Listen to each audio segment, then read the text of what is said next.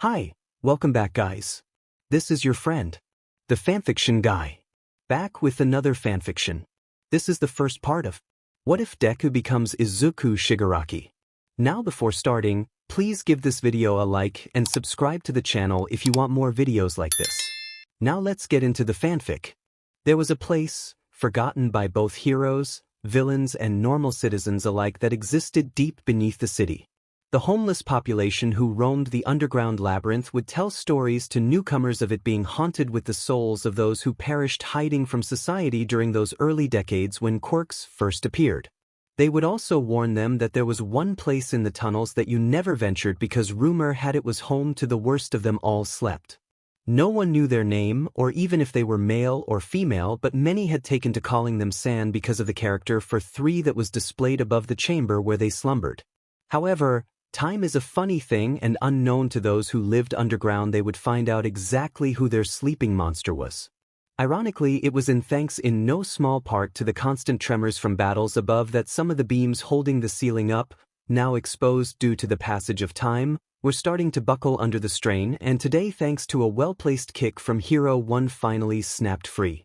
A singular small beam tumbled towards the chamber, hitting and cracking the frosted glass, releasing a stream of cold, pressurized air from within.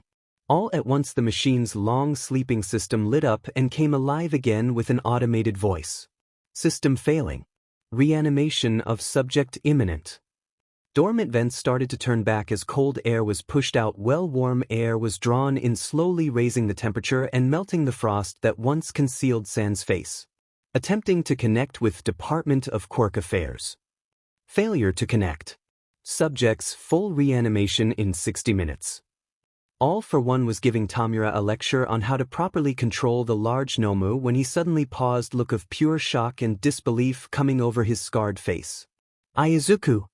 Toshinori Yagi, aka. All Might would feel his heart squeeze as an unknown feeling ran through him from deep within. One for All. Green eyes suddenly snapped open and Izuku Shigaraki took his first breath in 200 years. Izuku wandered down the streets, stolen notebook in hand. Since regaining consciousness and leaving the underground tunnels a couple of days ago, he had been wandering around the city, obsessively writing down everything he thought might help him get home, promising to return to the shop he had procured it from with payment and a bonus for the owner as thanks. But everything around him was so strange and different. It was like the world had suddenly been turned on its head overnight. Powers were accepted? Buildings looked undamaged, everyone was smiling well, people with visual abilities weren't being spat and cursed at, and most surprisingly of all was the existence of so-called heroes and villains. Izuku had laughed loudly the first time he had come across such a ridiculous fight, much to the ire of the civilians watching and later the hero themselves, who had lectured him about heading down a dark path. If only the so-called hero knew he was talking to the youngest brother of the most powerful man in Japan. Speaking of his brothers, Izuku had tried numerous times to call both Hisashi and Tamura, but either they didn't pick up or he was chased away by someone who would yell at him to go to school or home. The youth was honestly considering sneaking into the next school he came across just to have some undisturbed phone time. Izuku knew his brothers were somewhere in Japan. He could feel when he pushed one of his powers to its limit. The youngest Shigaraki was just having a hard time finding them because pushing said ability was quite exhausting. And there was the strange feeling each brother was giving off. Tamura's signature felt buried deep beneath something. Hisashi's would be gone one second, then fractured the next. It almost felt like the man had duplicated himself. Izuku laughed to himself at the mere thought of a duplication power. So, lost in thought that he barely had time to react before he was encased in a foul-smelling liquid, an equally slimy voice purring in his ear. A perfect medium-sized hiding spot. Don't worry kid, it shouldn't take me more than a minute to hijack your body, just relax and dash. Izuku reached and grabbed the sludge holding him, activating his ability and blasting the putrid presence off him out of sheer force. Retching up some of the foul sludge, the teen turned and glared, letting red veins rise on his skin and green sparks fly across his body, similar to that of his eldest brother when he used his own unnamed power.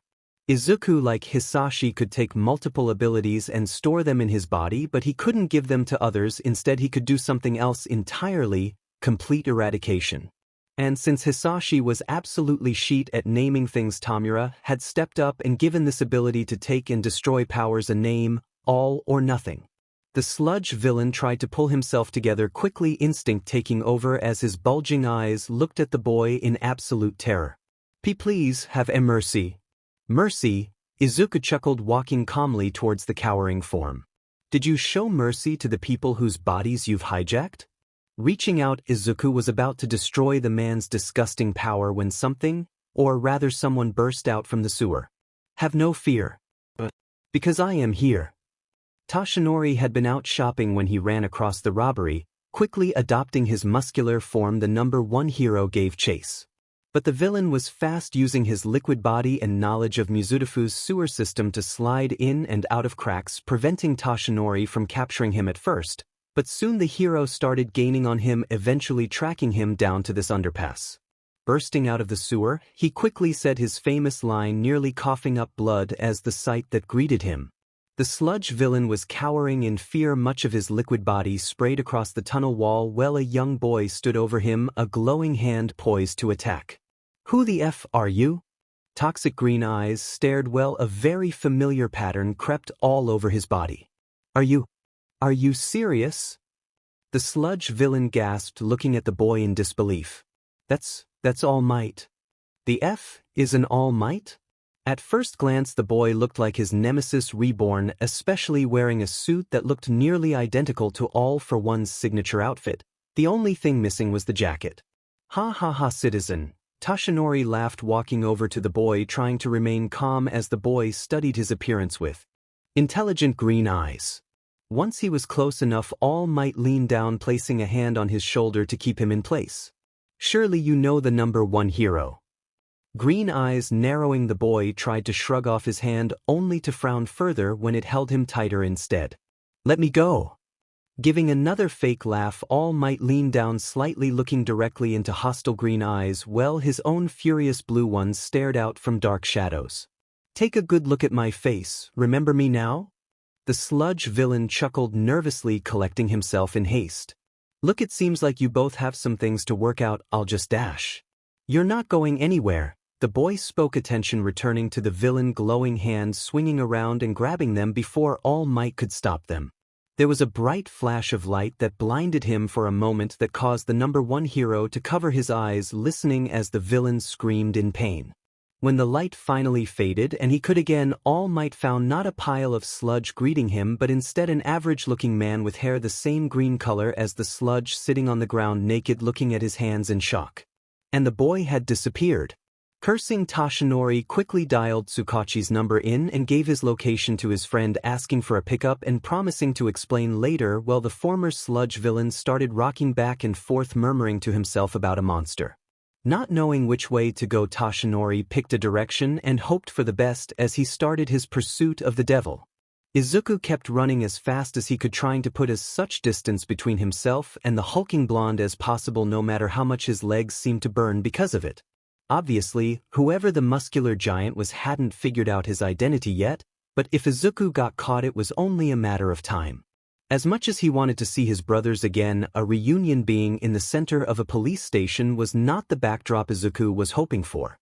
Though both brothers would thank everyone for finding him, Izuku knew that immediately after getting home Tamura would start fussing over him and give him a lecture about using his powers in public, all while giving him the "I'm not mad, just disappointed" look. Hisashi, however, would be much, much worse and would no doubt ground Izuku from everything but school, training and chores, not to mention make him watch his nephew so that he and Inko could spend some quality time together. Izuku loved Mikumo with all his heart, but the child was nothing less than a demon when his parents weren't around. Ha ha ha. Izuku heard the loud, boisterous laughter and looked over his shoulder, catching sight of the speeding stranger who was quickly gaining on him. Saying a quick curse, Izuku planned to duck into the next alleyway, only to have the collar of his shirt grabbed as his feet left the ground. Sheet. Now that's rather impolite language for someone so young, All Might scolded, looking down at the boy and throwing him slightly so that he now firmly pressed against the hero's torso, arms pinned tightly to his side so that he couldn't attack. F you! Izuku hollered back, trying his hardest to not look at the ground. The number one hero felt his smile falter slightly as he looked at the trapped child. There was a strong resemblance to all for one of that he was certain. But the boy was too young to be his mortal enemy. Could the man have had a child before passing away, and if so, did he know about his father's goals and abilities? Feeling a small trickle of blood escape from the corner of his mouth, All Might's eyes widened slightly and the hero landed on the closet rooftop. He could find letting go of the youth, who quickly stumbled away and started mumbling to himself. "Oh God, it's over. Goodbye my youth, I'm about to be a babysitter to a demon child once Hicken finds out." Toshinori was just about to ask if he was okay when he coughed and felt a very familiar feeling come over him faster than he expected. "At least Kukken is cute. Defiantly got that from Ko-san. No way Hicken was ever cute." Smoke started to rise off the hero, who desperately tried to hold it back. "And you?" Izuku said, turning around and pointing at the hero angrily before his eye went wide, finally noticing the steam that was coming off the hero's body. "Why are you smoking?" Unable to hold it any longer, All Might disappeared in a puff of smoke, transforming and leaving Toshinori Yagi behind in its wake. Izuku coughed slightly and waved his hand, clearing the smoke that wafted near him. The pair stared at each other, waiting to see who would make the first move. They would have stayed like that for who knows how long, but thankfully, although Toshinori would deny it, the blonde coughed up a steady stream on blood, prompting the youth into action. "Oh my gosh, are you okay?" Izuku asked, rushing over to help the tall man sit down before handing over his handkerchief. Years of dealing with Tamura's sudden coughing fits kicking before he turned to the convenience store bag, grabbing the first bottle of water he could find. Toshinori accepted the water, moving the cloth aside so that he could take a sip and study the boy more closely. "Thanks." Izuku waved his hand, sitting down in front of Toshinori, green eyes, studying him closely. "No problem, my older brother's sick a lot, so I have experience with this sort of thing." "Your older brother?" Toshinori asked. "Yeah, he wasn't born with the best health, so me and our eldest brother are always looking for people with healing abilities to help him," Izuku explained, noticing that that man's eyes went slightly wide for some reason. "I'm sure you understand, given that you have powers too." Toshinori shook his head. "Actually, I don't." "Where have you?" "Sorry." Izuku spoke, suddenly leaning up and rubbing his hands through the blonde's hair, face lighting up at how soft it was. "It's so fluffy." Now Toshinori was sure that this boy wasn't all for one. There was no way the ultimate villain mastermind would rub his hands through his enemy's hair, marveling about how soft it was. "Ah, kid," Toshinori spoke, retuning the boy's attention back to their original conversation and away from his hair. "Your brothers?" "Oh right." Izuku grinned, sitting back down, looking a little embarrassed. "Sorry, my elder brother says I'm always doing random things. But my other brother says that I'm just like Hicken when he was younger, which is why our powers are so similar." "And your power is?" "All or nothing." Rakshan named it since Hicken is crap at naming things. Izuku answered, not noticing how Toshinori tensed as he pulled the notebook that had thankfully stayed in his vest out and opening it up to show the man Hisashi's page. Unfortunately for Toshinori, although there was a lot of stuff written on the page, it appeared to be in some sort of code. However, the accompanying picture reminded him very much of All for One. Even though the drawing was devoid of a head, the suit looked exactly the same as the day of their last battle. "See him and I can take powers if someone doesn't want them, which is why we're always looking for someone looking to give away a good healing ability." Toshinori frowned deeper. "For your older brother, you have two?" "Yeah." Izuku nodded, closing the notebook.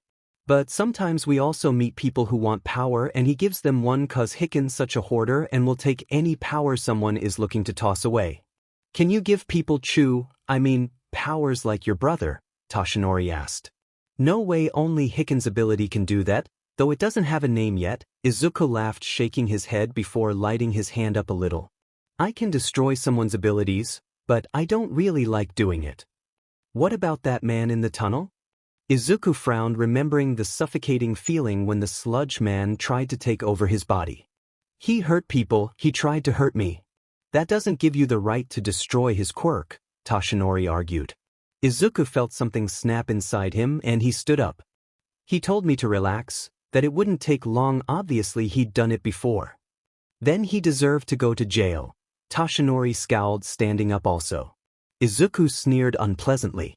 "Oh, So you're okay with him getting killed, but me taking away his powers is bad. He was just a common thief, the blonde said, not understanding why the boy would think that having a quirk would automatically lead to a death sentence.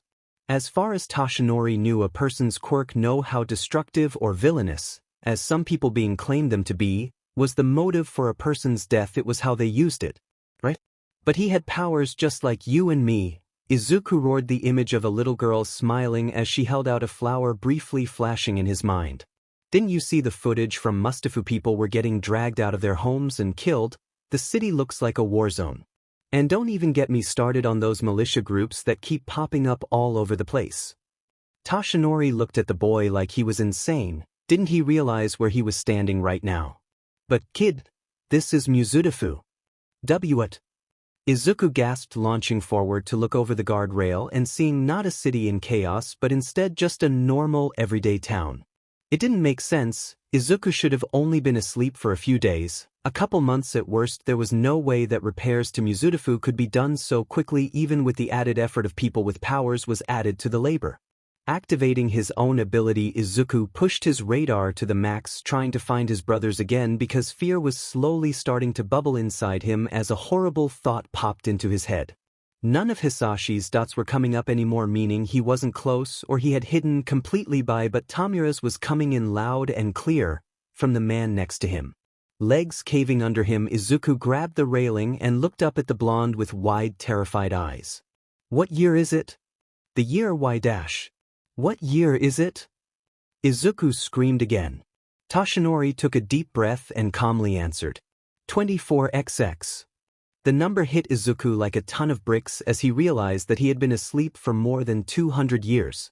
Toshinori stood on the other side of the glass watching Tsukachi converse with Izuku. After realizing that Izuku gone into shock and was unable to answer any of his questions, the number one hero had called the detective, who gladly came and picked the pair up, thinking he would hear the story behind the naked man in the tunnel. Instead, Tsukachi found Toshinori in his deflated form, trying his hardest to get a visibly upset Izuku to talk to him, to say anything really, instead of just staring off vacantly. Toshinori had even used up what little of his hero time remained to carry the boy down to the police car, since there was no way Izuku would be able to walk down to the ground floor by himself. After they had arrived at the police station, Izuku had snapped out of his shock enough to follow directions, handing over his outfit over to forensics and letting it be replaced with a simple pair of sweatpants and a shirt that said t-shirt before following the detective into the most secluded interrogation room. Pulling out his cell phone, Toshinori's fingers shook as he punched in a number, getting a rather annoyed-sounding "what" on the other end after only one ring. Hello, Gran Torino, sir," Toshinori greeted, standing at attention, legs shaking with fear despite his best attempts to stop them. "Toshinori," the retired hero spoke curiously. "Is that you?" "Why, sir, why, you see I'm calling because I know why you're calling, kid," Gran interrupted, sounding angry for some reason. "Your old pal Night Eye came sniffing around a few weeks ago looking for my help in convincing you to pass it along." I see." Toshinori frowned, remembering how his former sidekick had called him out of the blue, claiming to have found the perfect successor for One for All. "Mirai called you, did he?" "Look, Toshinori, I know this might not mean much now, but choosing a successor should be your choice," the retired hero lectured. "When Nana first told me she was giving her power to you, I didn't agree. Hell, I even tried to find someone else, but after she died, well, that's when I got it. Too little too late to hear her say I told you so, I suppose." Toshinori sighed and looked into the interrogation room, where it looked like Izuku continued to talk with Tsukachi, though he did appear to look more hostile than before. Putting thoughts of successors and Sir Night Eye aside, Toshinori tried to steer the conversation back to why he had called in the first place. "That's why I called, it's about, Toshinori spoke, putting his hand over the mouth and lowering his voice. "Did you and Master ever hear anything about a third brother?" "A third brother?" Gran yelled loudly, causing the hero to pull the phone away due to the sheer volume. "Where the hell would you get an idea like that?" "Is that Torino?" a voice asked from behind. The tall blonde, causing him to jump in surprise. Turning around, Toshinori saw Tsukachi standing behind him with a deep frown on his face. Eyes whipping back towards the room, he saw Izuku still sitting at the table, head bowed and body shaking as he furiously wrote in his notebook. "Put him on speaker," the detective said, looking down at the phone seriously. "Torino, you there?" "It's Tsukachi." "Course I'm here," the jet hero growled over the phone. "Now what's this malarkey about a third brother?" "Izuku Shigaraki," Tsukachi said, opening up his notebook, noticing how flinched at the mere mention of the surname. "After explaining my quirk to him and receiving permission, I learned that he's currently 14 but not currently attending school for some reason. He has a small family consisting of 2 older brothers, Hisashi and Tamura Shigaraki. The older brother Tamura is single and teaches at a privately owned school run by Hisashi the eldest and Inko Akitani his wife. They currently have a 3-year-old son Mikumo. Oh, and one more thing, he was born over 200 years ago." Both men were silent for a moment before Gran asked the obvious question. "Could he be crazy?" "Possibly. My quirk has a problem when someone with severe delusions truly believes what they're saying is true, but in this case, I highly doubt it," the detective said, looking into the room where the boy was flipping through pages and writing at an astonishing speed. "I've scheduled a meeting with a trusted psychiatrist and doctor just to be safe, and I'm having an officer make up a bed in one of our cells in the meantime." "Good," Gran said. "I'll be down tomorrow to check this kid out myself." "Ah, if I may," Toshinori coughed softly, lifting his hand while looking slightly uncomfortable. "Do you really think a cell is the best place to put young Izuku? I mean, he could always stay with me instead." "Are you insane?" Gran Torino yelled loudly from the other end of the phone. "This may be all for one's brother." "I know," Toshinori said, wincing at his former teacher's volume. "But he's also one for all's brother. Shouldn't we help him? Waking up in the future and finding out your whole family, your whole life is suddenly gone. Imagine how he must feel." "How he feels?" Gran shouted, a loud crash sounding from over the phone as something fell, or was most likely pushed over. "What if he's exactly like his brother, huh? Did you ever think about what he could do to you if he has the same power as All for One?" "Actually," Toshinori spoke, scratching his neck, thankful that his former teacher wasn't in the room right now. "He kinda does." "What?" both men said together. The blonde looked extremely uneasy now. "When we were talking, Izuku told me that he could take quirks and roy them." "Pardon," Gran spoke, his tone promising a swift, a painful punishment should Toshinori lie. "Forgive me, my hearing must be failing due to age. This brat can take and what?" "He can destroy quirks," Toshinori confessed, looking at Tsukachi. "That's what happened to the man in the tunnel." After a few tense minutes of silence, Gran Torino said he would see Toshinori bright and early tomorrow and hung up without another word. Tsukachi, however, gave his friend with an anxious look. "You know this is a really stupid idea, right? Probably one of my top 10, no doubt." Tsukachi stared at his friend a moment longer before sighing deeply. "I'll start the paperwork." All Might thanked his friend and turned back towards the one-way mirror. "Oh, and one more thing," Tsukachi said, looking back, his hand just hovering above the doorknob, turning his head to look at the blonde.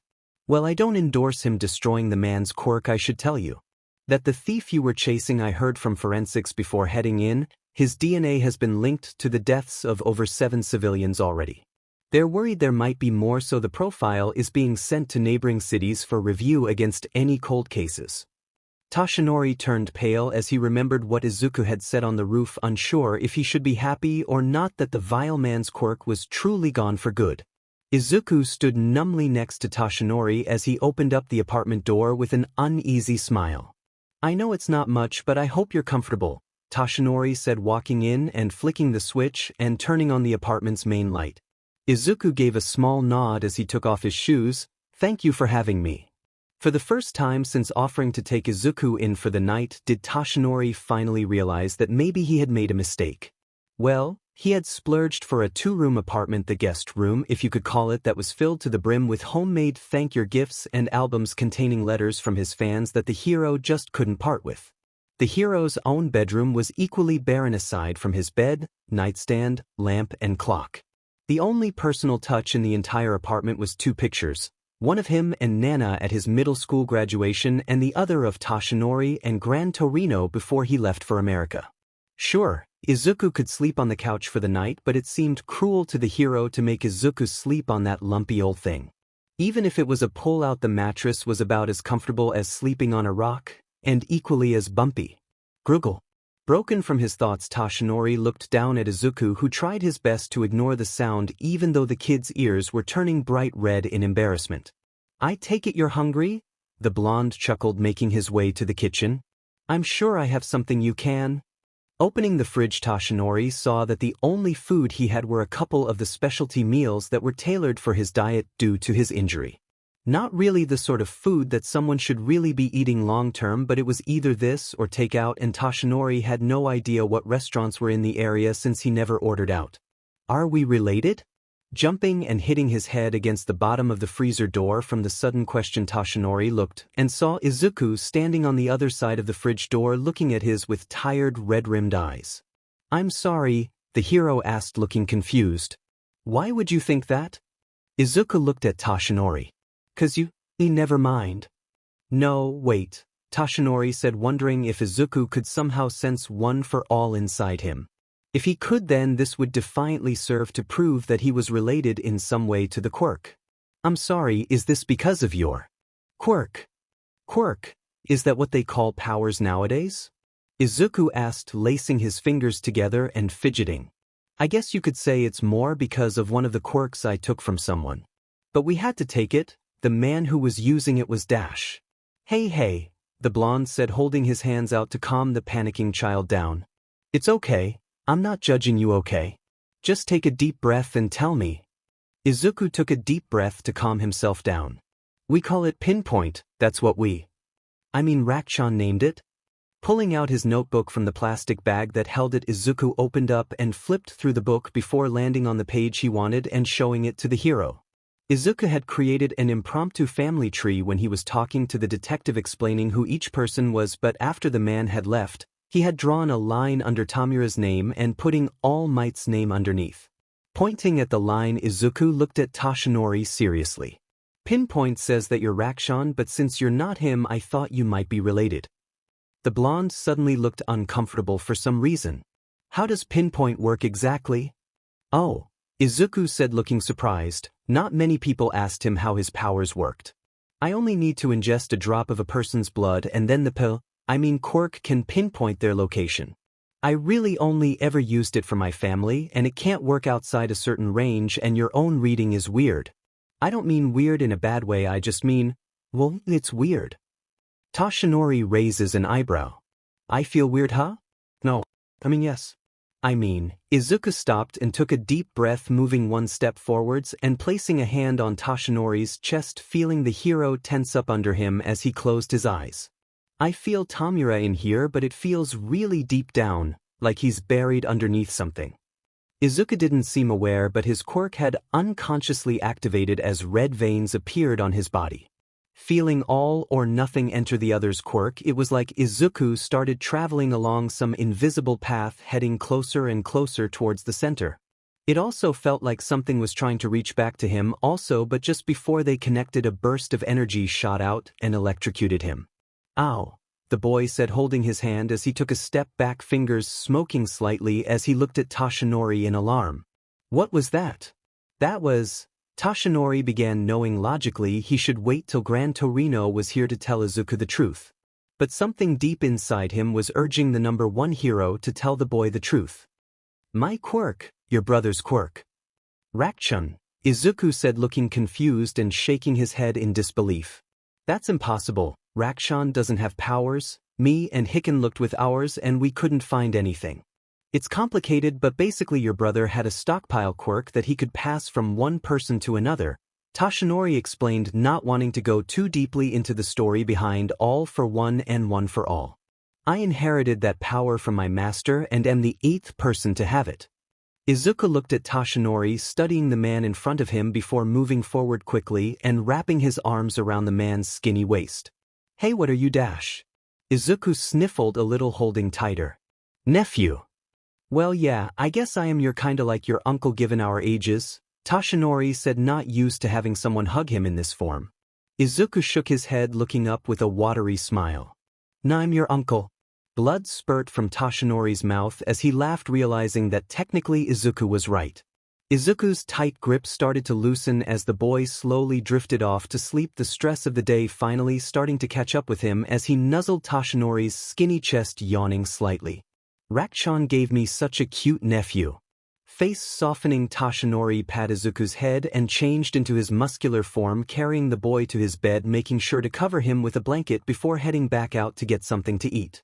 Although Izuku slept soundly for most of the night, for some reason his dreams were haunted by images of his brothers fighting. Well, he stood trapped on the other side of an invisible wall, unable to stop them. Toshinori froze up when the urgent pounding rang throughout the apartment. The number one hero nearly dropping his tea as he glanced at Izuku, who thankfully had not moved from his spot at the table. When he'd finally woken up and shuffled his way into the kitchen, Toshinori almost had a heart attack at the ominous way Izuku growled, asking for coffee, having flashbacks of his fight with All for One. After making some instant he had laying around, Toshinori, more a tea fan since his injury, he had watched in slight horror as Izuku all but unhinged his jaws to swallow the drink in one go before his head collapsed against the table. Not noticing the way sharp emerald eyes peeked over his arms, Toshinori silently made his way to the door and opening it and giving his old teacher a nervous smile. "Hello, sir." Gran Torino thankfully hadn't shown up, completely dressed in his full hero costume, but that didn't stop Toshinori from feeling his legs shake in terror at the sight of his signature yellow boots and gloves. "Where is he?" the jet hero ordered, walking into the apartment. Before he could answer, Toshinori heard Izuku's voice come out behind him as the boy popped his head around the corner, a bright smile now on his face. "Hey Toshi, where's your food generator? I'm hungry." Gran took one look at the boy, seeing the resemblance to All for One, and launched himself off the nearest wall, bouncing around as he tried to confuse his target a little before aiming an attack at his back. As if sensing what was approaching, Izuku activated All or Nothing and turned around and lifted his arms to block the hit. Flipping backwards and landing on the couch, Gran Torino looked at Izuku, who simply picked up a mug off the countertop, taking another of it before returning the cup safely to the counter. Once the mug was out of the way, Izuku started bouncing up and down on his feet, giving Gran Torino the "come at me" sign with his hand. Grinning savagely, the jet hero launched himself around the apartment again, surprised when started doing the same thing, dodging and blocking him every time he tried to land a hit. "Hey you two," Toshinori called out from the doorway of the kitchen, afraid for his apartment given the high speed these two were bouncing around at. "Be careful. Keep out of this, Toshinori, okay? Toshi." Landing down next to the sink, Gran Torino looked down and noticed a small freshly washed knife in the basin and the first aid kit next to his foot instead of in its normal spot hanging on the wall. Eyes glancing back towards All for One's brother, supposed little brother, the jet hero noticed a small band-aid wrapped innocently around his fingertip and frowned. Stepping up to the top part of the counter, Gran Torino lowered himself as close to the granite as possible, putting all his strength into this jump before he launched himself at Izuku. For a second, the viridian-haired boy stood perfectly still, only to vanish in the blink of an eye as limbs as strong as steel suddenly circled around Gran Torino, pinning his own arms against his body. The world suddenly spun as Gran found himself staring at his wide-eyed student while a chin rested on his head, a smug voice calling out, "Caught you!" Toshinori looked at his teacher trapped in Izuku's arms, looking like a surprised cat, and tried his best not to laugh. "Hey, Toshi, what's this guy's name?" Izuku asked from his spot on top of the jet hero's head. Placing one hand in front of his mouth to hide his laughter, the man coughed. "Izuku, meet Gran Torino. Gran Torino, this is Izuku." Snapping back into reality, Gran started to struggle against the person holding him. "Let me go, you brat." "Aw, is someone sad 'cause he got caught?" Izuku laughed, letting the man go and moving backwards to avoid a surprise kick as he did. "He's like a living grumpy cat." Gran felt his blood pressure rising, taking a deep breath to try and calm himself down before pinning Nana's successor with steely eyes. "What the hell is a grumpy cat?" Toshinori explained to me what this is, 'cause there is no way he's related to Dash. "Okay," the blonde clapped his hands together. "Izuku, you're hungry, right?" Instantly Izuku's attention turned from Gran Torino to Toshinori again as the boy smiled widely, nodding. "Yeah, I tried looking for your food generator but couldn't find it." In fact, I only saw normal kitchen stuff. Where's the future stuff? Is it outside? Do you have jetpacks? Are there robots? Is teleportation a thing? Have we met aliens yet? Do you have jetpacks? You already said that one. Gran fumed from his new spot next to Toshinori. Jetpacks, grumpy. Jetpacks? Izuku stressed, looking at the pair with sparkling eyes. Oh shit, he's the same type of idiot as you, isn't he? Gran spoke, looking at the boy with horror as he turned to his former student and pointing at the boy. He's the FNG pure type. Toshinori smiled weakly, looking at Izuku, who had thankfully ignored Gran Torino's insult. Listen, well, the thing is, some heroes have jetpacks. Izuku's smile brightened and he leaned in closer, eyes sparkling. Technology hasn't really. I mean, quirks are always changing things. What I'm trying to say is, there is no future stuff. Izuku fell to the floor almost instantly, like a puppet whose strings had been cut, as a dark, gloomy cloud settled over him. No future stuff. Both men shook their heads. No aliens. Again, the two heroes shook their heads, wondering if All for One was secretly just as dramatic in his spare time as Izuku. No robots. Actually, Power Loader might have something laying around his studio, Toshinori said, looking at the time and realizing how late it had gotten, not noticing how Izuku looked up, excitement returning to his eyes. Maybe we can check it out after your meetings today. Thankfully, it only took 20 minutes to get to UA from his apartment, plenty of time to get Izuku some breakfast on the go before his appointment with Recovery Girl and Hound Dog. Izuku instantly got up, running to the entrance and grabbing his shoes, jogging on the spot as he looked at both men from the entrance. Come on, let's hurry, we can't keep the good doctors waiting. Wait, Izuku! Toshinori yelled as the boy ran out the door, the cry of Transformers echoing down the hallway as he did. Gran Torino snorted. Now I understand why the kid was on ice. Way too much energy in that one. Izuku looked at the large gates in wonder, feeling like he had when he was a child and Hisashi and Tamura took him to Disneyland Tokyo. The three had spent the entire day going on rides and exploring the park. It was one of the few times that Hisashi's busy schedule and Tamura's health didn't conspire against the three brothers. It was also one of the happiest memories Izuku had of his family until Inko married Hisashi and they had Mikumo. Wow. The 2 centuries-old boy preparing to take a step inwards, only for a loud alarm go off and a large metal door came slamming down, nearly crushing him if Toshinori hadn't appeared and pulled him back just in the nick of time. Idiot! Gran Torino yelled, landing next to the boy. Are you insane? You could have been crushed. You said this was a school, Izuku declared, looking up at Toshinori and pointing at the metal gate.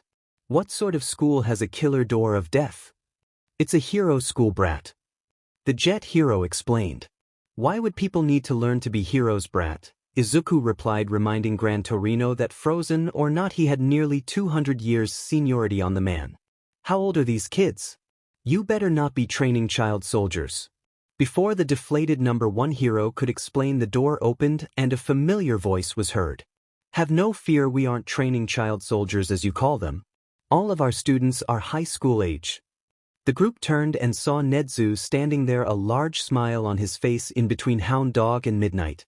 Am I a mouse, a bear, or a dog? It doesn't really matter because I'm the principal, Nedzu waved, looking at the mystery that Tsukachi had called him about earlier yesterday. And you must be Izuku Shigaraki. It's a pleasure to meet you. Izuku looked at the weird being in front of him for a moment before getting up and grabbing Toshinori's ear, pulling him down so that they were eye level. You said there were no aliens. Ow, ow, ow, the number 1 hero said, feeling his cheeks heat up in embarrassment. Izuku, Principal Nedzu isn't an alien. Midnight and Hound Dog snickered, having thought the same thing about the principal once or twice themselves as both students and teachers.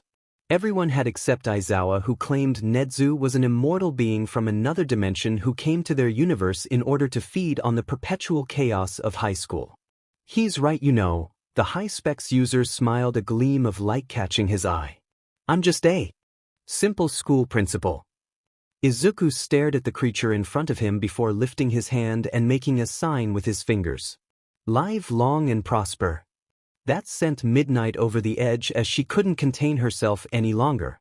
This kid was just way too funny. It made her want to tease him, and she looked at the boy slapping her flogger whip against her thigh as she smiled. I love this kid. Can I keep him? I promise to look after him.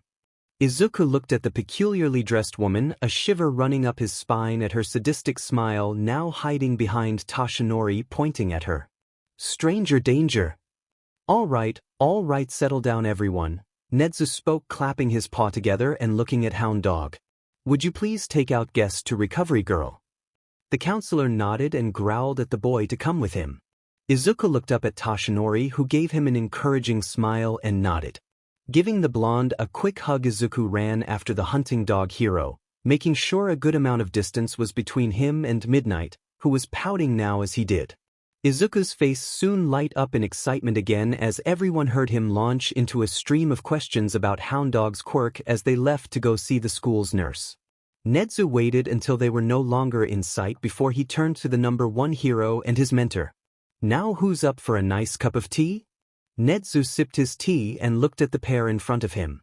Gran was unhappily stuffing his face with some of Lunch Rush's homemade taiyaki while Toshinori slowly drank his drink, trying his best to appear as small as possible.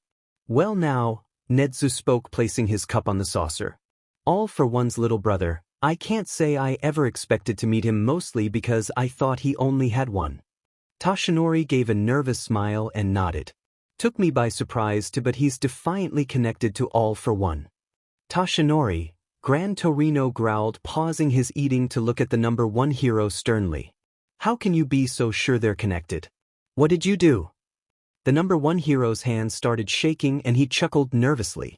Well, you see sir, hypothetically speaking, last night Izuku may or may not have used his quirk on me, and it may or may not have resonated with One for All. Gran Torino sat mouth open processing this information before shoving the remaining taiyaki into his mouth to muffle his curses, jumping up and hitting the blonde on the back on the head. Now that is interesting, Nedzu said, lacing his paw pads together and leaning forward in interest. What happened exactly? And please be specific. Toshinori rubbed his head and thought about it, about the sparks on electricity that danced over the boy's glowing hand as it rested just above the hero's heart. It felt like his quirk traveled backwards through mine. I could feel every single person who's used One for All before me. I could feel Nana and her surprise when he brushed past her and the others. Then I felt the first, Toshinori answered, placing his hand over his heart with a thoughtful look. He felt so happy but also sad. He tried to reach back out to Izuku, something stopped them from connecting. Nedzu frowned slightly. What do you think it might have been? Honestly, Toshinori said, looking at the pair seriously. I think the only thing that stopped Izuku from accidentally taking One for All was the collective will of the other users stopping the first. The room became so silent that you could hear the students outside as they ran down the halls towards their next classes. You're telling me that? Gran began, fingers clenching the plate so tightly that cracks started forming underneath as he tried to keep his emotions in check. One for All wants to be reunited with its family. That's bullshit. If that quirk wanted to return, then All for One would have been able to take it back decades ago. But All for One isn't Izuku, Nedzu reminded the retired hero, thinking back to when Tsukachi had called him about the boy in the first place. The principal had honestly thought that perhaps this was some sort of elaborate trap, or that the boy was simply the villain's son or clone and was completely unaware of his true origins. But All Might's words on this supposed connection between their quirks were starting to raise more and more questions. We know the story about the two brothers, yes, but how much of it is actually true? What are you saying, Nedzu? Gran asked. That somewhere back in the day one of the previous users doctored the origin to make it what? Nicer? In case both of you have forgotten, All for One has slaughtered every user of this quirk, including Nana. All Might flinched at the woman's name, hand clutching his side to where his injury was. All I'm saying is that Izuku Shigaraki's mere existence puts the story itself into question, Nedzu answered, hopping down off the couch. And I think that the only way we can really be sure that he is who he claims is to tell him the truth. You don't mean? Yes, the principal nodded grimly. We need to tell Izuku what happened to his brothers. When the trio arrived at the infirmary, they saw Izuku sitting on the bed at the other end of the room having a conversation with Recovery Girl about her quirk. Well, Hound Dog, who was now unmuzzled, watched the pair from near the doorway. "Ah, Rio," the principal greeted the taller man. "How's our guest doing? Anything interesting to report?" The guidance counselor looked at the trio. "Kid's honestly been on his best behavior since I brought him in." "I sensei but coming though," Nedzu said. "But he got real squirrely when he found out what my mask was for." Hound Dog continued, showing off the muzzle that he normally wore so that his rather large teeth and canine features didn't scare the general public. I couldn't make out exactly what he was saying, but he mumbled something about government oppression. Curious, Nedzu spoke, looking at the boy with new interest. Early decades of when quirks first became known to the general public were heavily redacted by the government and the Hero Commission. Very curious indeed. Thank you, Rio, I'll take over from here. The counselor nodded and walked out of the room while Nedzu watched Izuku stand up and immediately rush towards Toshinori, pulling the hero into a tight hug. It occurred to the high-specs user that since All Might carried the same quirk as Izuku's brother, then the boy might unconsciously be latching onto the only familiar thing he could. "Hello again, Izuku," the principal greeted again. "I hope Recovery Girl here has been treating you well." The boy nodded enthusiastically. "Her I mean quirk is really something. I was just saying to her I wish Hisashi and I had someone like her working with us." Nedzu noticed that Izuku's smile didn't appear to reach his eyes when he said this. "That's part of the reason we came to see you." "Nedzu," the nurse hissed in warning, looking at the three. The principal ignored her. "Izuku, can you tell us about your family?" "My family?" Izuku repeated, looking confused as to why the strange not alien wanted to know about his family. "It's me, Tamura, Hisashi, Inko and Mikumo, their son." "And what are they like?" "Well," Izuku said, thinking about it for a moment. "Hisashi is a lot than me, so I guess he acts more like my father sometimes than my brother, you know, all stern and stuff, but he's really just a big softy underneath." Gran Torino snorted, but Nedzu ignored him. "And what does he do?" "He's a politician," Izuku said, remembering how proud he was of his eldest brother the first time he saw him in a suit boldly walking out the door ready to change the world. "That's how he and Inko met. Actually, she's a lawyer. They're actually both work at trying to make it so people with quirks have the same rights as everyone else." Nedzu hummed. "That's interesting. I've always been told that while society almost collapsed, nobody ever had their rights infringed upon." "Then what you heard was bullshit," Izuku frowned, sitting straight. "Ever since that glowing baby spilled, the secret people with abilities have had a target on their backs. The first person whose power I ever took." Izuku trailed off, face becoming mournful. "Izuku," Recovery Girl said, looking at the boy with concern and placing her hand on top of his. "Are you okay?" Izuku shook his head, drawing his hand back from the nurse with another false smile. "Hisashi and Inko want to change things. Make it so people with powers and without can live together. They say it probably not be possible in our lifetime, but we want to make it better for Kukin and his kids." "And what about Tamura? What does he think?" Nedzu asked. "He's gonna help us," Izuku answered, looking proud. "We built the school, you see, and Tamura's teaching their cause. He's a teacher. That's where I was heading after." Inko laying on the ground, running, a shot ringing out, but Tamura holding him and crying. Hisashi standing in front of a stone figure. Everyone watched Izuku's face turn pale, and he started shaking. The nurse looked at the trio, frowning slightly, rubbing her hands on Izuku's back. There, dearie, you're safe." The nurse coached, giving the principal a stern glare. Toshinori cleared his throat.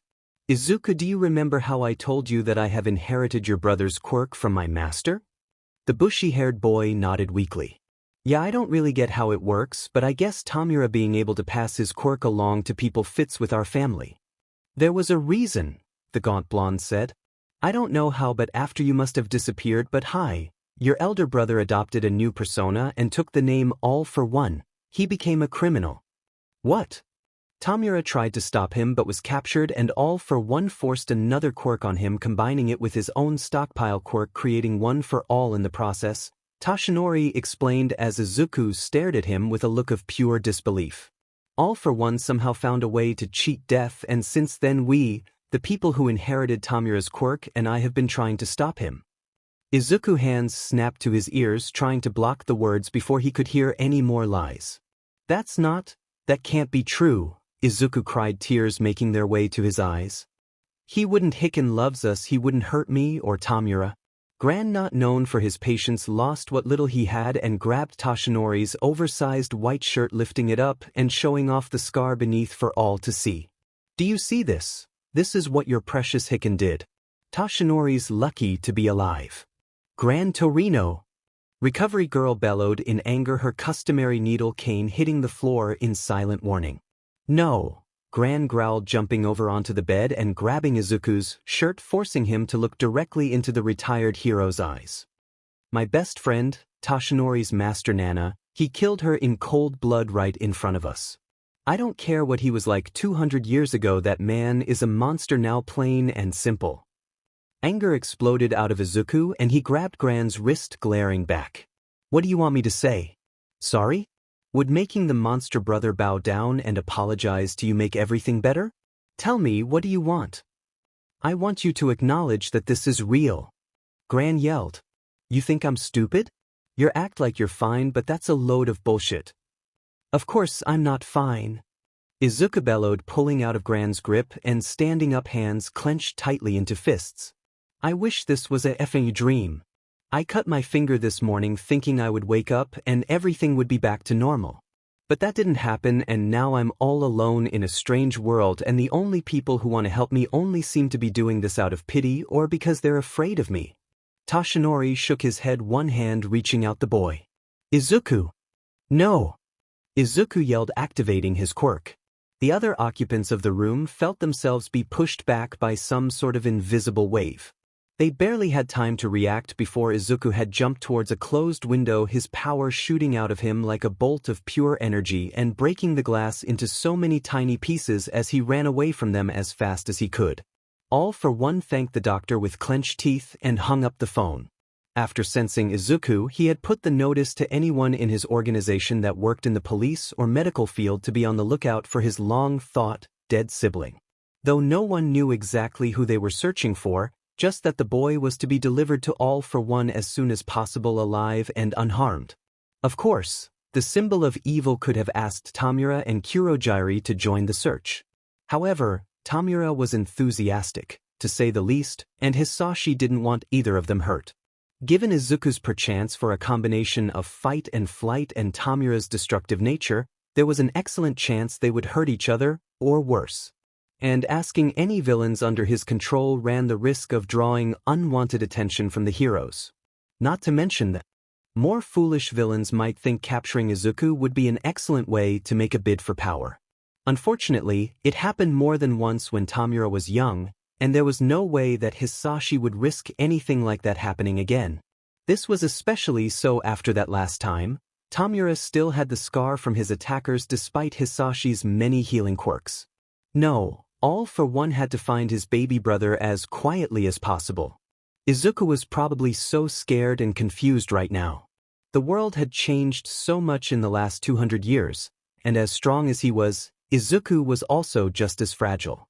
Hisashi wasn't going to make the same mistake again like he had with Tamura, thinking would be safe once he had his own quirk. How naive he had been back then. All for One, he dug his nails into the soft padding of his chair, lost in a sea of memories and paranoid thoughts. What if Izuku was hurt? What if he was already in the hands of the heroes? What if he was dead? Hisashi only had a connection with Izuku for a split second before it faded away. Could his mind possibly be failing or tricking him due to his injury? This was All Might's fault. Hisashi raged bitterly, slamming his arm down at the mere thought of that smiling idiot. All Might and all the other sneaky thieves like him passing along Tamura's quirk as if belonged to them. Tamura's quirk was his. It was the only thing he had left of his brother. Who were they to keep the last thing Hisashi had of his brother in this world from him? Sensei? A raspy voice whispered. Master, Kurogyari's concerned voice followed. Are you feeling all right? Should I call the doctor? Hisashi felt 4 fingers grip the cuffs of his jacket and smiled, letting the rage leave his body, knowing it was young Tamura. Reaching up, Hisashi blindly placed his hand on the boy's head, frowning, slightly greasy feeling of it, and sighing. I see you've up all night playing video games again, Hisashi chuckled, using one of his inferred quick and seeing Tamura's cheeks heat up. You really should take better care of yourself, Tamura. Sorry, sensei. Hisashi smiled slightly and ruffled the younger man's hair again. When he had first come across young Tenko Shimura in that alley, it struck him just how much he looked like Tamura. Hisashi wondered if the similarities in their appearance were because Nana got P-arginine tea when she carried one for all. It certainly explained decay, a mutated version of Nana's biological father's dehydration quirk combining with the remnants of one for all that Kotaro Shimura carried dormant within him. Young Tenko's awakening to this power and accidentally killing his whole family unknowingly ended up drawing Hisashi's attention. He had followed the small embers of his brother quirk to the boy thinking perhaps Tenko was All Might's successor. Instead of killing him though, Hisashi reached out his hand after seeing the condition Tenko had been in and never looked back. Though he did feel some satisfaction knowing that the news would definitely be a delicious blow to All Might's ego. But plans started changing a little more each day as Hisashi felt like fate gave him another chance at having a son. Especially when he learned that Tenko shared the same birthday as Mikumo. Hisashi never once thought of Tenko as a replacement for his lost child but instead was as a new son altogether, one that he would protect no matter what the cost. Hisashi had even bestowed on him the name Tamura in honor of his brother. Though he told the boy it was because the name meant to mourn, rather than the truth behind it. The Shigaraki matriarch had been a cruel woman when naming her sons, and as such Hisashi felt it only proper to take advantage of that cruelty for himself. Sensei, Tamura's voice came again, snapping all for one out of his thoughts. Forgive me, Tamura. I'm just a little tired, the man assured his student-adopted son. I think I'll take a nap before our lessons this evening. Why don't you return to the bar with Kurogyari and do the same? Tonight, if all goes well, your present will ready for you, and we can start the next stage of your training. Although he couldn't see it, All for One knew his son was smiling at the thought of getting his very own Nomu. The pair wished the overman a pleasant sleep before leaving in one of Kurogyari's warp gates. Hisashi really did hate keeping secrets from Tamura. Still, for now, the boy was safest remaining in the dark about All for One's search for Izuku. Computer, Hisashi spoke into the mic near his mouth. Pull up file MAS01 and play. Not a second later, Hisashi heard the sound of Izuku's giggling. Even though he was unable to see the video anymore, Hisashi had every detail of the footage engraved into his memory. The sound of a door creaking open followed by a jovial surprise from both the younger Shigaraki brothers played on the screen as All for One's younger self looked at the camera. Hisashi heard himself shush the pair sternly. Keep it down, Inko's sleeping. Sorry, Hicken. Izuku laughed, the camera in his hands, shaking from excitement. The frame rested on Inko, her eyes opened and she raised one finger to her lips so that her husband wouldn't know she was already awake. Can we see him? Izuku, Tamura scolded lightly from where he stood in front of the hospital issue bassinet. Keep your voice down. The camera quickly moved to look at Hisashi's exhausted face. Is that him? Yes. He could hear his foolish younger self say as they walked over to the bassinet camera zooming in on the newborn. Tamura, Izuku, I want you to meet your nephew, Mikumo Akitani. Giving him Inko's last name, Tamura's voice spoke as the camera zoomed in on the sleeping baby's face. The peaceful face would then scrunch up a little as Izuku ran his fingers came into the frame running over the downy black hair he had inherited from Inko. We both know I'm not too popular for my position on powers these days, Hisashi answered. Inko's last name is safer and thankfully less known. Boys, a tired voice came from the bed as Inko opened her beautiful brownish-red eyes fully to look at the brothers. No shop talk. Yes, dear, both Hisashis said together. Most of the UA staff were in the staff room eating their lunch and discussing afternoon classes when Netsu arrived, followed by Recovery Girl and two other people. Okay, everyone, I need you to listen up, the principal spoke, clapping his paws together. Somewhere on campus, we have a lost child. I'm sure as most can guess that finding him is of the utmost importance. Aizawa slid out of his sleeping bag and stood up. Why is a non-student even on campus? That's a little complicated, I'm Afriad, the principal answered. looking back at Toshinori and Gran Torino, each spotting a rather impressive-looking red mark on their foreheads from Recovery Girl's cane. We just need to ensure that we secure him before he has a chance to leave campus. Midnight and Hound Dog both have his description. Please ask them for details while I go tell the students that we are practicing a drill. They are to return to their homerooms and await further instructions. Sir, what about his quirk? Present Mike asked, lifting his hand, a small frown of his face. Should we be worried about the little listener attacking us? If you do find Izuku, proceed with caution and observe until backup arrives, Nedzu ordered firmly. He didn't want to think about what could happen if Izuku got scared and lashed out. The best-case scenario was that someone got hurt. Well, the worst was one of the faculty's quirks taken or destroyed. Whatever you do, don't attack. The boy is rather emotional right now, and his quirk might lash out if you're not careful. And where will you be during this dust-up? Snipe spoke, already in the process of swapping his regular ammo out for some tranquilizers. Nedza looked at the nurse. Recovery Girl and I will be in the security room watching the monitors and relaying information to all of you. This is still gonna take forever. I mean, the campus is huge, Midnight said, remembering how small Izuku was and knowing that there were many places he could hide.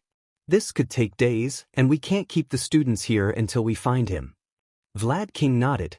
We also can't take the chance that he could slip out amongst the student body if we open the gate. Someone cleared their throat, and all eyes turned to the rather tall, sickly-looking blonde man as he raised his hand. I may have a dumb suggestion. Izuku took a deep breath, leaning against the wall, trying to catch his breath. After activating one of all-or-nothing blended abilities and jumping out the window, the curly-haired boy ran as fast and as far away as possible.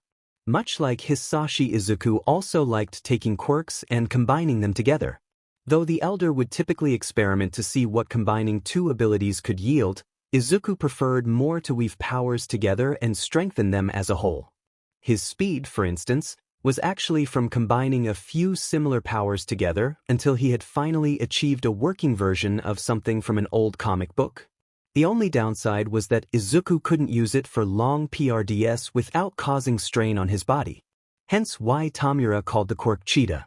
Looking up, the youngest Shigaraki found a massive door in front of him just open enough that he could sneak inside and hopefully find someplace to hide. Staggering towards the entrance, he slipped inside and found himself in the center of a vast abandoned city. Moving as quickly and quietly as possible, Izuku weaved through several alleys and side streets before ducking into one of the buildings and climbing up to the top floor, finally letting his thoughts catch up. According to Toshinori and Gran, sometime after he had disappeared, Hisashi had gone crazy and forced a quirk on Tamura, becoming some sort of villain. Then he had spent the last 2 centuries hunting down the people who carried Tamura's quirk. Izuku was positive he had sensed Hisashi with pinpoint when he pushed it to its maximum distance. If he was still alive, should Izuku be worried? After so many years apart, was there a chance that his eldest brother could have forgotten all about him? Was it possible that he could attack Izuku like did with Toshi? And where was Inko when the fighting started? Surely the lawyer wouldn't have ever let Hisashi become a criminal without using her telekinesis to drag him back by the ear. Sharp pain suddenly hit Izuku. Inko lying on the floor, blood on his hands. Tell Hisashi I love him, running. Mikumo. Kukin. Izuku gasped and grabbed at the wall, falling to his knees and shaking hands, lifting up to cover his ears as the phantom sound of gunfire rang out. Attention Izuku, please make your way to the nearest robot. Attention Izuku, please make your way to the nearest robot. A loud mechanical voice came from below, snapping Izuku out of his flashback. Peeking over the window ledge, the all-or-nothing user saw 2 long lines of robots coming down the street, breaking off whenever they reached an alleyway or side street. Izuku knew that these must have been the robots Toshinori was talking about before they left, but this was way more than a few. Why the hell would a school need a robot army? Trying to get a closer look, Izuku peeked a little more, noticing that an antenna was blinking on top of each of the robots' heads. It only took him a second too late to realize what it was before one of the robots in front of his hiding spot snapped its head-up camera lens, narrowing in on him. Ducking back down to try and hide, Izuku cursed himself for being so stupid. Of course, a place that could have an army of robots would also outfit them with some sort of tracking program. That alien Nedzu probably had all the bells and whistle on his mechanical henchmen. His click-click. Izuku, said Alien's voice came over a speaker. I know you're there, these robots are equipped with thermal imaging technology. Izuku rubbed his face with his hands. First killer doors. Then a city that looks like it's waiting for survivors in the zombie apocalypse. Now thermal tracking robots. This is not a FING school, it's military training ground or something. And they still don't have jetpacks.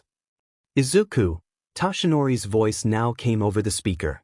I'm sorry, the thing with your brothers, it's well complicated. Standing up, Izuku wrenched the window open and shouted. You want to talk complicated? Try waking up 200 years in the future and then come talk to me about complicated. Izuku, please come down and let one of our robots escort you to the nearest faculty member, Nedzu's voice returned. I'm sure that we can sit down and figure something out over a nice cup of tea. Izuku narrowed his eyes at the robot before lifting one hand and flipping off his no-doubt captive audience. Izuku was a Shigaraki and Shigarakis never just gave up, they fought until they had nothing left and then went beyond. Just like that one French guy. Taking off the shirt, Izuku sent a silent apology to the kind detective who gave it to him before he started ripping it into long strips. Glad that he had also taken the tank top, Izuku began wrapping the fabric around his knuckles. This is your last chance, Izuku. Nedzu's voice came sounding a little more annoyed than before. Surrender now or I will be forced to detain you. Izuku activated all or nothing again and made his way towards the roof, not planning to make it easy for the so-called principal to capture him. Holy crap, Gran gulped, watching Izuku jam another metal pole into one of the robots. I knew the kid was fast, but this is like watching old videos of myself from my prime. How many does this make? Nedzu asked, looking at Power Loader. 16 in 10 minutes, the excavation hero gulped as he watched another robot feed go out. This kid, whoever he was, using a combination of speed, power and surprise attacks to take out robots one after another. I'm sending all one-pointers to ground beta as well as letting the other teachers know where our runaway is. Dear me, the boy is going to exhaust himself if he's not careful. Recover Girl spoke a pad of paper in front of her as she noticed another small cut appear on Izuku's cheek. Kids had training. A new voice came, causing everyone but Nedzu to jump slightly. Turning around, they saw Aizawa standing at the doorway, eyes following Izuku as he ducked into a building, escaping from the street camera. And combat experience. Nedzu, who is he? There is a very high chance that he is the youngest brother of a rather cunning villain, the principal explained. Nedzu, Gran Torino hissed, looking at the newcomer with distrust. Ignoring the glare from the old man, Aizawa looked at the principal seriously. Anyone I would know? The best villains often hide in the shadows, I'm afraid. The principal offered. Aizawa would understand what he meant. Being an underground hero, Eraserhead was no stranger to leaders of criminal organizations keeping their identity hidden. Only the young or foolish purposely went out of their way to make a name for themselves as villains. True villains, the sly and dangerous kind, were smart enough to stay hidden in the shadows, the best of them not leaving even a name behind in pain and suffering they caused. What's this kid saying anyway? Aizawa said, leaning against the console and looking at Power Loader. Are you able to turn on the robot's microphone from here? Of course. The helmet-clad man nodded, pushing a few buttons. Sahi, you idiot! Izuku screamed, pole vaulting over one of the robots and grabbing onto a fire escape. Using his quirk to increase his speed and the pole he was carrying, he impaled it through the robot's head. Is he yelling at his brothers? All Might asked, noticing that Izuku was breathing hard. Well, of course he is, Recovery Girl said, fixing the number one hero with a deep frown. You three seem to have forgotten that Izuku is basically 14 and has just found out that his entire family is gone. If he was a normal civilian, none of you would have been so callous in telling him that. Especially you, Gran, you know better. So, he's all alone and grieving, Aizawa said, watching as the boy now called someone named Tamura a moron.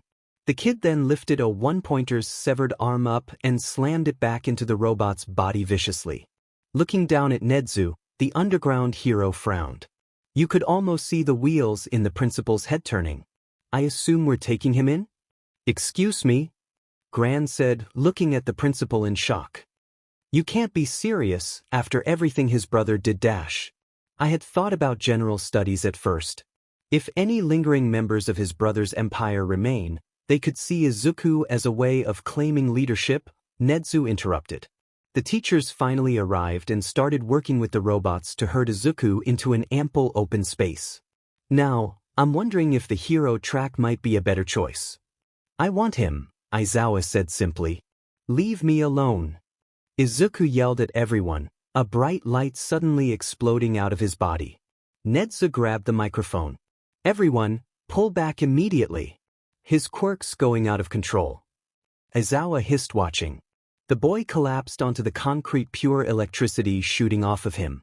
He hit the buildings with enough force to leave damage. Damn it, I knew I should have gone instead of Nemuri. Turning towards the principal, Aizawa's eyes went wide. The sickly-looking man buffed up into all might and took off running. Izuku hugged himself, trying to breathe. After the robots, people in strange outfits showed up and started trying to capture him. One of them was even shooting at him. Fighting robots was one thing, their movements were easy to predict, but humans were another story. And without Hisashi or any sort of backup, Izuku quickly found himself outmatched. The woman from the entrance took a step forward, her hand going to her shoulder, and just Izuku knew he needed to stop her. Go away, he yelled, throwing his hand out, sparks coming off his fingers and gouging deep into the concrete that shot to protect her. Izuku looked at the gashes in shock as he stumbled back, realizing that if the barrier had been 1 second too late, then the woman, he would have... Izuku screamed, falling to the ground and curling up into himself, unaware that his distress was just making things worse. What do we do? Snipe asked his bullets, already proving ineffective against whatever power the boy was giving off. I should have let Aizawa come instead, Midnight said, moving far back next to ectoplasm. Sorry, guys, I thought this would be a cakewalk with my quirk. Present Mike gave the rated R heroine an encouraging smile. How were you supposed to know the kid was hiding this inside him? Ha! A familiar laugh echoed All Might, landing in front of the teachers and giving a thumbs up. Have no fear, for I am here. All Might. Everyone cried out in relief at the sight of the number one hero. I'm sorry I put you all in danger like this, the number one hero said, looking at the damage to the city before his gaze settled on Izuku. I promise to explain later, but Izuku comes first. He took a step towards the boy, ignoring how his fellow heroes begged him to stay away until Aizawa showed up. But something deep inside of him told Toshinori that Izuku's quirk wouldn't hurt him. A sudden surge of electricity shot towards him like lightning and just barely missing the hero. A voice came from deep within him, saying that no matter what he would be safe, all he needed to do was keep moving forward. Izuku, All Might spoke calmly, kneeling down and placing his hand on Izuku's back, not missing the way he flinched. Izuku, can you hear me? Izuku craned his neck to look up at All Might with a look of pure anguish. Izuku, you need to calm down, All Might said, noticing that he was crying. Izuku shook his head. I can't. Toshi. That woman. I could have Tiggy dash. She's okay, All Might soothed. Her name is Midnight and she's all right, I promise. I want to go home. Izuku started sobbing, slamming his face and hands into the ground repeatedly. I didn't ask for this, it's not fair. I just want to go home. I'm sorry, Izuku, All Might said, wrapping his arms around the boy to stop him from hurting himself more. I'm so sorry. Like a demon breaking, Izuku latched onto Toshinori and allowed all his grief to come rushing out. Tears poured from his eyes for several long minutes as he begged the hero over and over again to take him home. Eventually, the light faded and disappeared entirely, leaving only All Might behind holding the exhausted Izuku, no smile found anywhere on his face. Izuku wandered aimlessly, unable to hear or see anything amidst the endless void that surrounded him. All he could do was continue forward and hope to find something or perhaps someone that could help him. Trip, trip. Stopping suddenly at the noise, Izuku listened very carefully, trying to locate the distant sound source. Standing very still and holding his breath, Izuku concentrated. Trip, trip. Heading to what he believed was the source of the noise, all Izuku could do was hope that his mind wasn't playing tricks on him. Unaware how long he had been running, Izuku suddenly stopped and stared ahead at what appeared to be a sea of fragile-looking strings. Moving closer to the strings, something deep inside Izuku told him not to break any of them. So very carefully, he weaved his way through them, noting that some of the strings appeared to be woven together. Unbeknownst to Izuku was the flowers that sprung up from the ground from his footsteps as he examined the strings more closely. Each string was unique in size and color. Some even had patterns on them, though those were hard to see. Some were alone, while others were woven together with other strings had their colors bleeding together wherever they touched, creating new shades of color. Ku! Izuku stopped his examination of one particular complex-looking braid and looked around. He knew that voice. Zuku! Moving as carefully as possible, Izuku let himself be drawn to one particular string near the heart of all of them. It was a strong-looking black string that seemed to glitter with a soft pink light. Izuku looked at it and saw the source of the noise he heard was coming off this string. It was as though the string was crying.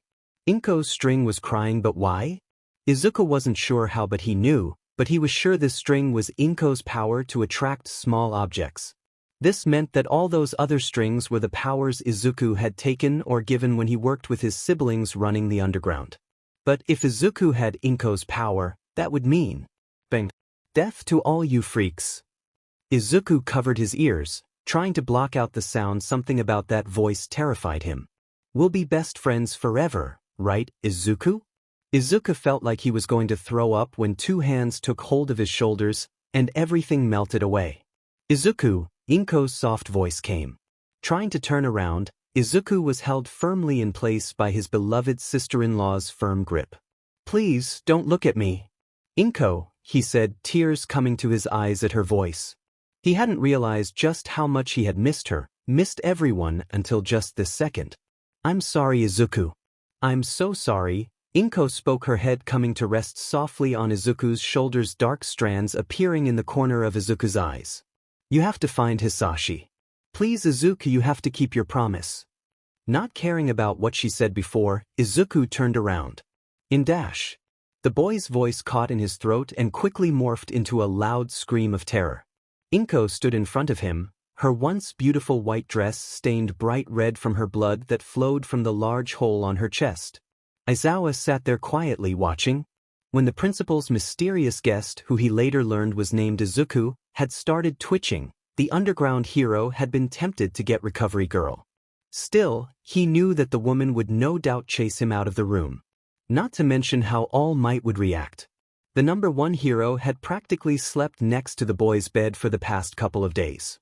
Even the old man, Gran Torino, would come without fail numerous times during the day to check up on Izuku.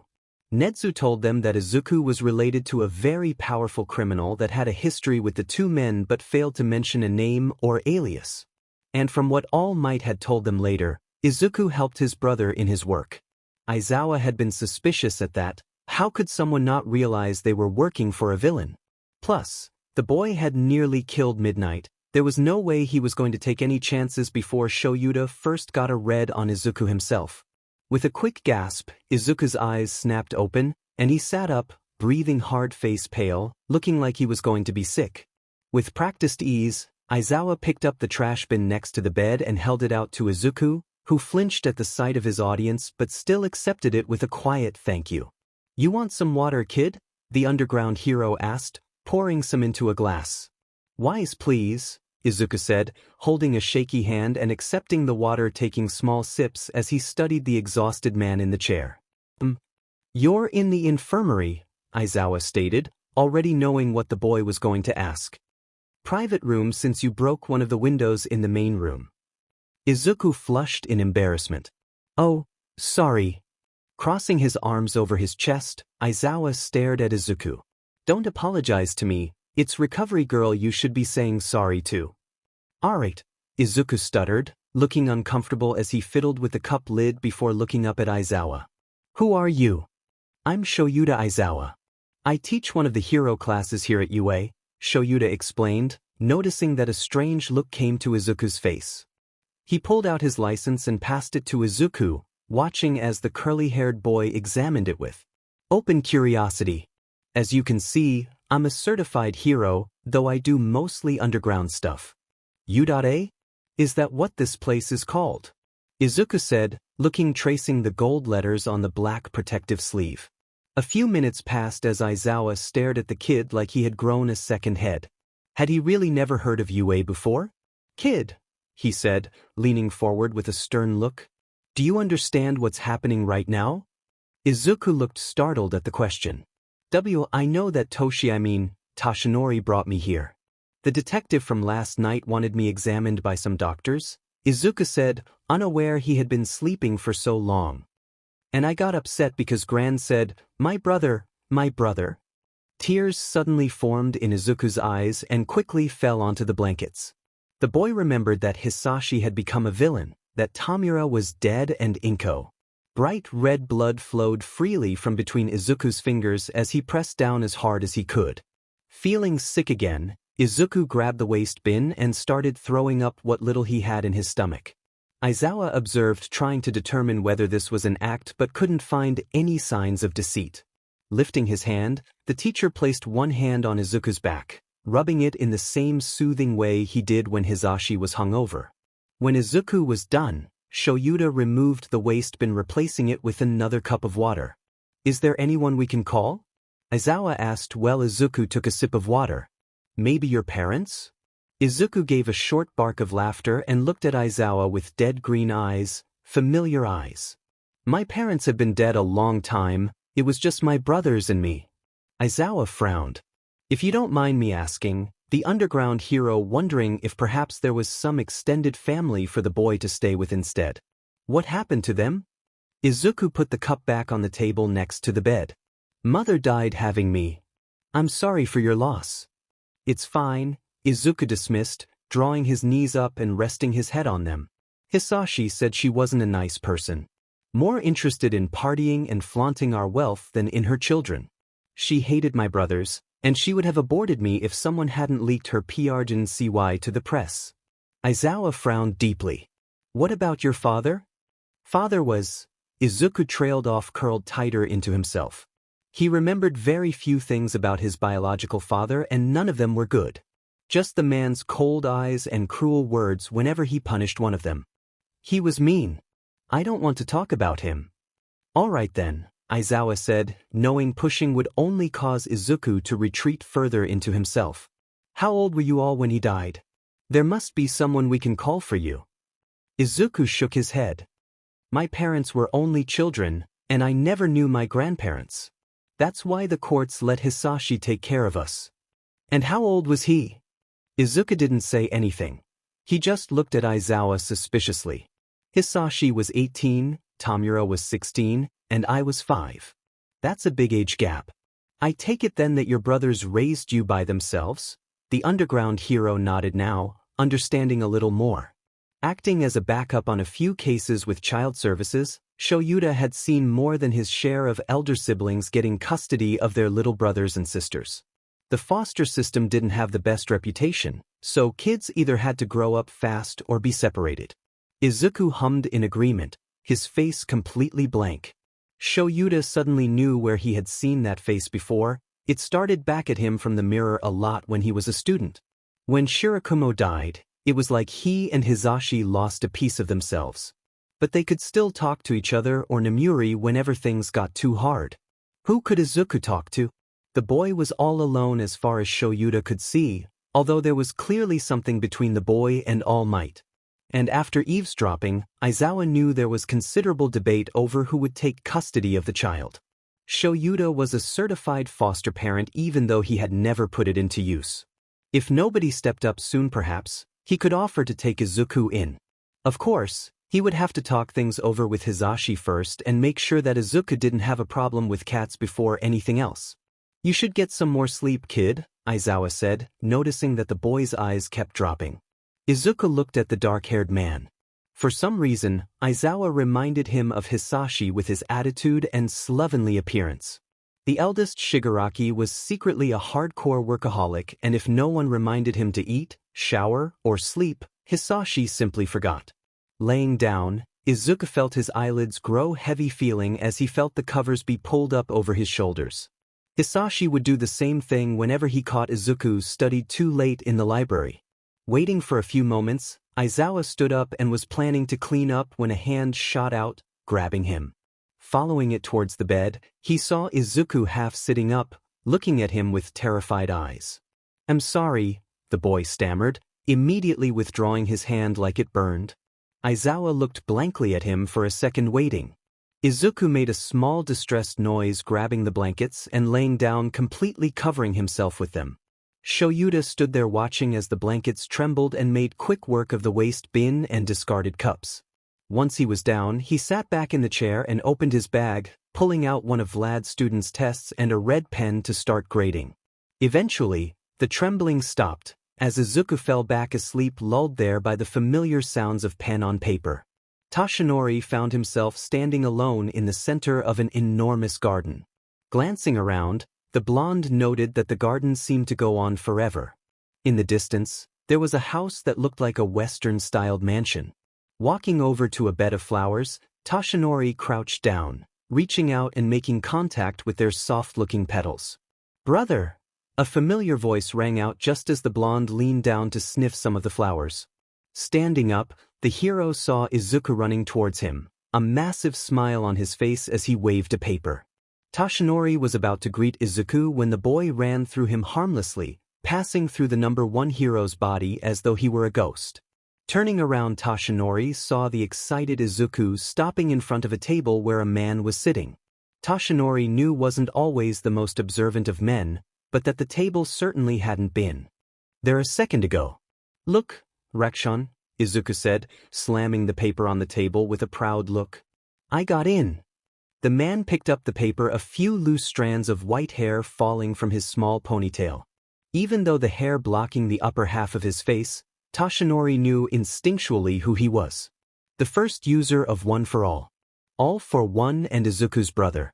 Tamura Shigaraki. "I can see that," the pale-haired man spoke, hand coming up to ruffle Izuku's hair, giving him a soft smile. "My baby brother, not even 13 yet and already going off to college. Makes me feel old, wouldn't you agree, Hisashi?" "Bah!" A familiar voice came out from behind Toshinori. "Freeze up. Do you hear that, Inko, us old? Why, you're still as beautiful and lively as the day I met you. And don't you forget it," a female voice joined. Turning around, Toshinori saw his nemesis All for One standing there, one arms wrapped around the waist of a beautiful woman who carried a baby in her arms. The man only looking a little younger than he had when they battled 5 years prior. Toshinori watched closely as the future symbol of evil wrapped his arm around Izuku's neck and started giving him a nagi. The number one hero had seen All for One smile plenty of times. They were often cold, cruel, and most often murderous. But this All for One seemed happy? The woman who had come with All for One laughed, her eyes lighting up in pure joy as the baby in her arms stopped his attempts at playing with her long black hair to join in on the laughter with his own. "Hisashi, come hold your son," the woman said, kissing the baby's cheek before handing him to his father. The child squealed in joy in his father's arms and immediately latched his hands onto All for One's cheeks. This earned a peal of laughter from the man in return as his smile was stretched by the child's chubby fingers. "I'm so proud of you, Izuku," the woman said, pulling the boy into a hug. "You worked so hard for this." Toshinori watched the scene as the One for All started pouring tea into some cups. The small family began talking about the courses Izuku was thinking of taking and where he would live. The blonde was so caught up watching that he didn't even notice someone coming to stand next to him. "It's nice, isn't it?" a tired voice spoke as another version of Tamura came to stand next to the hero, smiling sadly at the scene before them. "I think I miss these ordinary days with them more than anything else." Toshinori gaped and studied the man beside him. This version of Tamura, unlike the one sitting, looked sicker and more exhausted than his counterpart. His hair was loose and wild, and his face reminded Toshinori of his own, with the same sunken eyes and gaunt cheeks. This was most likely what the first user of One for All looked like before he passed the quirk along. First user. Tamura, the hero said cautiously, coughing slightly as bright green eyes, the same shade as Izuku's, he realized, looked at him. How am I talking to you like this? Is it because of Izuku? Am I weaker than I thought? Please, I need more tea. Tashinori, the man greeted, hand lifting up to rub the blonde's hair like Tashinori had seen him do with Izuku. Thank you. The number one hero felt kinda embarrassed having his head pat like when he was a child. But I haven't done anything. You found my baby brother. Tamura spoke softly, looking back to the table where Izuku was now making silly faces at the baby, much to the boy's delight. Please keep him safe. If Hisashi finds him, I fear history will repeat. Repeat? Tashinori echoed, looking confused. I don't understand. After what happened to them, Hisashi's anger spiraled out of control. Tamura said, form starting to fade away along with the rest of the landscape. He was so afraid of losing me next to. I tried my best to help him, but neither of us could have predicted what happened. Wait, Tashinori yelled, reaching out as everything started to go dark. I don't understand. What happened? A hand grabbed onto the hero's wrist, one covered in a bright yellow glove. Tashinori. Master. The man said, turning around and seeing Nana just as young and beautiful as the day he met her. Nana looked like she was trying to say something to him, but no words came from her mouth as the dark fog started to swallow her body. Behind Nana stood the shadows of 6 other people, each staring at Tashinori as he called out, reaching for his teacher. Nana! Tashinori gasped, sitting up on his bed, hand reaching out in front of him where Nana should have been only finding air. Staring at the empty spot for a few more moments, the hero sighed and pushed the covers off himself. Standing up, and Tashinori looked at his alarm, noticing it was sometime in early hours of the morning. Stretching and ignoring the constant pain in his side, Tashinori decided to get up and made his way to the kitchen to make himself some tea, glancing at the couch and finding Izuku. Gasping slightly, the blonde felt some blood escape his mouth. Tearing through the apartment, the hero started looking for Izuku, thankful that Gran Torino had finally agreed to go home the day before. Things had been tense, to say the least, while he was staying here. Gran had taken to camping out in Tashinori's guest gift room, studying Izuku's every move like a powder keg waiting to explode. Mercifully, after the talk recovery girl had with the jet hero, Gran didn't seem interested in lighting the fuse.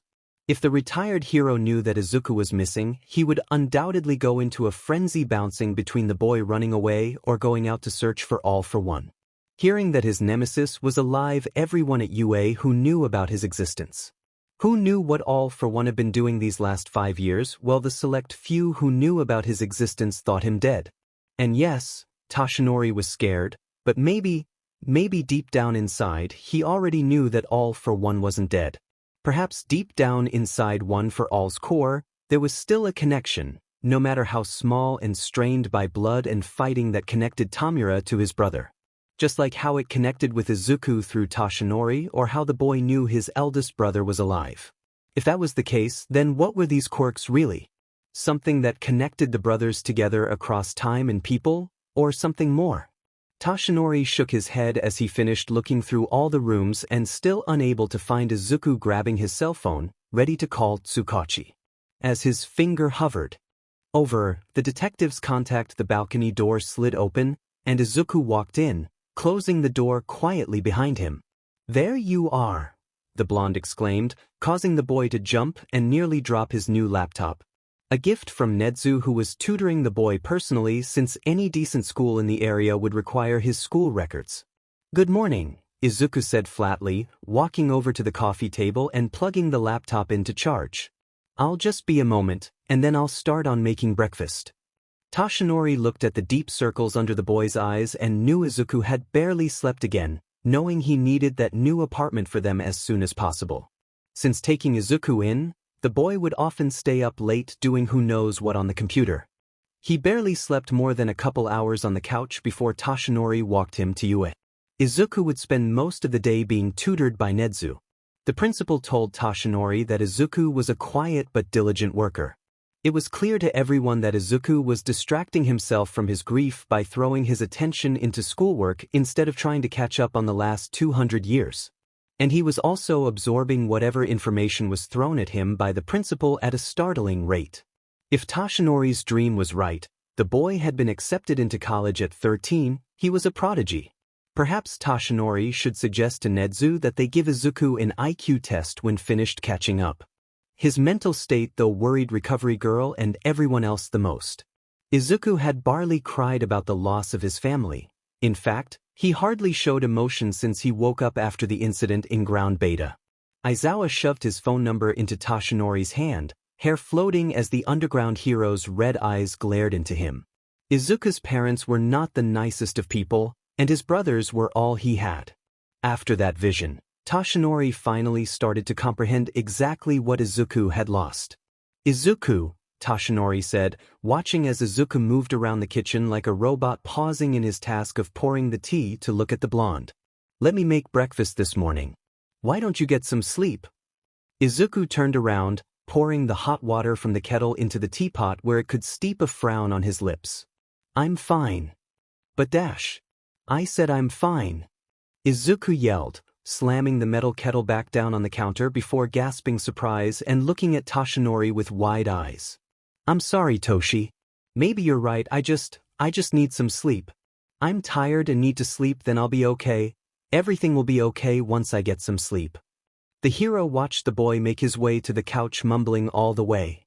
He pulled the blankets over himself, listening as the mumbling slowly stopped before he pulled out his phone. "Small Mite number 1, we won't be able to make it today."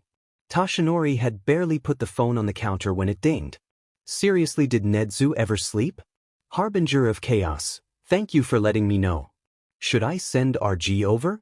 "Small Mite number 1, no thank you." "Small Mite number 1, no worse than normal." "Harbinger of Chaos, bad day?" "Small Mite number 1, bad day." The principal sent Toshinori a final good luck text before tapping the phone to his chin for a few moments before he pulled up his newest contact. "Small Mite number 1, can we talk?" 3 dots hovered almost immediately after he sent the message. It seems the underground hero slept as much as Nezu did. "Cat Dadziwa, when and where?" Toshinori sent the location of a local all-night coffee shop that shouldn't be too busy this early. Heading to his room to get dressed, making sure to write Izuku a note and leave it on the coffee table before silently walking out of the apartment. Toshinori sat nervously at the back booth waiting for Aizawa to show. It had been over 20 minutes since the number 1 hero had arrived and sat down waiting, and now he was starting to get nervous. What would Izuku do if he woke up? Why? Would he believe the note? Agi?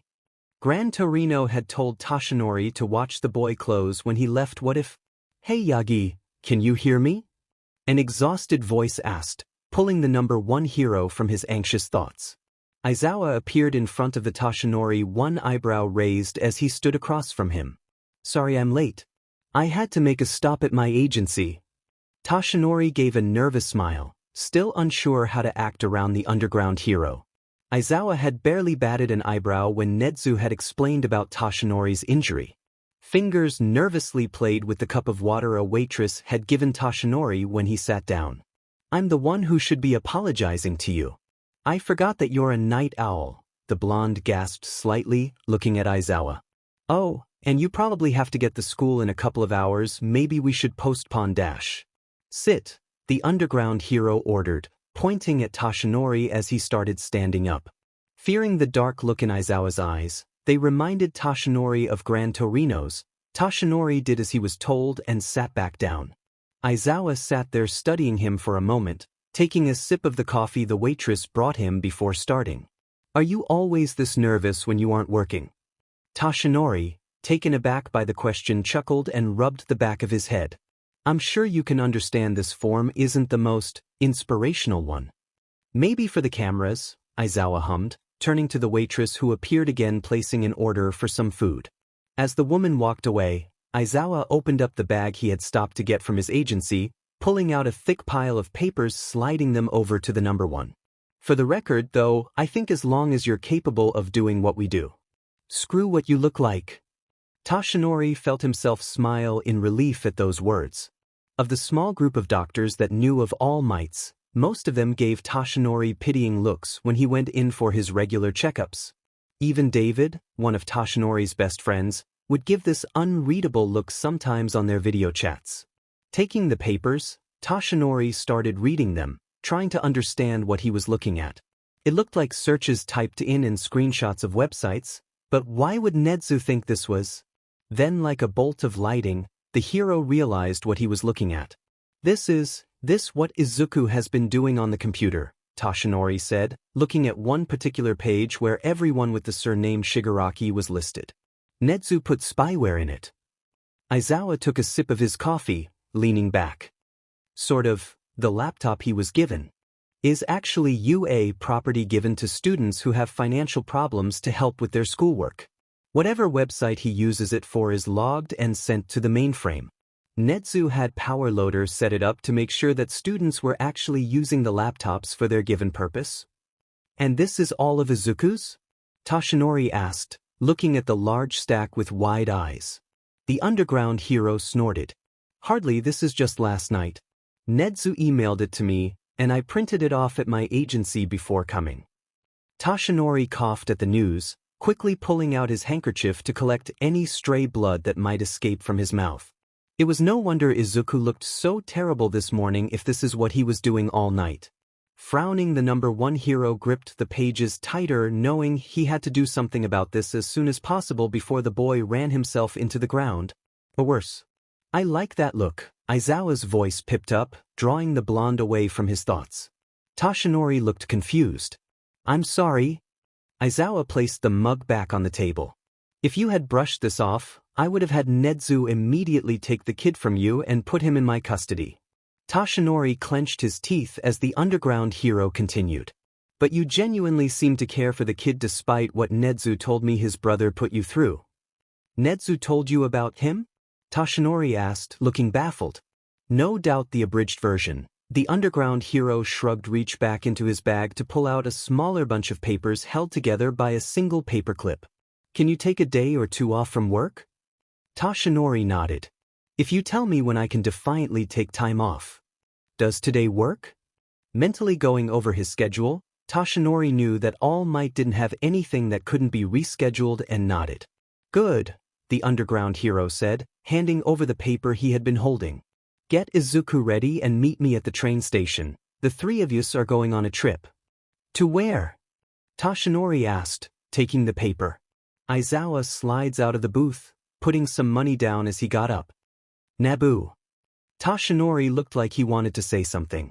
Still, Aizawa was too quick, already out the door, grabbing his food from the waitress before the number one hero realized what had happened. Slouching down, Toshinori lifted up one of the stacks of paper Aizawa had left behind.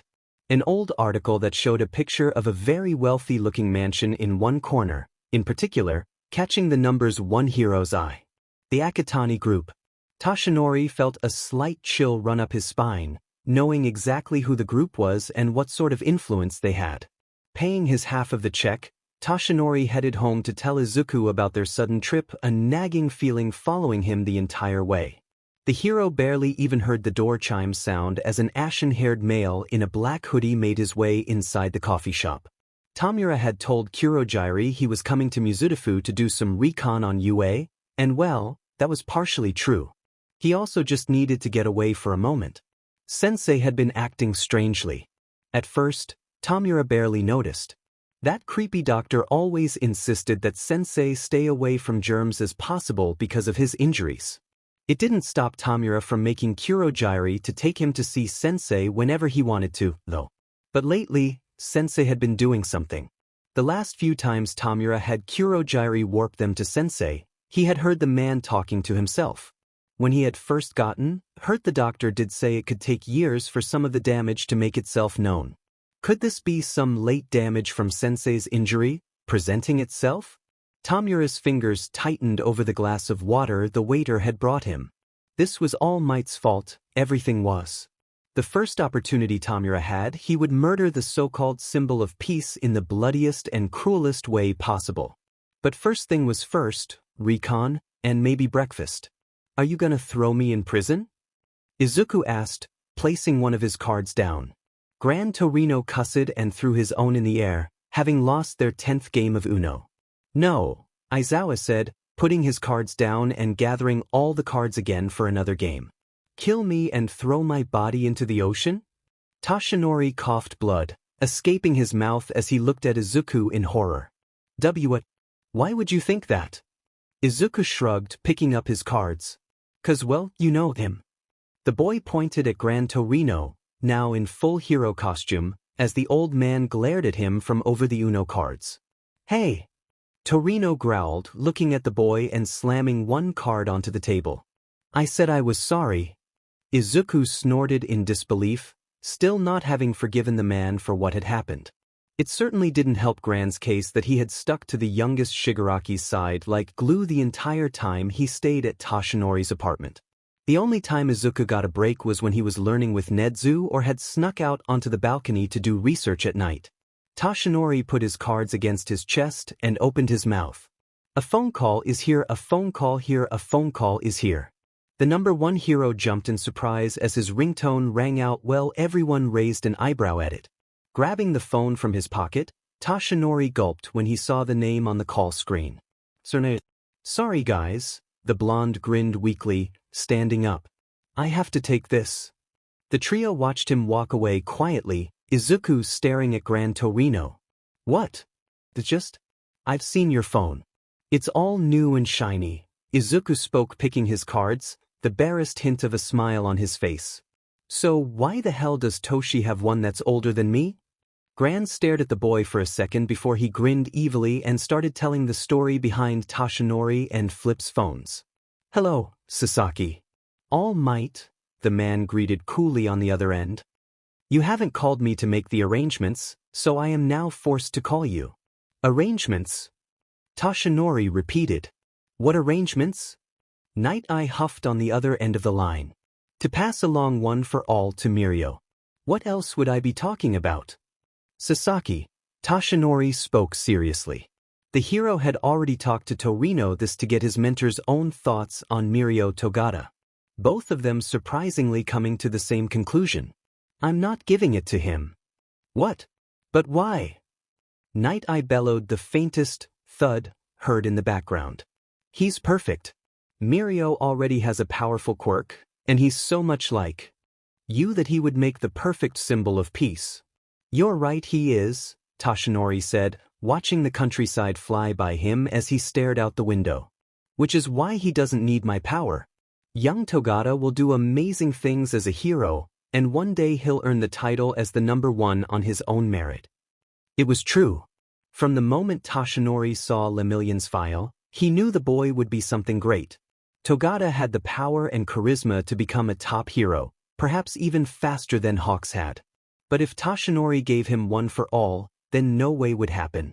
If Izuku was right about his eldest brothers still being out there, then Togata would get caught up in the endless battle and never reach his full potential.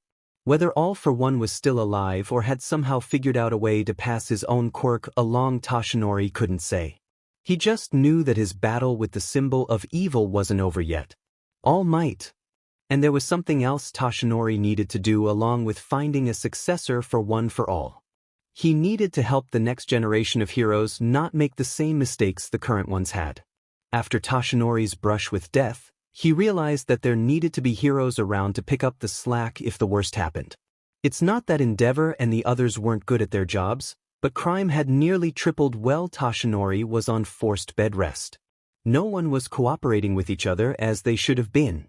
All Might was supposed to be the symbol of peace that inspired everyone to be better. To make villains think twice before they committed a crime. Instead, he had unknowingly made people too dependent on him. What's the point in pushing yourself to be better when All Might can do it for you? It was a bitter realization for Toshinori to swallow. All Might. Being a teacher at Udata now served a second purpose. Toshinori would search for his successor and lay the groundwork for the next generation of heroes to work together better. Well, they were still students. Toshinori. Jumping, the blonde nearly dropped the phone in shock, laughing nervously, knowing precisely what face Night Eye was currently making. Sorry, I got lost in thought. What were you saying? I said. Night Eye replied, no doubt grinding his teeth. If you've already found a candidate, then just tell me. We can meet up, and I can evaluate them for you to see that Mirio is clearly the superior choice. Hopefully, you haven't passed on OFA yet, but if you have, it shouldn't be too much of a bother for them pass it along to the right person. Found his successor? Toshinori thought the image of Izuku's smiling face popping into his head for some reason. The hero shook his head. I haven't found one yet. Then what's the problem? Night Eye asked. Toshinori said, suddenly wondering what was holding him back. Nedzu had told him that he could look through the rest of the hero students' files if Toshinori wanted. Not to mention that someone in Gen Ed and support courses could also be a viable candidate given the right training. If no one caught his eye, in the upcoming new hero students Toshinori would look at the other courses. The number one wasn't out of options just yet, even though his time was growing closer with every passing day. I just need to make this decision myself, Toshinori answered, wondering if Nana had ever felt this weight also. I appreciate your trying to help, but this is something I need to do myself. Fine, Night Eye said, hanging up, leaving Toshinori to listen to the dial tone. The blonde stayed like that for a while, rubbing the phone bridge to try and fight off the oncoming headache that was quickly making its presence known. Once, Toshinori made his way back to the group, surprised to hear soft laughter coming from Izuku as he sat back down. And the poor president stood there looking at her empty hand. Was this idiot's new phone sank to the bottom of the sea. Ack, the hero gasped, some blood spilling out of his mouth as he realized what story Gran Torino had been telling the pair. What are you doing? Raise. Gran Torino snickered, throwing some candy into a pile, his Uno cards now replaced with regular playing cards. Telling these two why you have to buy flip phones in bulk. I have to say that I never expected the number one hero to be so bad with technology, Aizawa hummed carefully. Sliding more candy into the pile, his eyes staring at Izuku with suspicion. Raise. Did you seriously think a bomb was on that phone? Izuku patted Toshinori's hand, laying his cards down on the table. Read 'em and weep, gentlemen. Damn it, Torino growled, slamming his hands on the table in frustration. Who the hell taught you how to play cards? Was it that brother of yours? Izuku hummed, passing a red lollipop to the blonde as he grabbed a yellow one for himself. Rakchan got bored in the hospital. Cards were really the only thing we could play to pass the time, and it helped that Hicken has a terrible poker face. Bullshit, Gran Torino said, standing up on his seat. It was still weird hearing all for one being called such a childish name, but he had a horrible poker face. That was just ridiculous. I call bullshit. Izuku SED on his own lollipop and shook his head. No, seriously, he does. I remember this one time. Toshinori settles back into his seat, listening to Izuku tell them a story about his brothers happily skiing on his treat. The conversation he had with Sir Night Eye quickly fading from his mind. Night Eye slammed the phone back down, burning anger coursing through his veins as he opened the desk drawer next to him and was greeted by a blurry picture. The photo came courtesy of Mirio's classmate Hado's cell phone. Hence, the quality wasn't the greatest, but it still clearly showed All Might holding someone in his arms. Not smiling. Mirio had asked for it because he knew how much of an All Might fan Night Eye was not unaware of the storm he was unleashing when he handed it over. According to Mirai's investigations, no new transfer students had been enrolled in UA, so whoever this was, they clearly weren't a student. Something was going on, and Mirai would get to the bottom of it. Quickly putting the photo away, Night Eye straightened his suit, sat up straight. Enter. The door creaked open, and Mirio's head peeked in, face lighting up as soon as their eyes met. Good afternoon, sir. I was just about to leave on patrol with Centipeder but thought I would bring you some tea before we left. How kind of you. Night Eye nodded gratefully, looking at his pile of paperwork. Thank you, Mirio, I appreciate it. You're welcome, Mirio said, placing the cup on the desk, giving a salute and turning to walk away. Well, then I'll be off. Sir Night Eye drummed his fingers slightly. Mirio, just a moment. The hero paused and turned around, looking at the man. Yes, sir. Has anything strange been happening at school lately? Mirai asked. Anything at all. Mirio looked puzzled for a moment, already knowing that this probably had to do with the picture of all might he had given Sir. Thinking about the last couple of weeks, there was one thing that stood out in his mind more than the rest. Actually, there is one thing, Mirio said, remembering the determined look on Hato's face as she ran off down the halls every lunch hour. Nijire heard from someone that Principal Nedzu recently took on a student. She's been trying to find them, but so far hasn't had any luck. Mirio smiled and rubbed the back of his head. It's really been driving her nuts, so Tamaki and I thought we would help her out. 6 eyes are better than 2 after all. I see, Night Eye said, wondering what the chances were that Nedzu's new student could be the person from the photo. If you find them, let me know. Yes, sir, Mirio said again, leaving Night Eye alone with his thoughts. Trying not to let his mind drift away with him, the hero grabbed the full file from the pile, the words Shai Hasaikai printed clearly on the front. Taking a sip of his tea and leaning back, Mirai started reading over the information on the Yakuza's leader Kai Chisaki.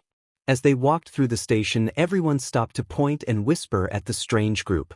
In front was a small old man dressed up like a hero who demanded that an extraordinarily tall and sickly-looking fellow find the closest taiyaki stand. Trailing behind them was a homeless man pulling a struggling child wrapped in some sort of tape. A shrill whistle broke everyone free of their gossiping as the numerous railway personnel made their way over. Stop right there, one man in a bright vest yelled, waving a flashing baton. All of you are coming with me. The 3 adults just looked at each and shrugged, following the officers without question. Though Aizawa did have to activate his quirk when a few men tried to pull his capture scarf off Izuku. The floating hair and red eyes displayed scared the men enough that without a word they carried him the rest of the way. As soon as everyone was sitting comfortably, the same man who ordered them into the office started to talk again. Who are you people? Why is this boy tied up? What business do you have in Naboo? Ah, Aizawa said, reaching into his belt and pulling out his license, showing it to the man. Sorry about that. I'm a hero, and this boy here is a witness to a case. As you can, he's not very cooperative. Izuku's muffled curses came from beneath the capture material as he renewed struggling. Aizawa flashed the boy with his quirk. Stay. And where is his guardian? The man asked, handing the license back to the hero with suspicion clear in his eyes. He's clearly a minor. Aizawa moved his thumb at Toshinori. This guy here is looking after him. The man now turned his attention towards the deflated form of the number 1 hero. Is this true? Well, you see, Toshinori said, giving an awkward smile as he scratched his neck. We're sorry about the commotion. You see, it was either this or risk him jumping out of the train. Gran Torino groaned, running his hand over his face, and jumped in front of Toshinori before he could say anything else. Nana was probably rolling over in her grave laughing right now, watching her apprentice struggle right now. Listen, the short version is the kid saw something pretty nasty.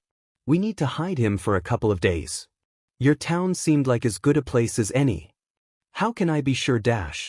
'Cause All Might wouldn't have sent us here if he didn't think that, Gran Torino smirked, noticing a twinkle appear in the man's eyes. Honestly, sometimes it was too easy, and a little concerning, that you just had to drop the right name and you could get away with pretty much anything. He personally asked us to bring the kid here since your town has such a great reputation. A pride-filled look made its way to the man's face. Well, he's right, a few bad apples here and there. But Naboo is virtually crime-free. So, then it's okay that we stay here a few days and hide out, Gran Torino continued, smooth-talking the man. You know, for the kid's sake. I mean, it would really mean a lot to All Might, Gran smirked, looking at Toshinori, who felt himself start to shake with fear. He might even come to pick us up personally before we leave just to say thanks. Okay, the man instantly agreed, acting like a giddy schoolgirl. The rest of the way to their hotel was a much easier trip now that they had a police escort. The workers at the inn barely even bat an eyelash at Izuku's restrained form, probably having already received a call about their unusual guests from the station. As soon as everyone was safely inside, Aizawa loosened just enough of his capture weapon. Blah, Izuku spat, trying to get some of the fabric out of his mouth. Do you ever wash that thing? Yes, Aizawa answered, tightening the material again. Now, are you going to behave, or will we have to carry you around this entire trip? Izuku's eyes narrowed. You wouldn't. The underground hero gave a sadistic grin. Try me. Toshinori cleared his throat trying to steer the conversation back on track. Look Izuku, I'm sorry we lied but dash. Would you have come any other way? Gran Torino interrupted, pulling his cape off. The moment you heard the conductor over the loudspeaker, you practically jumped out the window. Gee, I wonder why, Izuku snidely replied. Maybe because I don't. Here. But why? Toshinori asked, kneeling down in front of the boy. I've seen your search history. You were researching this town, why would you do that if you didn't plan on coming? And what's your connection to the Akatani group? Aizawa inquired. Everyone had heard of the Akatani group. They were one of the biggest and most prominent non-profit organizations in Japan. Rumor was that they were founded when quirks first began by a group of powerful and rich individuals. These individuals had wanted to help people like them since they themselves were unable to come out to the public about their abilities. They also single-handedly ran one of the biggest quirkless support networks in Japan. In a society driven by quirks, they helped those without fine jobs and helped provide the well-needed support that was sadly lacking. And never once had they ever been embroiled in any sort of grave scandal. The mysterious group behind the organization was actually known for turning in people complete with evidence whenever someone used their resources to commit a crime. Shoyuta himself, having personally arrested a human trafficker who used a children's tutoring program to scout out potential victims. Does this have to do with your brother? Toshinori asked, shivering when acidic eyes pinned him down. So, what if it does? Izuku hissed. It's been 200 years. I doubt Hisashi even remembers me. Activating all or nothing, Izuku called on Plump, increasing his body just enough that this time when Aizawa erased his quirk, he was able to slip free of his bindings and escape out a window the staff had left open. Before either Toshinori or Gran Torino could go after Izuku, though Aizawa erased their quirks. Red eyes narrowed dangerously as he pinned both the men down with a single look. You two explain. The underground hero hissed. What did he mean by 200 years? It didn't take long for Izuku to get lost in New Naboo. The Naboo from 200 years ago had been a good-sized city for the Shigaraki family to vacation at. But it had looked like as time moved forward, the city grew and expanded. Thankfully for Izuku, his favorite part of the city was right where he had left it. But the park's natural beauty was quickly forgotten by the sight before him. A teenager beating up on a little girl. Izuku felt his nails dig into his palms and he quickly made his way over. Placing himself between the striking foot and the girl, he smiled. Hello there, my name is Izuku. Realizing that the kicking had stopped, the girl lowered her backpack and looked up curiously. Curly pink hair fell away and showing wide gold eyes. Whoever this boy was, he was barely moving as the foot that previously hitting her repeatedly came down on his back. Dash. Hey a-hole. Don't ignore me, the boy raged, taking a swipe at Izuku's head. I'm sorry, I didn't quite hear that, Izuku said, dodging the attack. What's your name again? Mimi, the girl squeaked shyly. Mimi Hatsum. Izuku smiled even brighter as he helped Mimi to her feet. It's nice to meet you, Mimi-chan. It looks like you fell down. Dash. Mimi screamed as she saw her attacker activate his quirk, arms turning into multiple blades. Once again Izuku dodged the blades with ease, avoiding serious injury. Though he did still receive some shallow cuts from the razors on the boy's fingers were able to land. Looking up from the thin trails of blood, Izuku frowned when he noticed a crowd starting to gather, pulling out their cell phones to film the confrontation rather than help. Some things never changed. Can I help you? Izuku for the first time spoke to the boy, placing himself between the bully and Mimi. Finally, paying attention to me, huh?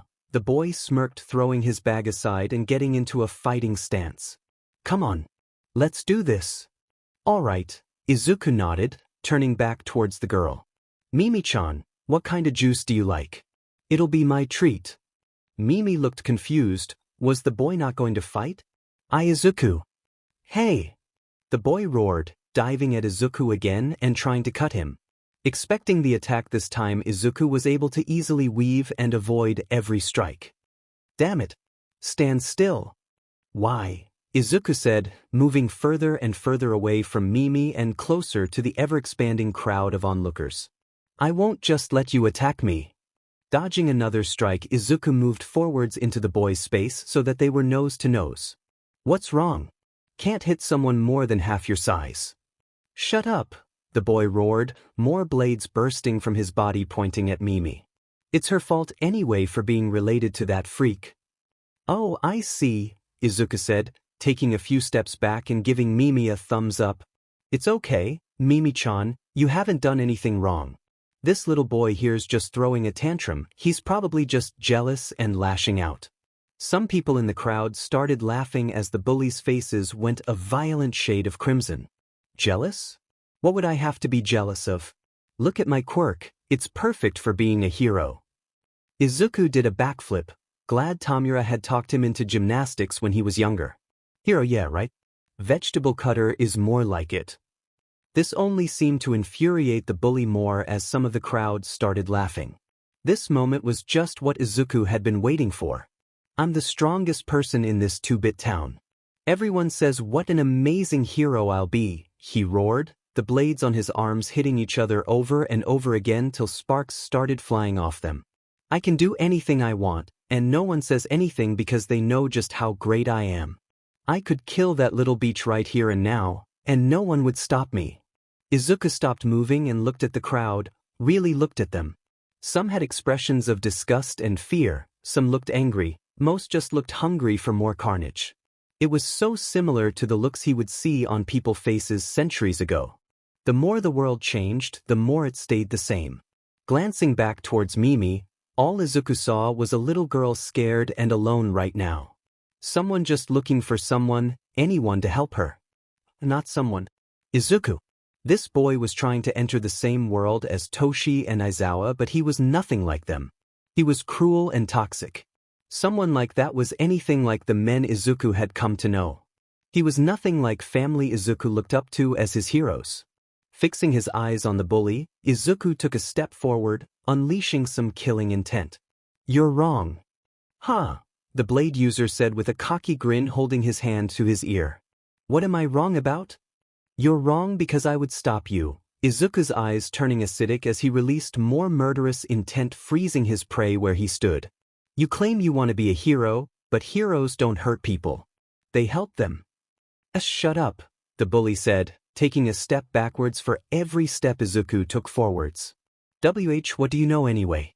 Someday I'm gonna be bigger than All Might with tons of money and power, and you'll be Dash. The boy tripped over his discarded bag, falling to the ground just in front of the crowd that had gathered. Money, power, hell, even quirks, Izuku said, looking down at the boy.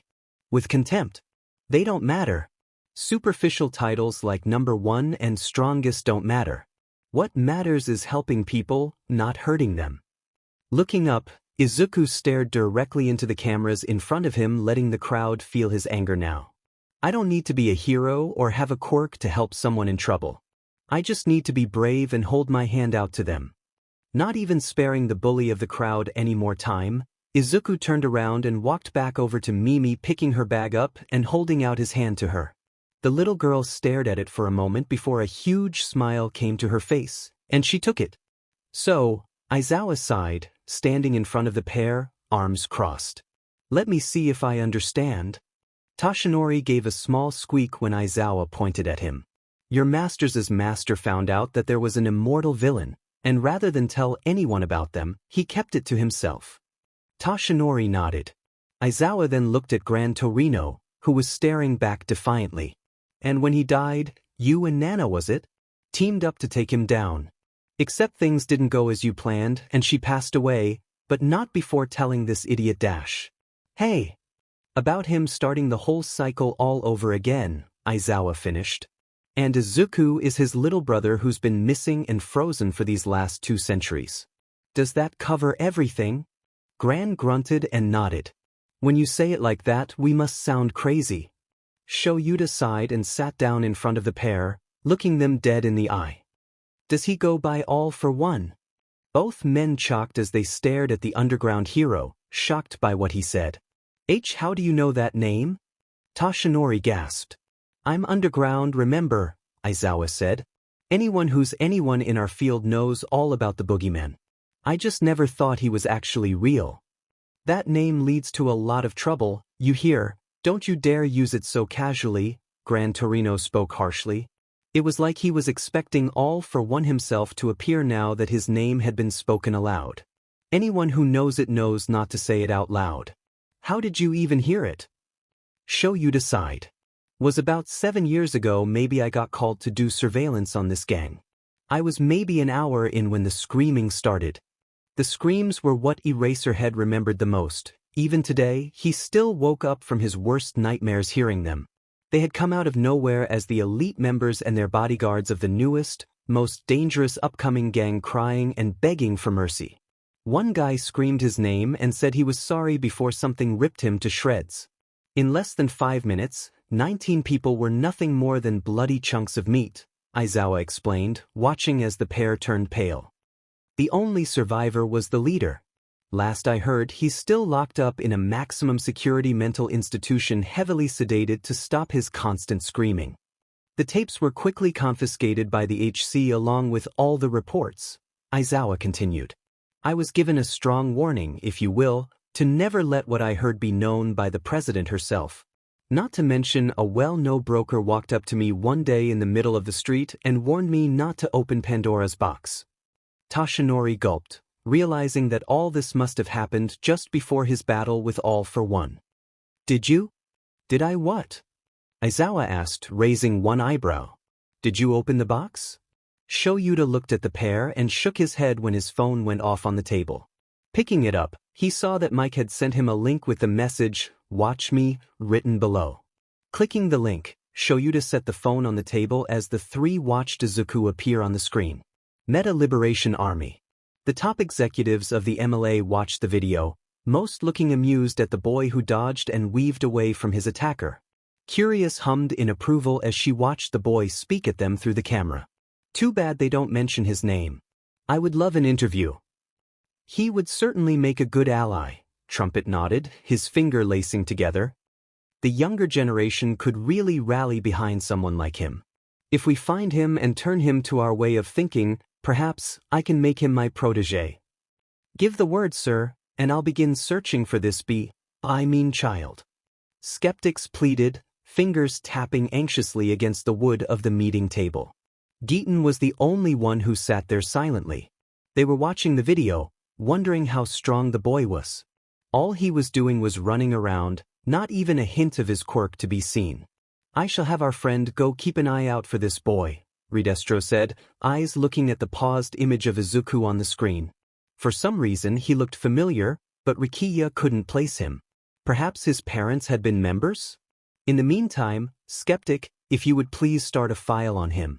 Someone like this could certainly be the diamond in the rough we are looking for. Gentle and La Brava.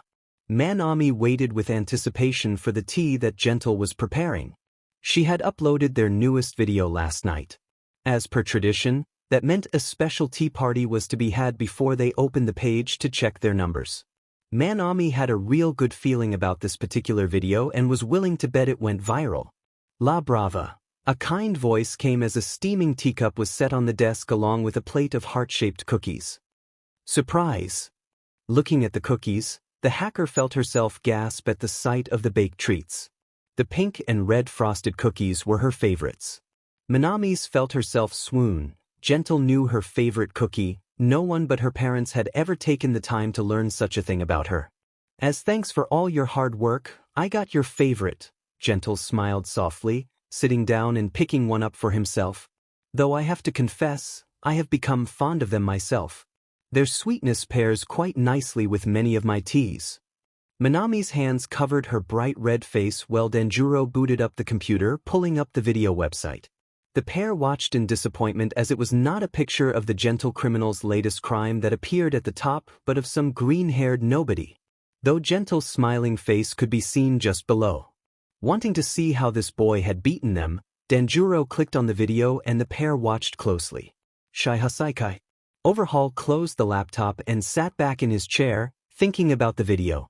This boy, whoever he was, claimed that quirks didn't matter. Was probably a long shot, but Kai couldn't help but wonder if the child was a pure human being. Someone free from the disease that plagued them. Closing his eyes, the young Yakuza leader started wondering. If this child was genuinely quirkless, he should be protected, and Kai was the only person who could do that. Though he would have to do something about the boy's heroic attitude. And speaking of heroics, wasn't he rescuing a child in the video? Aries' current guardian wasn't working out. Perhaps this boy was just the solution he was looking for. One way or another, Overhaul would gain a new subordinate or a guinea pig. Jiren. Kajiro knew who the boy was related to instantly. After so many years of working for All for One, the broker was proud to say that he was one of the few who had seen the man's true face and lived. Saving the video and backing it up on numerous different devices, Kajiro picked up the phone to see if anyone he employed was currently in Naboo. It was only a matter of time before All for One saw the video, and Jiren needed to be prepared. Himiko. Himiko giggled as she paused and rewound one part of the video over and over again. She watched with a hungry gleam in her eye as the person recording zoomed in on the adorable boy's bleeding arm. It was so pretty and red that the runaway couldn't help but salivate at the thought of the blood hitting her tongue. Giggling to herself, Himiko turned off her phone and grabbed her knife, heading out to one of her favorite spots in the city. The next day, the dead body of a young man with dark hair and freckles would be found in an alleyway drained of blood. Spinner. Shuichi felt excited when he watched the video, hoping that someday he could meet the stranger. Someone like that would defiantly be a kind person who wouldn't judge him, right? Mr. Compress. Atsuhiro sighed as he flicked on his apartment's lights, shedding his jacket and throwing it over the couch. Another dull day at the office, working for people who didn't seem to appreciate anything he or the other drones did for them. Looking over to the altar, Atsuhiro smiled at the picture of his older sister holding his niece and nephew. The new puppy he had gotten them held proudly in the youngest child's arms. Perhaps this weekend he would don his disguise and head out to the park. Opening up his computer, already starting to plan what magic tricks the children might love to see and if anyone was interested in hiring him for a job. Magna. What Magna liked most about the boy were his eyes. They were so clear and focused. Eyes like that were determined to change the world. Sadly, she knew from experience that people who had eyes like that were also those who ended up getting killed the quickest. Life wasn't a fairy tale where good always triumphed, and everyone lived happily ever after. Society thrived on cruel and bloody forms of entertainment, and kids like that one were its favorite. What? He seemed nice. He was an idiot. Did he remember to take the trash out today? His hair looked like broccoli. Could he help us? Would he smile at me too? Of course, not you idiot. Could he make the voices stop? You crazy bastard. We're the real Eugene. Yeah, you're just a clone. Maybe you're the clone, idiot. Ever think of that? Gene pressed his hands over his masked ears harder, rocking back and forth, trying to drown everyone out. Dabi threw his phone at the wall, rage building up inside him. How dare some brat talk about how titles didn't matter? If titles didn't matter, then what Endeavor was trying to achieve didn't matter. If what Endeavor was trying to achieve with Dabi and his siblings didn't matter. The pain their mother endured every day until she broke didn't matter. Was everything he had done up until now was worthless? I'm worthless. Slamming the door to his apartment shut with a loud bang, Dabi stalked out into the night flames, eager to burn something. Kaizome was pulling his blade from a fake hero's corpse when his phone dinged. Jumping onto the nearest roof, the hero killer pulled up the video, wondering which so-called hero would be featured today. Imagine his surprise. It was not a hero but rather a young child that started talking. Letting the full video played, Stain decided to keep an eye on the UA Sports Festival for the next few years. Seeing him smile at the young girl, ignoring the crowd and his own injuries, gave the killer some small hope. Perhaps his message was finally starting to get through to people. If it wasn't, well, Kaizome would swiftly handle this new fake like he had all the others. Ujiko was not focused on the video's main subject but instead on the blade using the child he was fighting. Perhaps he should take a trip out to his clinic near Naboo and acquire the boy. His quirk, though simple, might be interesting to use in his next Nomu. And it would be simple to get around Sensei's rules about children. He had done so before. Tamura and Kurogyri.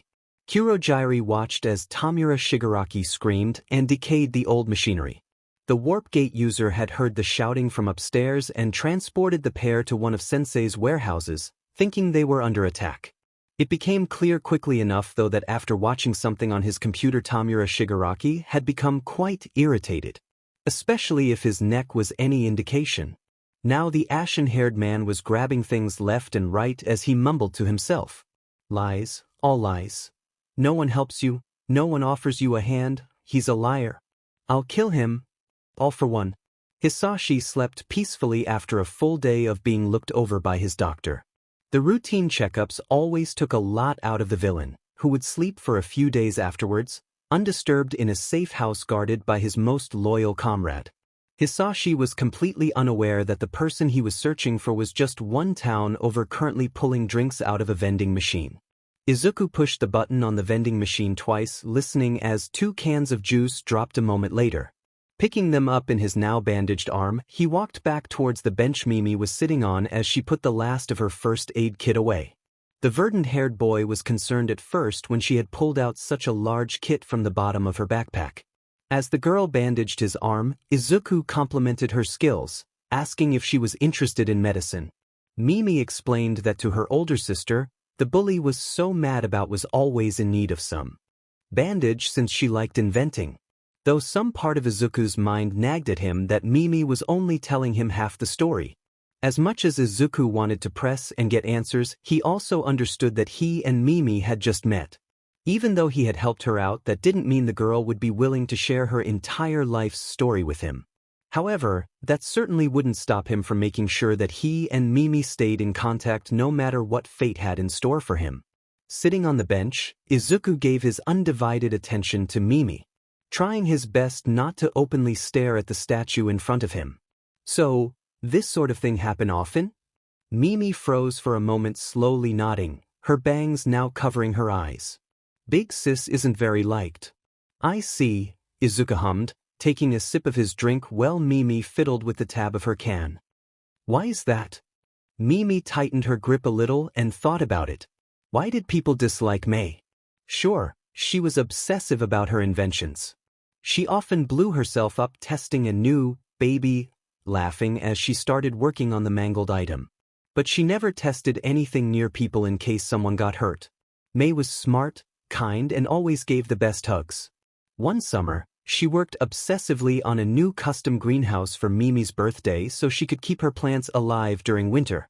The sisters were very close with each other since their parents worked long hours. Even though it hurt to have her go away, Mimi knew that Mei's dream was to go to UA to graduate from the support course. Then she would start her own support company and spend the rest of her life building things to make people happy. It didn't make sense why people didn't like her. I don't know, Mimi confessed.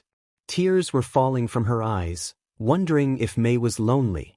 Mimi had never once seen her older sister with friends.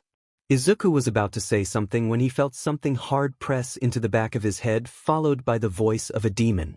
Excuse me, but are you the piece of sheet that made my adorable baby sister cry? Sniffling, Mimi whipped around and saw Mei standing behind the bench, her favorite wrench pressed to the back of Izuku's head. With a happy cry, Mimi dropped her can and threw herself at her big sister.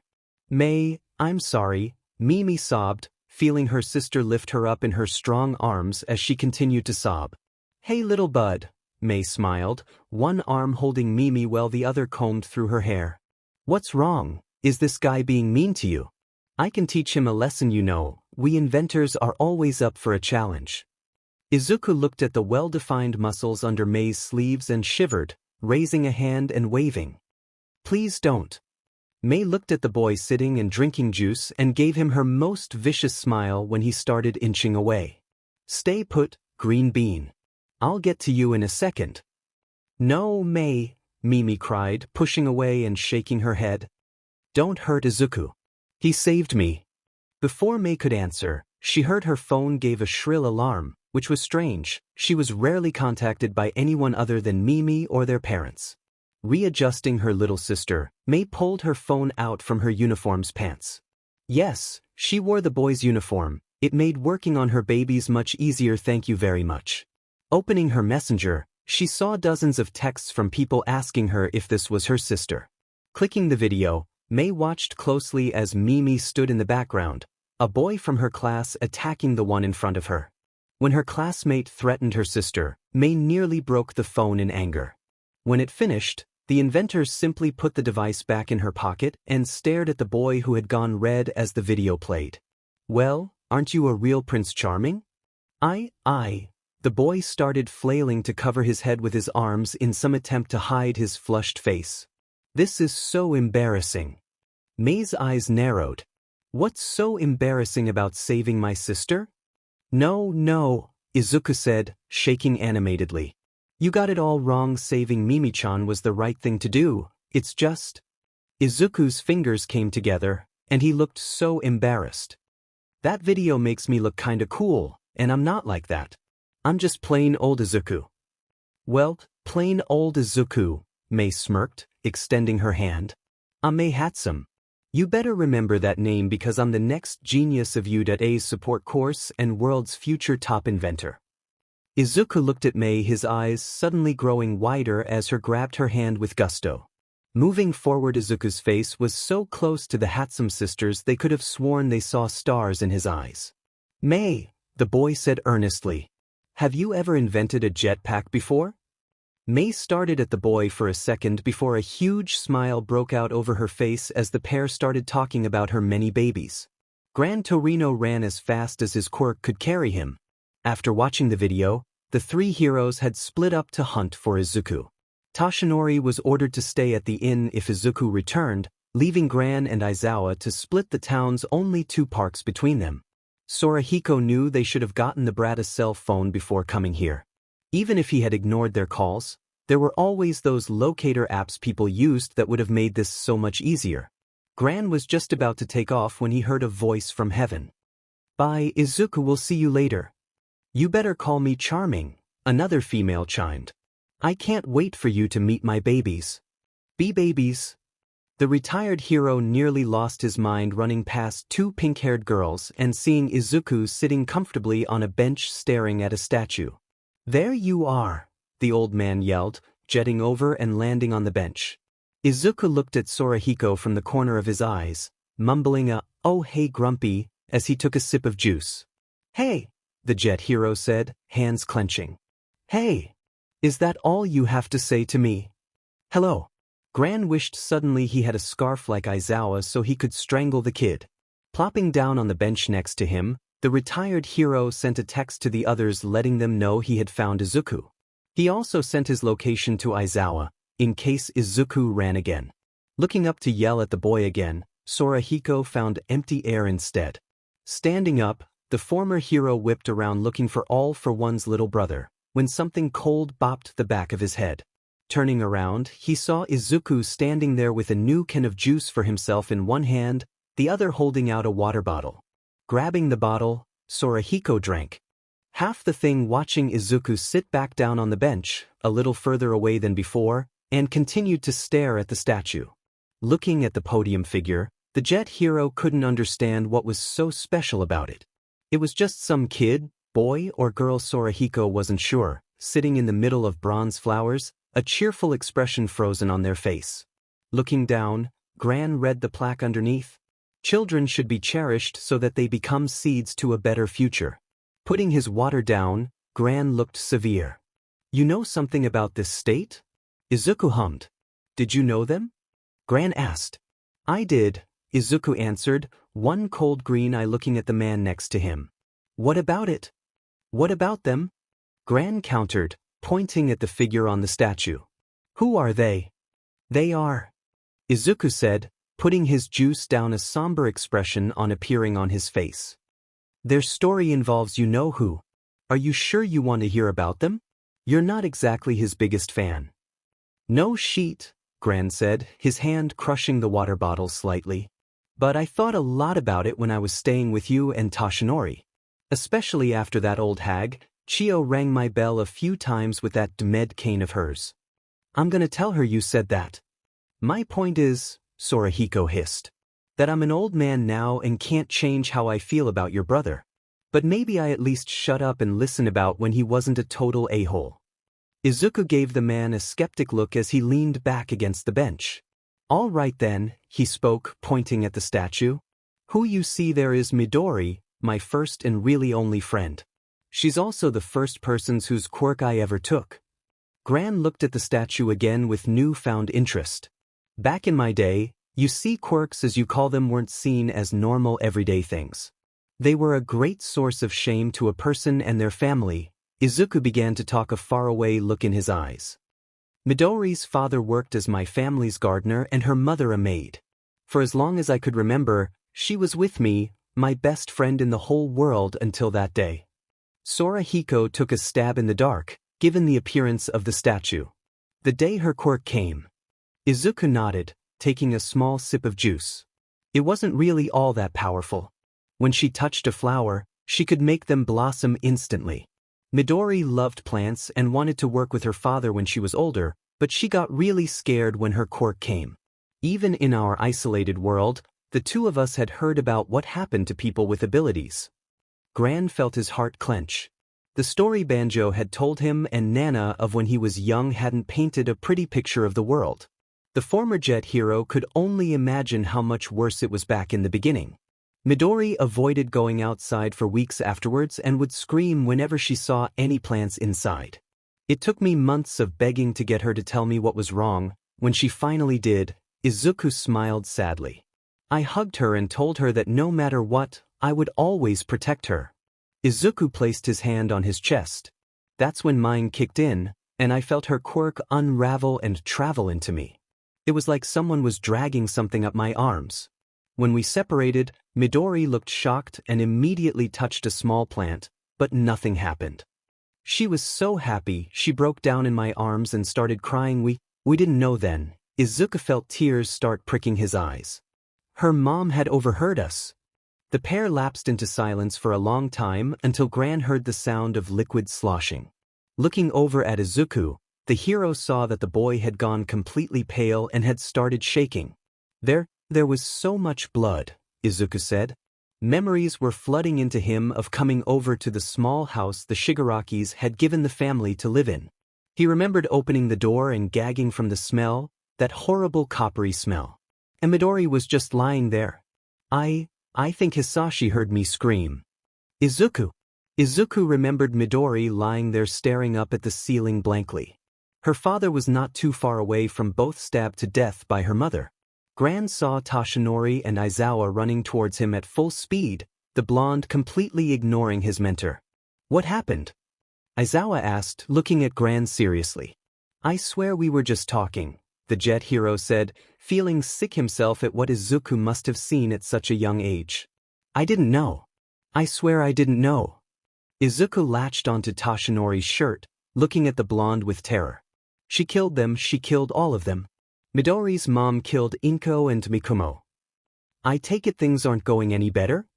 Toshinori winced at the question as he waited patiently for a certain person to step off of the morning commute train.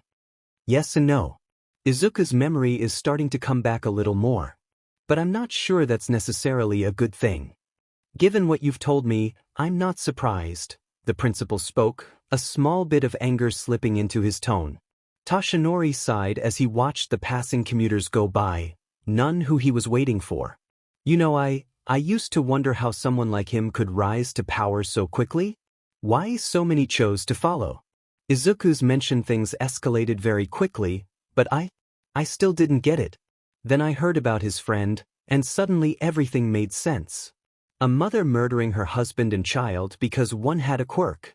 Evading the police for years because no one cared to look beyond the child having a quirk. Was it really any wonder now how someone like All for One could have been born? The mere thought of it all still made Toshinori sick. By God, if someone had done that to Melissa because she didn't have a quirk, Toshinori wasn't sure anyone would be able to stop him. And something told him that Midori and her father were just the tip of a very tragic iceberg. Perhaps then this is good all of us. Nedzu pointed out as Toshinori looked up, hearing the voice over the PA announce the arrival of the next train. People frequently see All Might, the symbol of peace, instead of Tashinori Yagi. So, by that logic, it is fair to assume that All for One has also carefully crafted its image over the years.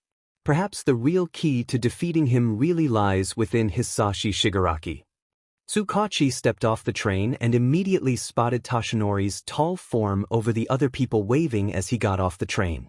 The blonde gave a weak wave back, giving a small chuckle at something Izuku had told them at breakfast. Did you know that Al's Hisashi can't cook? A complete failure in the kitchen apparently. And he loved these pink bunny slippers his wife got him as a joke because they always made his son laugh. Nedzu remained quiet, and Tamura was apparently quite the card shark, Tashinori continued. I'm guessing that's how they raised most of the money for their school.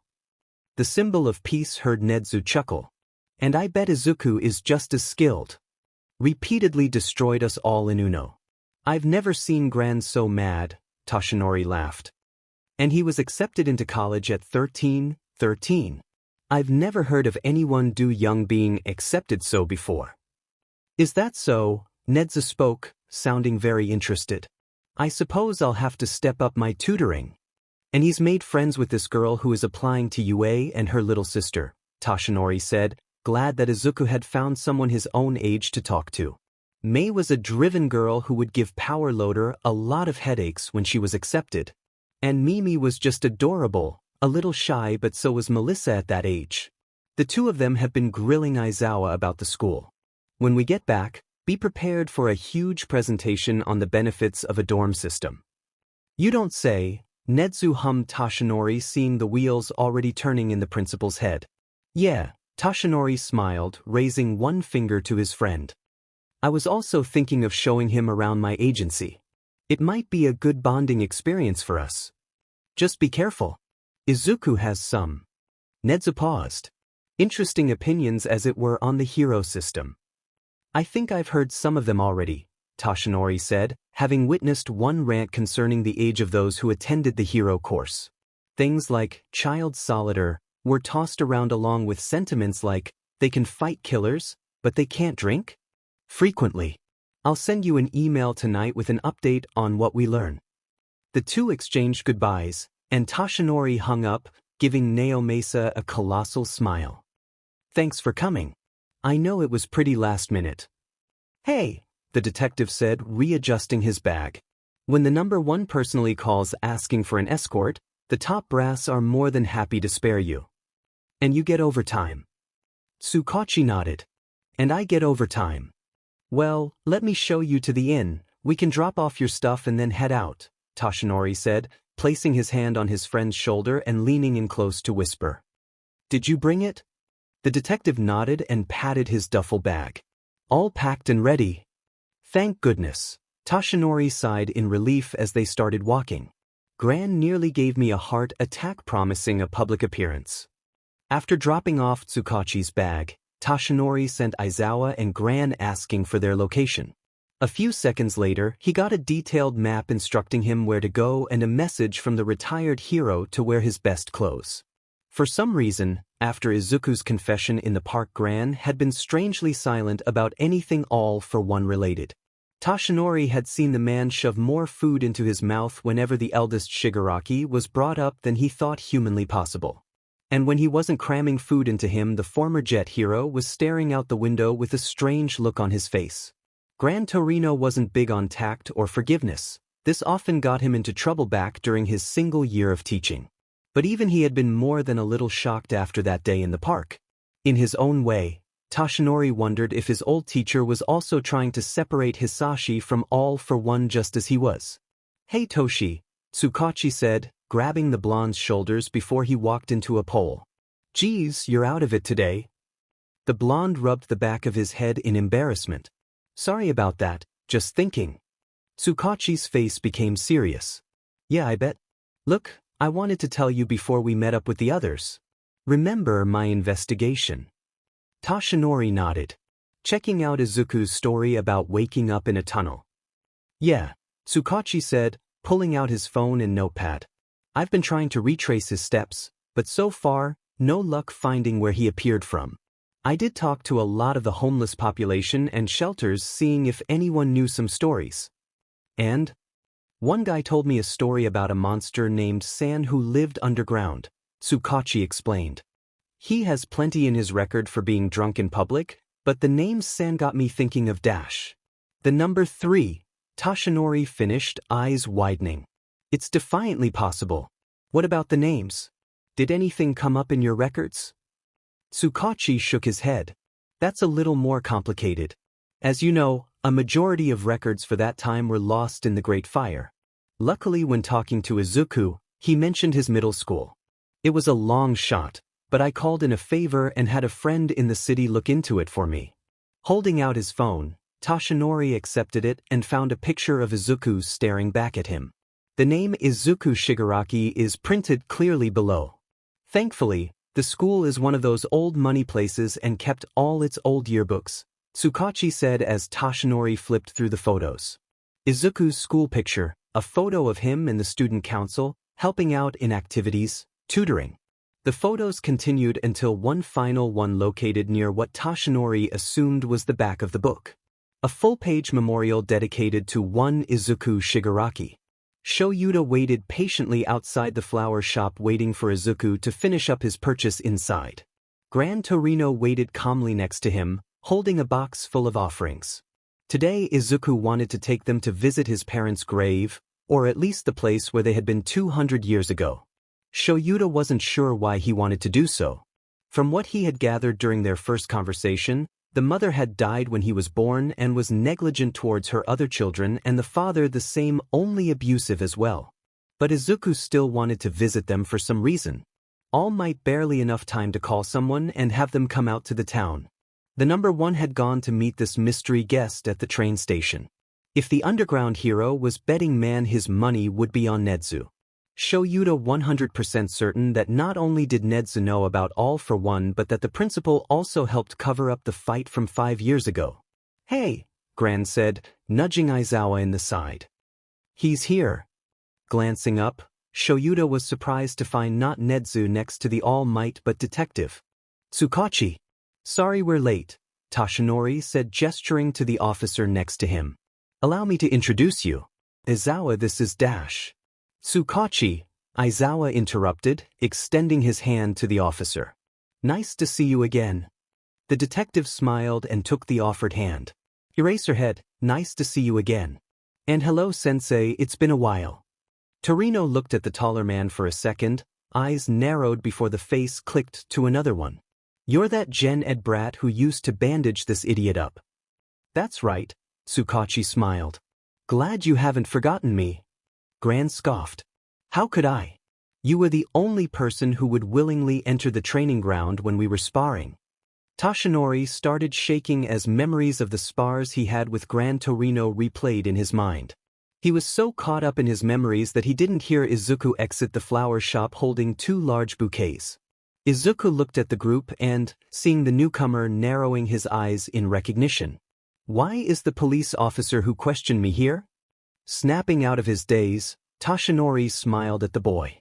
"Oh right, you two never officially met. Izuku, this is my good friend Detective Naomasa Tsukachi. Tsukachi, this is Izuku Shigaraki, my Dash. Uncle." Izuku finished adjusting his flowers so they wouldn't get squished, extending his hand. "Thank you for being friends with my nephew Naomasa." Tsukachi shook the hand, offering his own greeting while mouthing the word, "Uncle," to Toshinori. As soon as introductions were over, the group set off towards their destination. A rather grand manor was located just next to an expansive forest, the same one Toshinori knew Izuku had been researching. It was widely considered the pride and joy of Naboo and brought tourists flocking to it from all across the country. Even though it was technically owned by the Akatani group on paper, the city was really the ones who maintained and made use of it. Everything from weddings to corporate retreats had been held in it at one time or another. The garden was especially famous amongst the entertainment industry and had been featured in many movie and television shows. There was only one area forbidden to people, a small acre of land behind the garden. That spot was their current destination. Everyone walked in silence, feeling a heavy invisible weight pressed down on their shoulders with each step they took. At the end of the path, the trees parted, revealing a small clearing that housed multiple gravestones. Izuku's eyes focused on one in particular. Oh, of course he used this place. We all loved it here, he mumbled, walking towards two gravestones that were separate from the others, placing a bouquet in front of each headstone. When he was finished, Izuku plucked 2 flowers out and made his way to the largest grave. It was an angel holding a smiling child as she stared down at those below with a soft smile. Next to the stone woman was a larger headstone followed by 6 smaller ones. Izuku placed the flowers in front of the 2 graves and turned around looking at the group. I can't tell you what happened after I disappeared. I can only tell you what I do remember. Toshinori looked like he wanted to say something, but Izuku held up his hand, stopping him. Our parents weren't great people. Mother cared about her image and partying more than her children, and father, he was cruel. Aizawa felt part of himself wince at that, knowing what Izuku meant. It was just us after father died, and that was fine. We were okay 'cause we still had each other. Izuku spoke, remembering the quiet house that he had grown up in had suddenly burst to life with the arrival of one woman. Then she came, Inko Akitani, the first person to ever hold the title of All for One. Gran Torino and All Might both instantly felt it. It was as though the air had been eaten from their lungs at the confession. Inko Akitani. The woman they just thought was just All for One's wife had actually been the first to use that name. How could something like that be possible? How did their All for One come to possess the name for himself? It was clear from what Izuku had told them that Hisashi had loved his wife very much. So how did he end up taking her name for himself? And more importantly, where did One for All and the first play into this? Tsukachi's hand twitched, wanting to get out his notebook to write down what Izuku was saying. His quirk was telling him that everything the boy was saying so far was true. Aizawa, on the other hand, just stood there looking up at the statue, wondering what the woman's role was in the horror that surrounded the underworld's boogeymen. Izuku ran his fingers over Inko's name, turning to look at everyone. Her name was Inko Akitani, and as I've said, she was Hisashi's wife. When I first met her, they were classmates at university and hated each other. 200 years ago. Inko readjusted the heavy backpack again as she got off the bus. That curly-haired Biesudi had better appreciate her coming all the way to the other side of town just to drop off his assignments, she mentally grumbled. Fists clenched slightly tighter around the strap. If Inko found out he was just ditching, she would personally make sure Shigaraki never saw the inside of a classroom again. Pulling out a piece of paper from her pocket, Inko walked in the direction of Shigaraki's house, eventually coming to stand in front of a massive gate. Glancing between the paper and the address on the plaque, Inko sighed, realizing that she had found the place. Staring at the house through the metal, the raven-haired woman felt her blood boil slightly at the sight of the vast residence. Inko worked 2 jobs and had a scholarship to help her with tuition and could still only afford to live in a crappy little apartment. Yet here was the great Shigaraki's house, the genius of the law program and future politician. Inko doubted the man even really appreciated what he had. Pressing the buzzer, she waited a few minutes before a woman's voice answered. Hello, Shigaraki residence. My name is Rin. How can I help you today? Hi, Inko said, trying to keep her tone as neutral as possible. It wasn't this woman's fault that she worked for the most frustrating man on the planet. My name is Inko Akitani. I'm here to see Shigaraki. The voice on the other side was silent for a moment before a response came. I'm sorry, but to which of the young masters are you referring to? Before she could stop herself, Inko blurted out. There's more than one curly Biestudi? The muffled sound of chuckling was heard on the other end before a loud buzz came and the gate opened. Taking that as a sign to come in, Inko proceeded to walk up the driveway, her eyes narrowing suspiciously at the sight of a few police cars. Putting thoughts of law enforcement out of her head, Inko smoothed her clothing out and rang the doorbell. A second later, an older woman in glasses opened the door, giving Inko a strained smile as she welcomed her into the mansion. Hello, Miss Akitani. I'm Rin, the head maid of this household, she said, giving a small curtsy. I'm afraid that young Master Hisashi is in a meeting currently. Allow me to show you to the parlor where you can wait. Inko put her hands up and shaking her head. No, it's alright. I can dash. Please, Rin spoke, placing one hand firmly on Inko's back, guiding her further into the house. I insist. Unable to say no, Inko let herself be led towards a room just off a grand staircase. Dropping her bag and looking around, Inko realized the room was bigger than her apartment. Immediately she got to work exploring, wondering what it was for. It had a reasonably simple, ornate table surrounded by uncomfortable-looking chairs. A small piano that she doubted her classmate could play in one corner along with various other expensive-looking trinkets scattered around. But what really grabbed Inko's attention was the pair of large paintings that hung above the piano. One was of a beautiful woman with dark hair, though the painter highlighted green in it and cold brown eyes. Even though the woman was only a painting, she stared down at Inko like she was a bug beneath her shoes. The other painting also looked at Inko with thinly veiled disgust and was an older man with white hair, a small mustache and goatee and green eyes. No doubt about it, Inko thought, these were Shigaraki's mother and father. The man's face and woman's cold gaze looked so similar to her classmates it was almost creepy. Inko jumped at the sudden noise and carefully made her way to the door, curious about what was going on. Opening it just slightly, she peeked out and saw Shigaraki standing there looking more furious than she had ever seen him. If you think for 1 second, I will just let this go as you say you clearly haven't been paying attention, Hisashi growled, his hands clenching at his sides. People have been killed. A child has been murdered. Inko covered her mouth to hold her gasp in. Now, Mr. Shigaraki, a conceited-sounding voice answered. From what I understand, the child in question had certain abilities. You wouldn't want it getting out that a member of your household staff was a freak, now do you? From what I hear you have a bright future in politics to consider. A second voice gasped loudly. Sir? Inko felt her nails dig into her palms and was about to storm out when Shigaraki beat her to the punch. Freak. A freak. Hisashi roared, any patience he once had, evaporating immediately. The other had been a member of my household for close to 2 decades. Now just because some murderess claims her child had powers, they are to be written off like so much garbage. Now hold on, I didn't dash. You didn't have to, Shigaraki bellowed.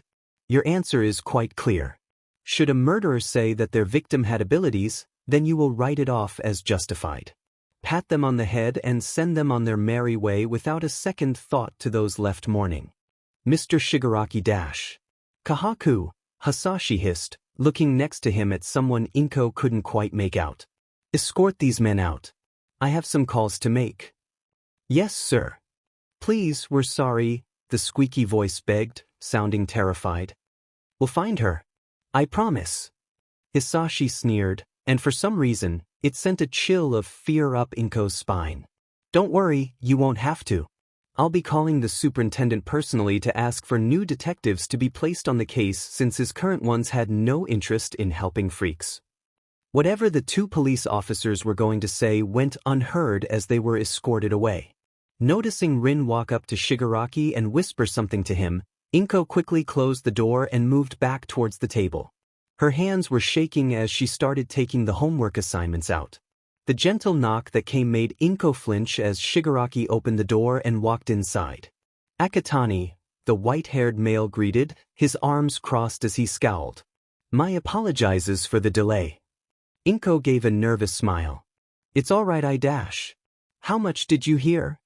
Hisashi interrupted, his face mirroring that of the woman's portrait.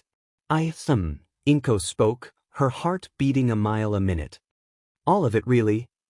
I see, Hisashi nodded. You would do best to keep your mouth shut about it then. Anger flared inside Inko as she stood up, slamming her hands on the table. Excuse me? You heard me. Green eyes narrowed as Hisashi took a few steps forward until he was right in front of his classmate, mirroring her stance from the other side of the table. Shut. Inko growled lowly, all previous fear and nervousness gone and replaced with righteous fury. How dare you order me around? Who do you think you are? I don't think I know, Hisashi spoke, standing up straight and crossing his arms over his chest. And I know that think me to be some rich spoiled brat. Because you are, Inko snapped back. I bet never had to work a day in your life. Just because I do not have to work like you to feed and clothe myself does not mean I am lazy, Hisashi argued, one hand slamming back onto the table. If I was, then how would I know your secret? Inko froze, fear all color draining from her face. I don't know what you're talking about. Once is an accident, twice a coincidence, but 3 times is a pattern, Hisashi smirked. And you Akatani are not as discreet as you believe you are when summoning school supplies. Before Inko could come up with an excuse, something slammed the door open.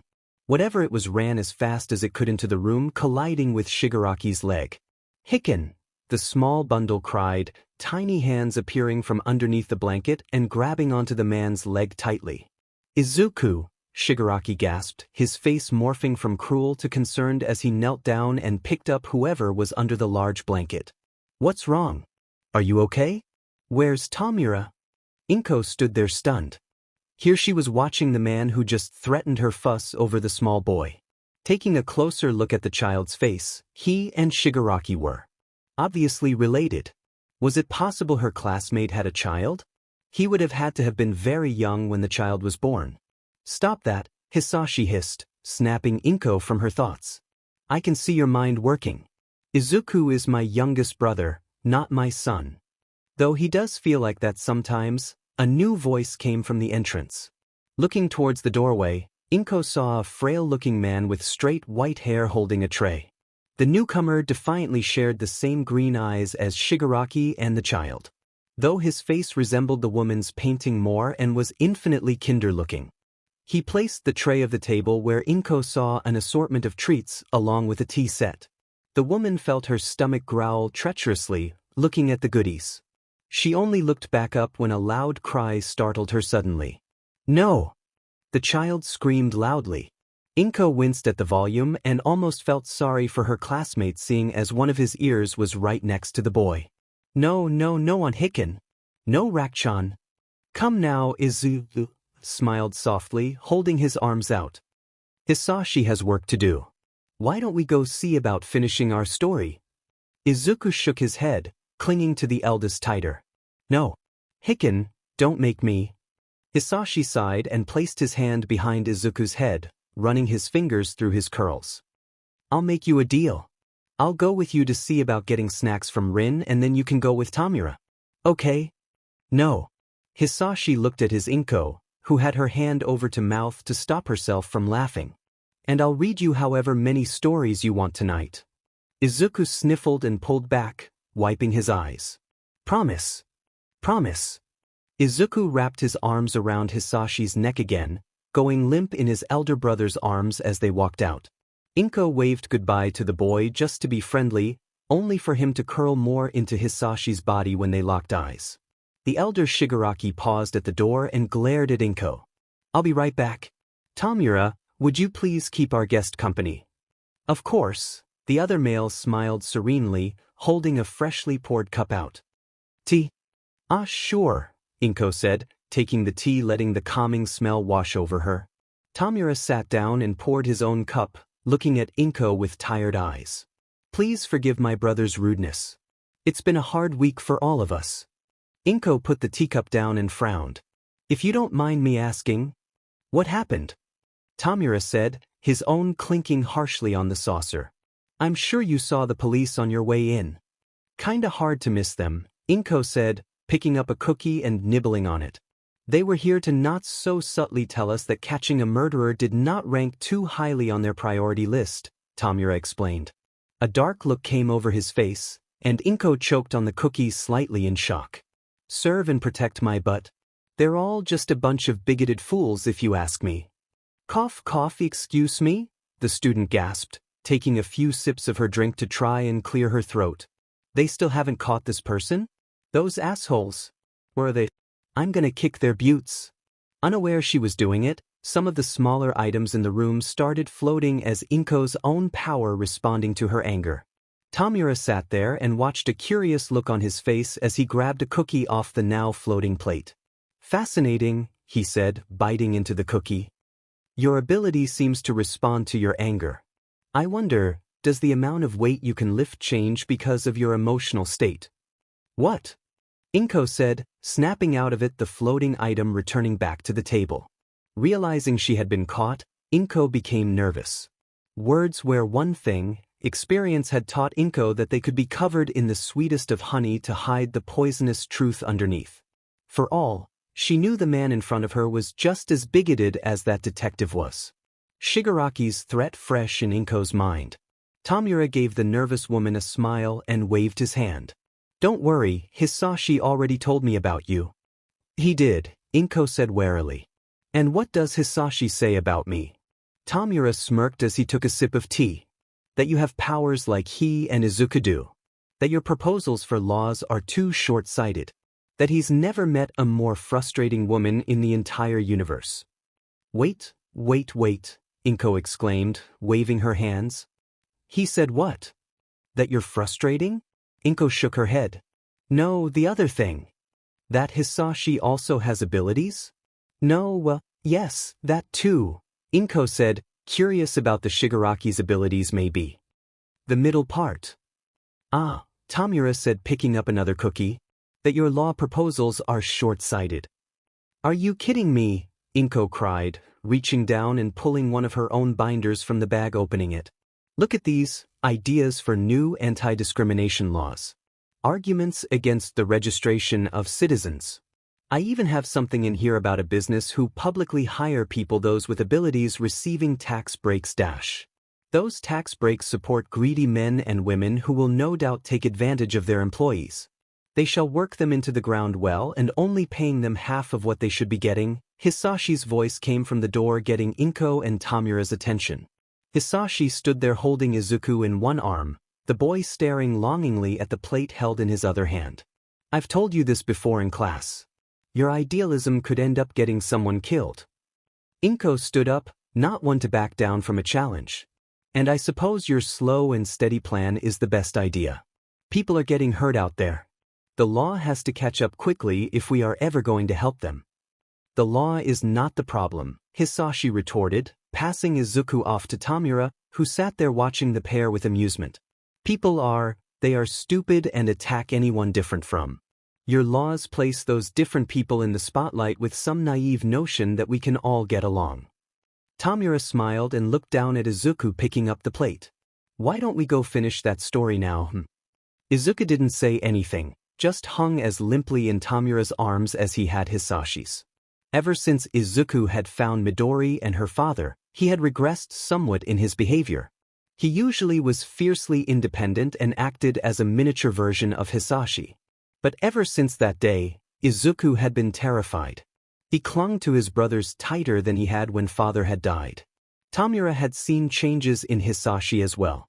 His already overprotective nature was becoming suffocating.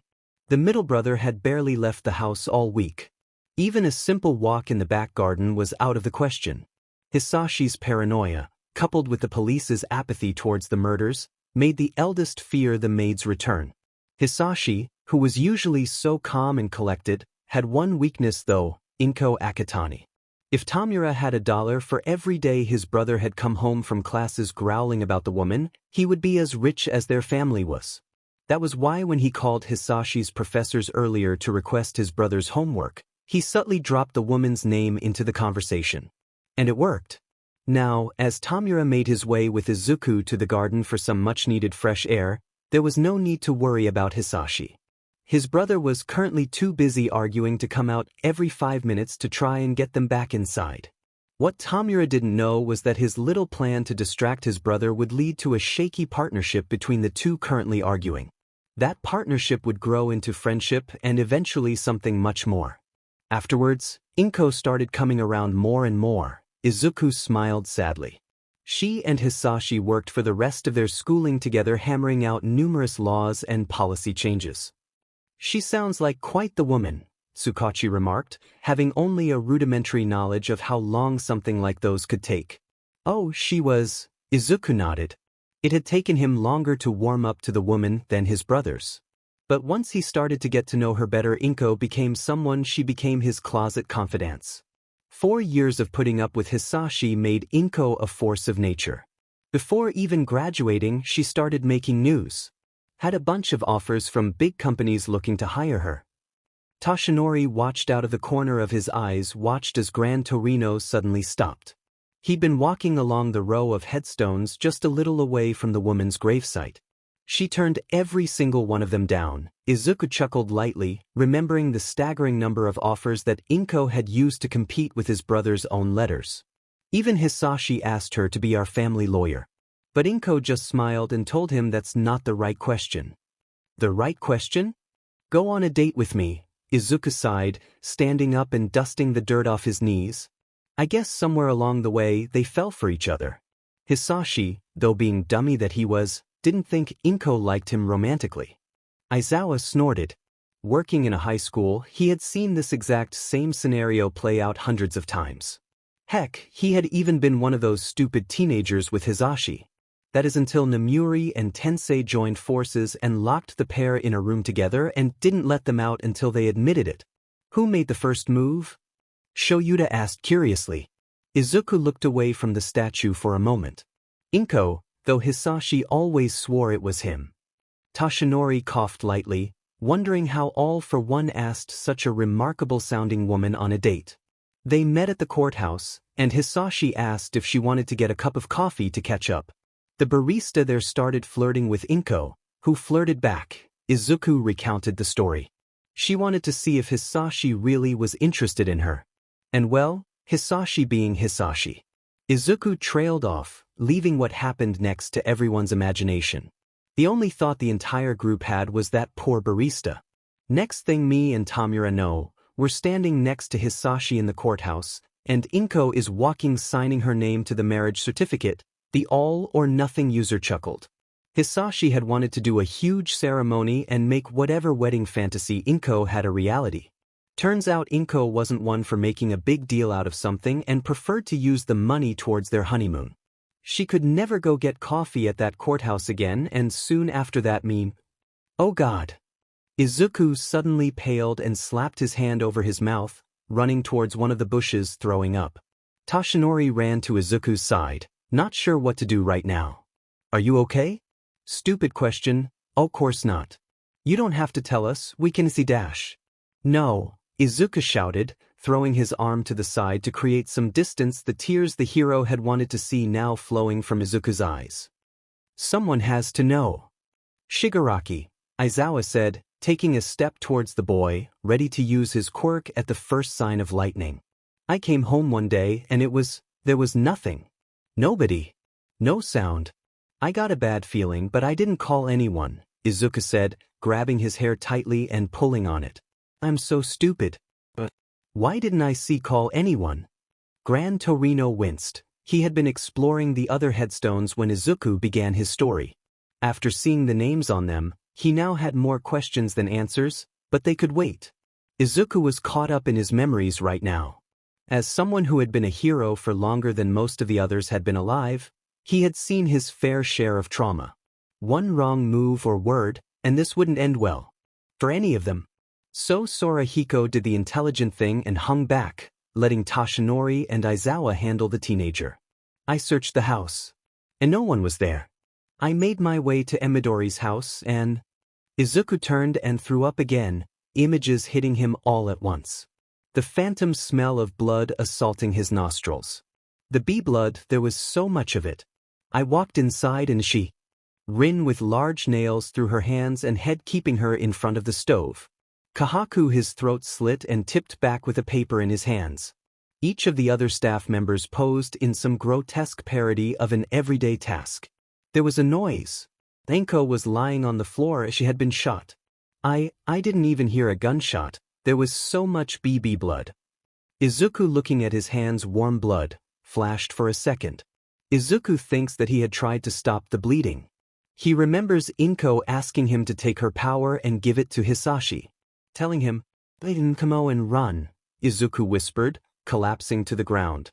One hand reached behind to his back, hovering over a long-healed scar, remembering the stabbing of pain. He had looked towards the crib where his nephew stood crying for him before. See, she shot him. He was only 3 and she shot him. Hisashi was still asleep when his beautiful dreams turned to nightmares. Suddenly he was transported to things he would have rather forgotten. Hisashi had just finished up a meeting with the Prime Minister when his secretary had come running up to them, barely able to speak. Instantly Hisashi knew something was wrong and excused himself, his chauffeur already waiting for him at the front of the building. Flashing lights and microphones bombarded the rising politician before he even stepped out of the car. When Hisashi had finally been able to push past the vultures that called themselves the media, he was greeted with the grim faces of the police. Demanding to know what had happened, one of the uniformed officers had led him inside, where Tamura was sitting on the stairs paler than he had ever seen before. The middle brother had looked up at Hisashi with red-rimmed eyes, and he knew. Hisashi wasn't sure how, but he just knew that the thing he had been dreading for so many years had finally happened. She had come back, the woman who went by the nickname the Cleaner amongst anti-abilities movements. And there was Tamura sitting on the staircase all alone. No Inko comforting him. No Izuku holding Mikumo. All the staff that should have been there hovering in the background, absent. Hisashi's legs had given out in understanding, and he screamed, beating his hands against the floor till they bled. He had begged Tamura to tell him it wasn't true when the younger brother tried to comfort him. He cried louder when he saw Inko's limp hand fall out from beneath a white sheet, the wedding ring she loved so much glittering cruelly from the flashbulbs. Vomited when a small body was brought out, knowing that his son, his beautiful Mikumo, was gone forever. Izuku had long been loaded into an ambulance, stabbed in the back and left for dead inches from the gruesome discovery the police had made in the crib. Judging from the wound, the paramedics and doctors were worried that the youngest brother wouldn't survive the night. Through it, something dark began to take root and grow inside Hisashi's heart. All the fighting his family had done to help people hadn't been enough to save them. That was the first time sitting there on the hospital bench that a particular memory hit Hisashi. You know, Inko smiled, laying in his arms one night. The moonlight from the window giving her an ethereal glow. I've heard some people have started giving themselves nicknames. Something that fits with their abilities. I think we should do the same. Oh, really? Hisashi said, looking at his wife's shoulder, giving her a kiss. Then yours should defiantly have the word queen in it. Or maybe goddess with you, I'm never sure which one fits you better. Inko snorted. I was actually thinking of something from I saw in the library. In that book your grandfather brought back from France. Go on. I want to be all for one, Inko spoke, sitting up with an excited smile on her face. All those people out there who need help. They come to see me looking for it. All for one, Hisashi repeated, the taste of it smooth on his tongue. It sounds perfect for you. And you, Inko continued, should be one for all. After all, you're one person who tries to help everyone. All for one and one for all, Hisashi chuckled, remembering grandfather reading him the book the phrase had come from when he was small. It hadn't been until he retired that he saw what a spoiled woman his daughter had become and tried to be better for his grandson. Together forever. Inko smiled and snuggled back into her husband's arms. Forever together. Forever, it seemed, was a very short time. As the weeks passed, the Shigaraki family grieved, and the hatred in Hisashi's heart grew deeper every time he looked into Izuku's empty eyes. What Izuku had gone through in that house had broken him, and not being able to save anyone had rendered him mute. There were times when he would grab Hisashi's sleeve and open his mouth to try and say something. But nothing would come out no matter how much he tried. Tamura tried his best to help his brothers. But the combination of it, trying to run their school and his own grief, weighed heavily on the middle brother's health. Then Izuku was killed, or so he thought at the time. The clinic where he took his physical therapy blew up not long after Izuku had entered. It was clear to Hisashi just who the target was, so he made the group responsible paid for it in with their lives. Things quickly progressed after that. Tamura found his brother paranoia, ever-growing, spinning out of control. No matter how many quirks he stole or people joined him, it was never enough. Tamura tried talking to Hisashi about his brother's actions as they grew more and more extreme. Burning the building where records housing information on everyone with quirks had been the final straw. Especially when it took several other record-keeping buildings with it earning the nickname the Great Fire. Tamura had finally had enough and tried to leave, only to find himself locked away in what appeared to be an old bank vault. Hisashi standing on the other side of the door telling him he would understand soon enough. The stockpile quirk was originally just supposed to collect the sun's energy and store it within Tamura's body, strengthening it.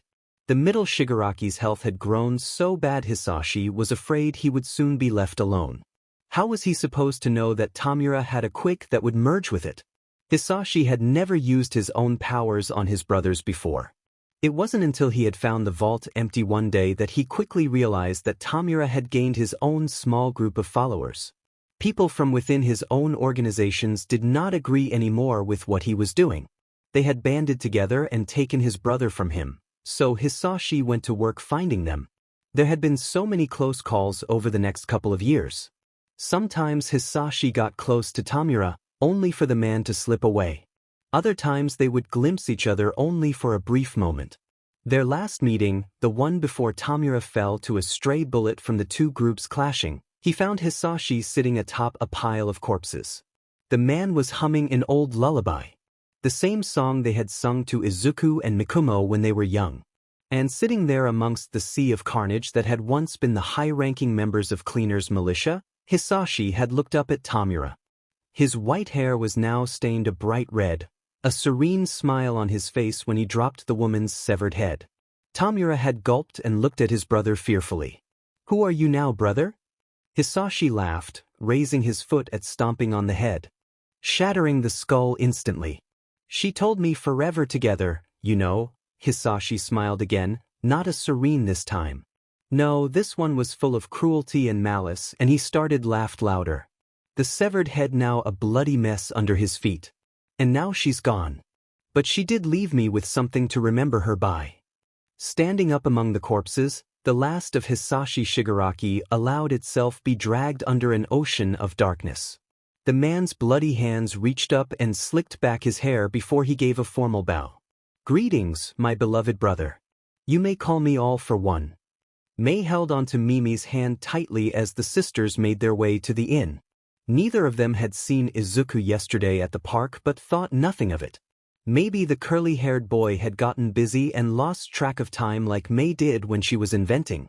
However, when he didn't show up again today, Mimi got really worried, claiming that something had to be wrong. Izuku wouldn't leave without saying goodbye. She'd insisted grabbing the bottom on Mei's shirt. "He promised me he would say goodbye." Mei herself wasn't sure what Charming would or wouldn't do. Sure, she liked the boy. Izuku was smart, and talking to him was like tapping into old forgotten knowledge Mei hadn't known existed. Seriously, she had never even thought putting biometric scanners on her babies before he asked. All the chaos people could do if they just got a hold of one of Mei's precious creations. But the most important thing is that he made Mimi sad. And if there was one thing Mei Hatsum would never forgive, it was someone who hurt her little sister. Her classmate from school had learned this lesson all too well recently. Not to mention some sketchy-looking guys had been hanging around the park watching the sisters since yesterday. They could just be people who recognized Mimi from the video and wanted to meet Izuku. But something told the older Hatsum that wasn't the case.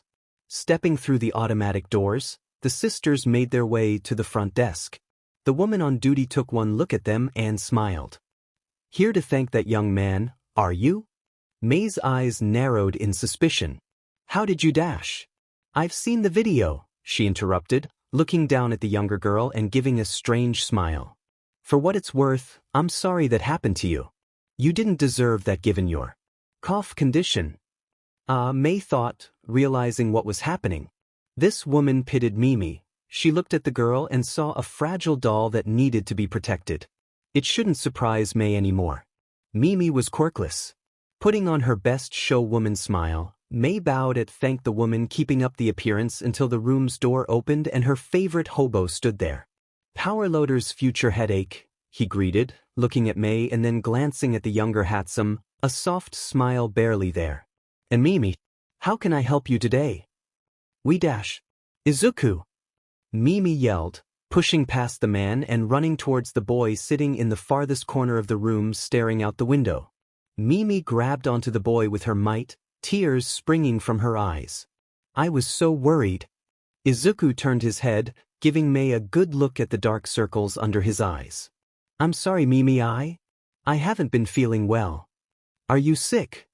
No, Izuku said, shaking his head. Just some old memories making it hard to sleep. Mimi brightened up. I can help. Grandpa has been teaching me about plants that help you sleep. Has he now? Izuku said, moving over a little so that Mimi could sit next to him. Tell me what you've been learning. Mimi nodded and started talking about the different plants she had been learning about. With her sister distracted, Mei turned and looked at the three men. What happened? Don't know how it's dash, Gran Torino began before his cheeks were gripped between powerful fingers. What are you mooing? My such plump cheeks you have for someone your age, Mei grinned, stretching the skin slightly. Reminds me of Machi. You should take care that someone with a hammer doesn't make a mistake and pound your face instead. Tashinori and Aizawa watched the interaction closely. Gran Torino just lifted an eyebrow, his checks still trapped. Are you threatening me? Oh no, I would never do that, Mei grinned larger, letting go of the retired hero's face. Just giving you a small warning. You never know who you might come across late one night. The pair stared at each other for a few moments before Gran Torino laughed. The girl had a pair on her. The last person to talk to him like this was Nana. I like you. Tashinori breathed a sigh of relief as Aizawa coughed. Now that you're finished, warning Gran, I'm sure you and Mimi have to be getting home. No sir, Mei said, shaking her head, dreadlocks whipping back and forth. Mom's working late tonight. As long as I have us home in time for homework and bed, we're free to do whatever. The underground hero's eyes narrowed. What about dinner? That's what connivance stores are for. Mimi pipped up before turning back to Izuku to continue their conversation. Out of the mouths of babes, Mei said, wiping away a fake tear. But you're growing girls, Tashinori said with concern evident in his voice, looking at the pair. You need proper meals. Not store-bought stuff. Tashinori's right, Gran said, looking at the girl. It was easy for heroes to get lost in their work and live off connivance store food and take out. It wasn't a bad thing, but eventually your poor diet caught up with you, and usually right in the middle of a battle. You, young people these days dash. You two have no room to talk, Aizawa hissed, fixing both men with a look. One of you eats nothing but taiyaki. Well, the other is on a specialized diet. My injury dash. Hey, Gran Torino jumped up, pointing at Aizawa. Nice to meet you, Mr. Thavon Coffee and Jelly Pack. I'm Kettle. Aizawa looked away, his ears a little red. I never said I was a role model on healthy eating either. Why don't they just stay for dinner here then? Izuku's voice rang out. The three males looked at the boy in surprise. The inn always makes plenty of food. Now Mei looked uncomfortable. We don't want to intrude. Nonsense, Tashinori said, placing one hand on Mei's shoulder. We would love to have you both stay for dinner. My friend Tsukachi called earlier, he got us some donuts. Both sisters suddenly perked up at the mention of the treats. Okay, Mei nodded, fixing Izuku with a look. But only if you tell us what's wrong. Izuku looked surprised for a moment before he felt something grip him a little tighter. Looking down, he saw Mimi's knuckles turning white as she held onto his shirt. Please, Izuku, the girl pleaded. You helped me. Izuku sighed at the determined look in Mimi's large eyes. We came to Naboo to look for my family. Are they not here? Mimi asked. Izuku shook his head. They're there. Mei knew the second she saw the tears starting to fall what had happened. Once upon a time she had seen her mother trying to explain the exact same thing to her. Walking over to the boy, the inventor dropped to her knees and pulled him into a hug, turning her head to look at her sister. Bud, remember when we talked about Dad? Mei spoke softly, feeling the tears soak into her shoulder. How you couldn't see him cause he went to another place? Mimi nodded. Did Izuku's family go away like Dad did? Yeah, Izuku spoke, pulling away from Mei, wiping his eyes. You know that graveyard at the big house at the corner of town? That's where my family is. Both handsome sisters looked shocked. You mean the demon's sanctuary? The what? Gran Torino asked. The demon's sanctuary, May explained, looking at the men. It's an old story around here. They say that a demon lived in the woods a long time ago and vowed that if anyone disturbed his family's resting place, he would destroy the town. No one goes there 'cause they're all scared, Mimi continued. Except for Grandpa. But that's 'cause the demon gave him special permission. Tashinori felt like his throat had suddenly gone dry as he looked at the sisters. Could you tell us your grandfather's address? I think we need to talk to him. Gran Torino impatiently hit the doorbell again with his cane. Tashinori stood next to his teacher, looking nervous, praying that someone was inside. He would have come himself, but Gran had insisted, something about the other gravestones and answers. What's taking so dim and long? Sir, please dash. LD or horses, I'm coming. A voice came before the door opened, revealing an old man with a strange teardrop mark on his face. Can I help you? Gran Torino took one look at the man and dropped his cane in shock. Quirk activating, he prepared to lay a strong kick on the man. He would have succeeded if Tashinori hadn't activated one for all and grabbed onto his teacher. Let me go, you fool, Gran struggled in the number 1 hero's arms. Don't you know who that is? Gran, please calm dash. All might began as a fist came out and hit his side. Coughing, the hero deflated again. Tashinori, Gran gasped, turning around, looking ashamed, realizing where he had hit. I'm sorry, I didn't mean to. Toshi, Nori? The man said, eyes squinting as he pulled out a pair of glasses from inside his shirt. As soon as they were on, his eyes widened as soon as they landed on the jet hero. Gran Torino, is that you? Ring Master, Gran grunted, crossing his arms. Been a long time. Ring Master. If you're here, then this is... Old Eyes looked at Tashinori, who gave a weak smile in return as he waved. I see. Well, coming. I'll make us some tea. The man turned around and walked back into the house. Tashinori went to follow, but Gran stopped him. Whatever you do, don't take your eyes off the rings he's wearing. His quirk lets him telekinetically control them. Gran stomped into the house a second later, Tashinori following a second later, wondering if the retired hero had not noticed that the man hadn't been wearing any rings. Neither saw the old man when they entered the kitchen. Tashinori sat down while Gran Torino started snooping around the room, opening doors and cupboards.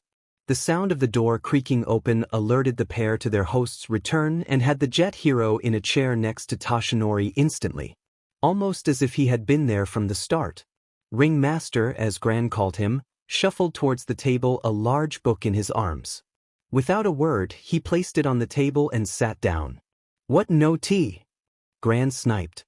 It's steeping, the man said, his gold eyes amused as he looked at the retired hero smirking. You got old. Gran bristled. Like you have any room to talk, you old thief. The man chuckled lowly and looked at Tashinori before pulling the book to him. Opening it up, he flipped through a few pages before finding what he was looking for and showed it to the pair. It was an old newspaper clipping showing a younger-looking version of the man in front of them. He was dressed true to his name as what you would see the ringmaster of circus wear as he fought against. Nana? She was something else, that Nana Shimura, the man said, getting up and going into the kitchen. Hell, to fight, I can tell you that. Tashinori reached, shaking hands out towards the book, looking at the woman as he started flipping the pages. Article headline declaring the name Circus as the new incoming villain group.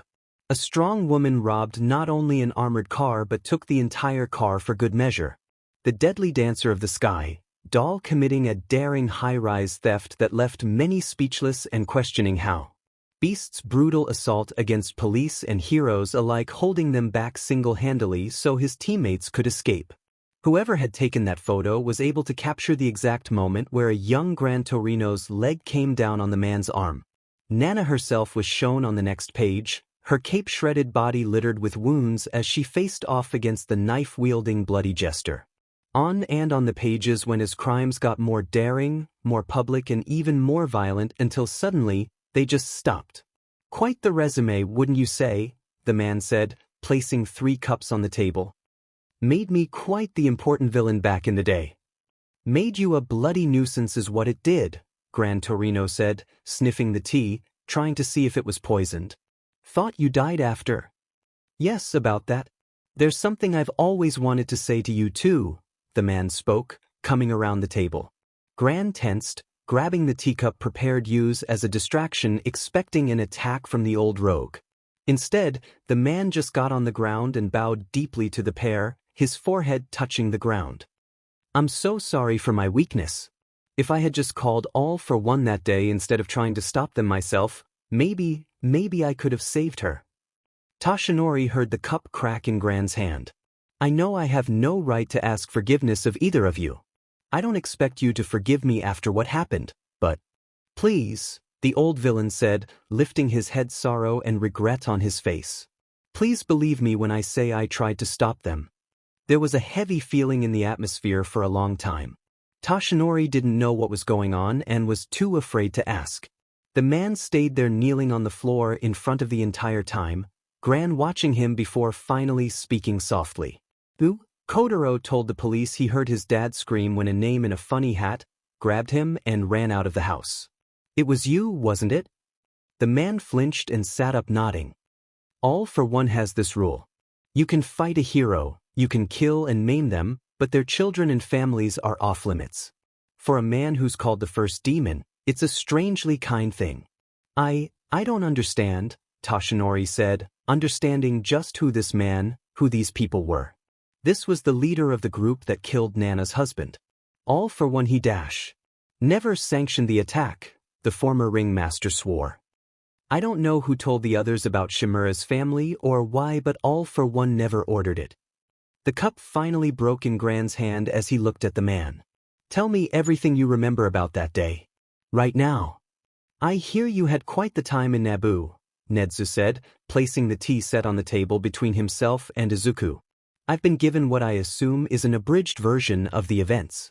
My condolences for your loss. Thank you, Izuku said, reaching into a bag and pulling out a box of traditional sweets Aizawa said the principal enjoyed. Have you recovered anything more about what happened to you? Nedzu asked, still having no luck finding where Izuku had been held prisoner for the past 2 centuries. The boy shook his head. There is a chance that those memories might never return. Nedzu continued, addressing the elephant in the room, taking a sip of tea. How would you feel about that? I don't know, Izuku answered honestly. Some part of him wanted to know who did this to him and why. And yet another part was scared, frozen in fear of what he might discover. Hearing a little from Gran and Toshi about what had happened between his older brother made him worry. Could Hisashi? Izuku shook his head. Toshi asked me if I would be willing to see someone. It's just finding someone willing to take on all of this dash.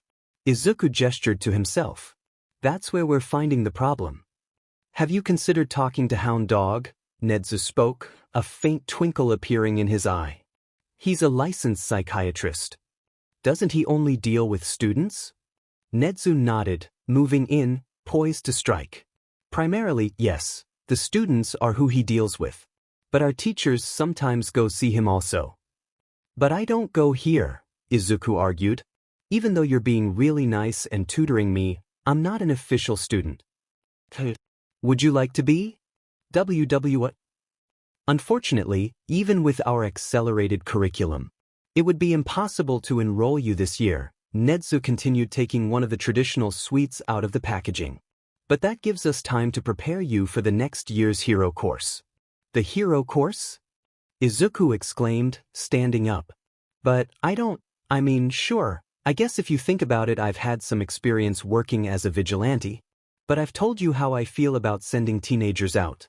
It's like the government is endorsing child soldiers.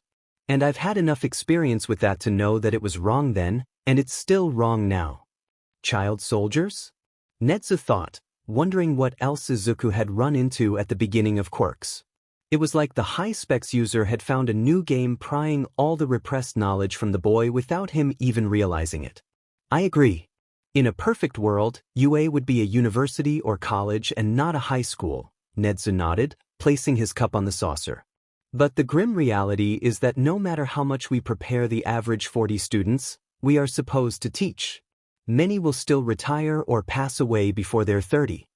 Then why do it at all? Because there are still people out there that need our help, Nedzu answered, looking out the window, his scar throbbing slightly. And people who hurt others because they can. Izuku was silent for a moment. Can I think about it? Take all the time you need. Izuku paused just as he was about to take another bite. To hero? It sounded like something from those comics and manga Hisashi and Tamura would read to him when he was younger. How can you be a hero when you can't even save your own family? Shaking the dark voice away, Izuku put his lunch back down on the branch and leaned back, moving so that he was hanging with just his legs. Exercising was always a good way for Izuku to clear his mind, and the tree's branches were just thick enough that he could do some pull-ups. The boy had barely done 20 when a loud voice startled him. Found you! Something blue flew quickly past Izuku. Grabbing the branch, Izuku was about to yell at whatever it was when, oh my god! Covering both his eyes. So suddenly Izuku released his hold on the branch, sending him plunging towards the earth. It wasn't a huge drop, but it defiantly would have hurt if someone hadn't caught him. Hello there, a bright voice greeted as thick arms held Izuku. Nice to meet you. Thanks for dropping in. I'm gonna die. I did something horrible and now I'm gonna die. Nijire floated back down, looking at the bright red kid Mirio was holding. What's wrong with him? Heido, Amajiki said, his own ears a little pink. Your skirt. My skirt. Nejiri repeated, cluing in a second later and giving a small cry, holding the item down as she blushed. She had just been so excited when she saw the subject of her hunt that she just flew on instinct. I'm so sorry, the mystery boy continued, turning to where he thought Nijire was standing, hands still covering his eyes. I did see. But I shouldn't have looked. The boy went limp in Mirio's arms, accepting his fate. Just make it quick. The three friends looked at each other for a moment before they all started laughing. Izuku waited a moment just to make sure this wasn't a trick of some sort before pulling his hands away. Don't worry, Mirio smiled. It was an accident. Now, if it had been on purpose A dark expression overcame the ordinarily bubbly girl's face, and she slammed a fist into her open palm. Gring wave. Tamaki shivered. Scary. Very. Izuku nodded in agreement, glancing up and noticing the other boys. Pointed ears. Moving in Mirio's arms, Izuku shoved his face right in front of Tamaki's, studying them seriously for a moment before smiling. How cute. You look just like the elves from Lord of the Rings. Tamaki squeaked at the bright face in front of him. He decided right then and there that this kid was one of Mirio's kind, a bright shining person who was like the sun. Lord of the what? Mirio asked, earning a gasp from the boy. Oh, you poor children, Izuku mourned, shaking his head. 200 years and already people had forgotten the classics. Gather round. Let me take you to tell you about a land called Middle-earth. The next big three sat down and listened to the story for the remainder of the lunch break as Izuku. Sir Nightie's office. Mirai sighed as he looked over the paperwork. So far, the only thing he had on the man who called himself Overhaul was a name and the paperwork showing that he had been adopted by the family's current head. What his motives were for distributing quirk-enhancing drags or what his plans were was still a mystery.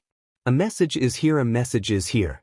Grabbing his phone, the former sidekick was surprised to see Mirio's name as the sender.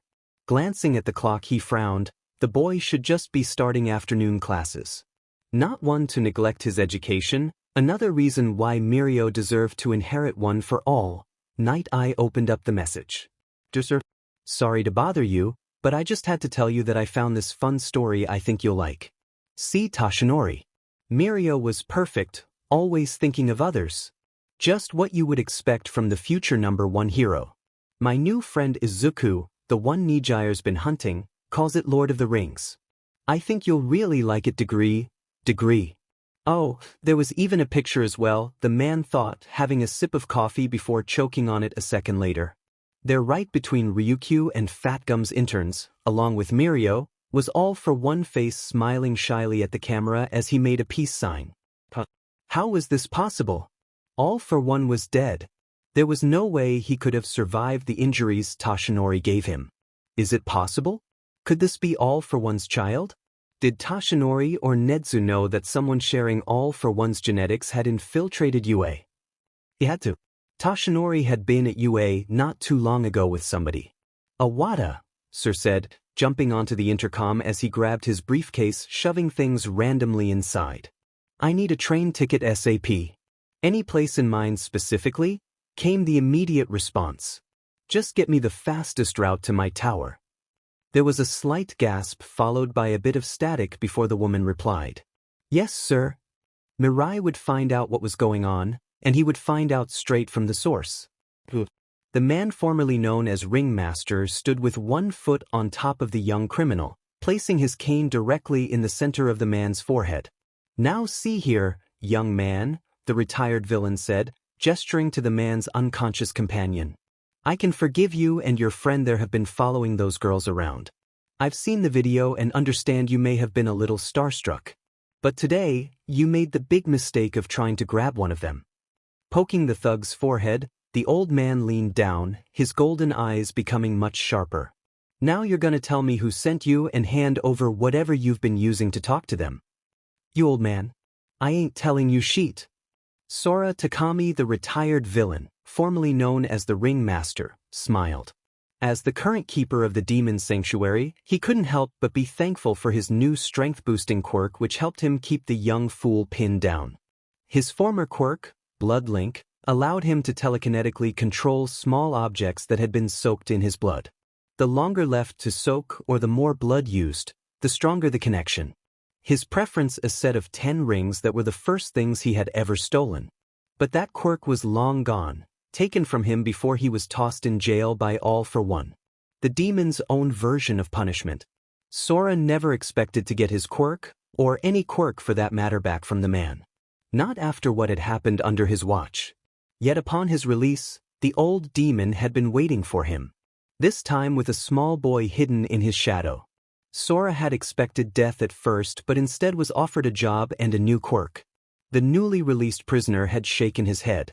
He didn't deserve anything after what happened. This pleased the demon for some reason because Sora next found himself waking up on the floor of his house. A letter was on the table along with a cell phone. It explained what quirk All for One had given Sora, along with the specifics of his new job. The mansion not too far away had its own staff to care for and maintain the house and expansive garden. All Sora would have to do was take care of the small graveyard a short walk from the house until he felt he was no longer able to. You listening to me, old man? The thug grinned. Soon as I beat your butt, I'm gonna sell the brat to the highest bidder. Should be worth a couple bucks despite her being a Kadash. With finesse he hadn't shown since his days in circus, Sora flipped the cane over and hit the man as hard as he could. Instantly the thug was knocked out, and judging by wound where Sora had hit him, there was a good possibility that there was some brain damage also. Not that it mattered right now. Anyone who threatened Mei and Mimi like that would pay the price. Those girls were the lights of his life. They appeared one day in a cloud of smoke, all smiles and laughter, blowing away all the darkness inside Sora's heart as they declared a worthless piece of scum like him as their new grandpa. His own son wanted nothing to do with him. But Mei and Mimi, they loved him. And Sora would be mad if he didn't do everything in his power to make sure they stayed safe. Opening the bleeding man's jacket, the old man grabbed the cell phone and opened it. Had young people today never heard of locking their phones? Finding the most common number and calling it. It rang a few times before a tired voice picked up. You idiots better be on your way back.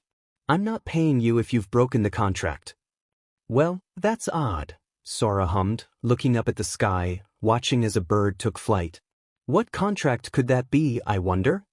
Who is this? Not your two employees, I can tell you that, Sora grinned. Tell me, do you know Naboo's nickname in the underworld? There was a slight hesitation before the other man spoke. Off limits. Bingo, he cheered. Seems whoever was on the other end was connected to All for One in some way.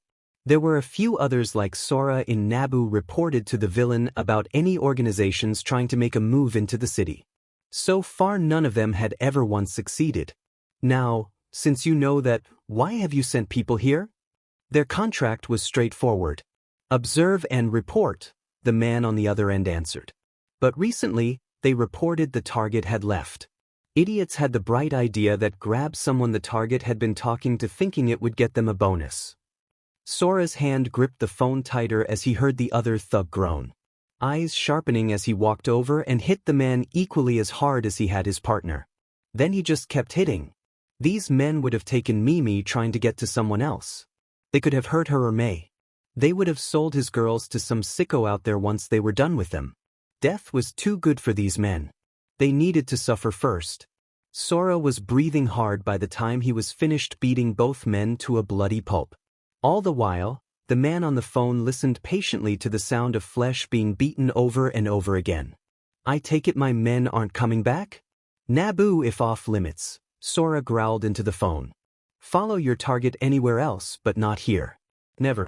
Here. I understand, the man answered. I will contact All for One and explain myself. Would you like me to have somebody come and dispose of the bodies? Don't worry, I have someone who can handle them, Sora growled, hating knowing who had to contact next. I'll inform All for One of your cooperation. Between that and you ordering them back, you shouldn't be reprimanded too harshly. I foresee a few freebies in my future. The man sighed as the pair said their goodbyes. Walking back into the house, Sora was glad he had sent Mimi home instead of here. All the blood on him would have just made the girl worry. After washing his hands, Sora made his way to the hall closet and reached onto the top shelf, pulling a box down. Opening it up, there was the same cell phone that had been left to him, still sitting right where he had left it. Pressing a single number, the answer was almost immediate. Groundskeeper, Kurogiri's deep voice spoke. Are you compromised? I have 2 idiots in my backyard, Sora answered. Someone sent an observe and report team into Naboo, and they went off script. That is unfortunate, the Warp Gate user replied. But why is that something Sensei should care about? 'Cause earlier this week I had some visitors, Sora spoke. Now he was glad he had put those cameras up in the graveyard after Gran Torino and Nana's boy had come to visit him. They were connected to Shimura. Personally, connected if you catch my meaning. There was the sound of shuffling and the creaking of a door before Kurogiri answered. What would you have me do with these men? After what I did, they're gonna be out for a while, Sora said, knowing that it would take a few weeks recovery time after the beating he gave. But they made certain threats towards some people I know. They'll be back once they're healed up. And? I don't want that, Sora said, putting the kettle on. A nice cup of tea would certainly calm his nerves right now. I think they need to take a trip to Acheron. There was a slight sound on the other end, almost like Kurogiri had taken a sharp breath. Are you sure? Once I take them there, you can't change your mind. Sora looked over towards the picture on the wall. It was him, May and Mimi at a contest May had won, something about building robots. May was holding Mimi while the girl proudly showed the first place medal and robot to the person taking the photo. Sora stood next to May, looking at the girl with pride in his eyes. Suddenly he was back in jail, sitting opposite of a boy wearing a high school uniform. Large brownish-red wings on his back that looked so much like another's as he glared at the prisoner. You aren't my father. No matter what Ma says, you ain't my family. This is the first and only time you'll ever see me understand. Sora Takami had been many things in his life. A thief. A villain. And for a brief second he was a husband. The last one though was debatable, given he was thrown into jail before the paperwork could be turned in. He may never have gotten a chance to be a father to his own son or any children he might have had. But no matter what, he would do right for these girls. No regrets, Sora spoke ice in his tone. And tell Sensei I need to talk to him. There's something he needs to see. Toshinori hummed happily as he took another bite of chicken, savoring the taste. It wasn't much, but the slight flavor was a definite improvement from the bland hospital food chicken he had lived off for the past 5 years. After they had returned from Naboo, Izuku had taken a closer look at the hospital meals Toshinori usually ate and given the hero a scathing look. All it took was few hours of mumbling to himself on the computer, a quick call to Recovery Girl and a trip to the grocery store. Then Toshinori was in heaven, eating food that he hadn't thought possible anymore. Smiling to himself, number 1 hero ate the last bit of food, having worked up quite an appetite patrolling today. I packed you a special dessert today, Izuku smiled as he held out the lunchbox. Plain yogurt all the time can get boring. Pulling out the container and opening the lid, Toshinori felt his mouth water at the sight of fresh melon. It had been long since he had fresh fruit like this that he didn't even notice the raised voices. "Go in there," a female shrieked. "You'll just have to wait. Remember who it is you are speaking to." A familiar voice had Toshinori choking on the fruit. "And who exactly it was that hired you in the first place?" The door slammed open suddenly, and Sir Night Eye stood there. Gold eyes immediately zeroing in and pining the blonde down with a fierce glare. "Yagi," the man said, pushing his glasses up, light glinting off them dangerously. "How nice to see you again." "Mr. Yagi," the floor manager spoke, looking between the man. "Please forgive me. Sir Night Eye has come looking for All Might. I told him that he was in a meeting, but—" Toshinori sighed and put the container lid back on his melon. Due to his appearance, most of the staff looked at the blonde with pity. Though Toshinori was his own secretary, many whispered if it was okay for such a sick man to be working. It made eating in the canteen awkward, so he just ate at his other desk most of the time.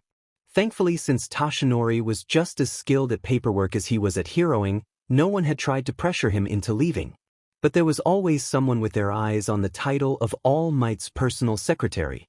"That's all right," the blonde said, standing up and smiling kindly. "We finished early. All Might just stepped out to get lunch. If Sir Night Eye is willing, I can keep him company until he returns." Sir pulled his arm out of the woman's grasp. "That will be fine. Leave us." The woman looked at Toshinori with concern, but he just gave her a thumbs up, and she sighed, closing the door behind her. "Mirai." Toshinori began awkwardly gesturing to the couches. "It's nice to see you again." The former sidekick nodded and sat down, putting his briefcase on the table. "Don't get the wrong idea. I'm here on business." Toshinori sighed deeply. He should have expected that as he watched as the man pull files out. Some part of him always hoped that Mirai would call him first to talk about their breakup, as the media called it. Realistically, Toshinori knew he could have called first. Nothing was stopping him. It's just that talking to the Foresight user was super awkward, and he always brought up retirement and One for All. "I received an interesting text yesterday from Mirio." Sir began reaching into his jacket and pulling out his phone. "It gave me great concern, so I started digging." Toshinori gulped as Mirai leaned backwards against the couch, hands coming to rest on folded knees.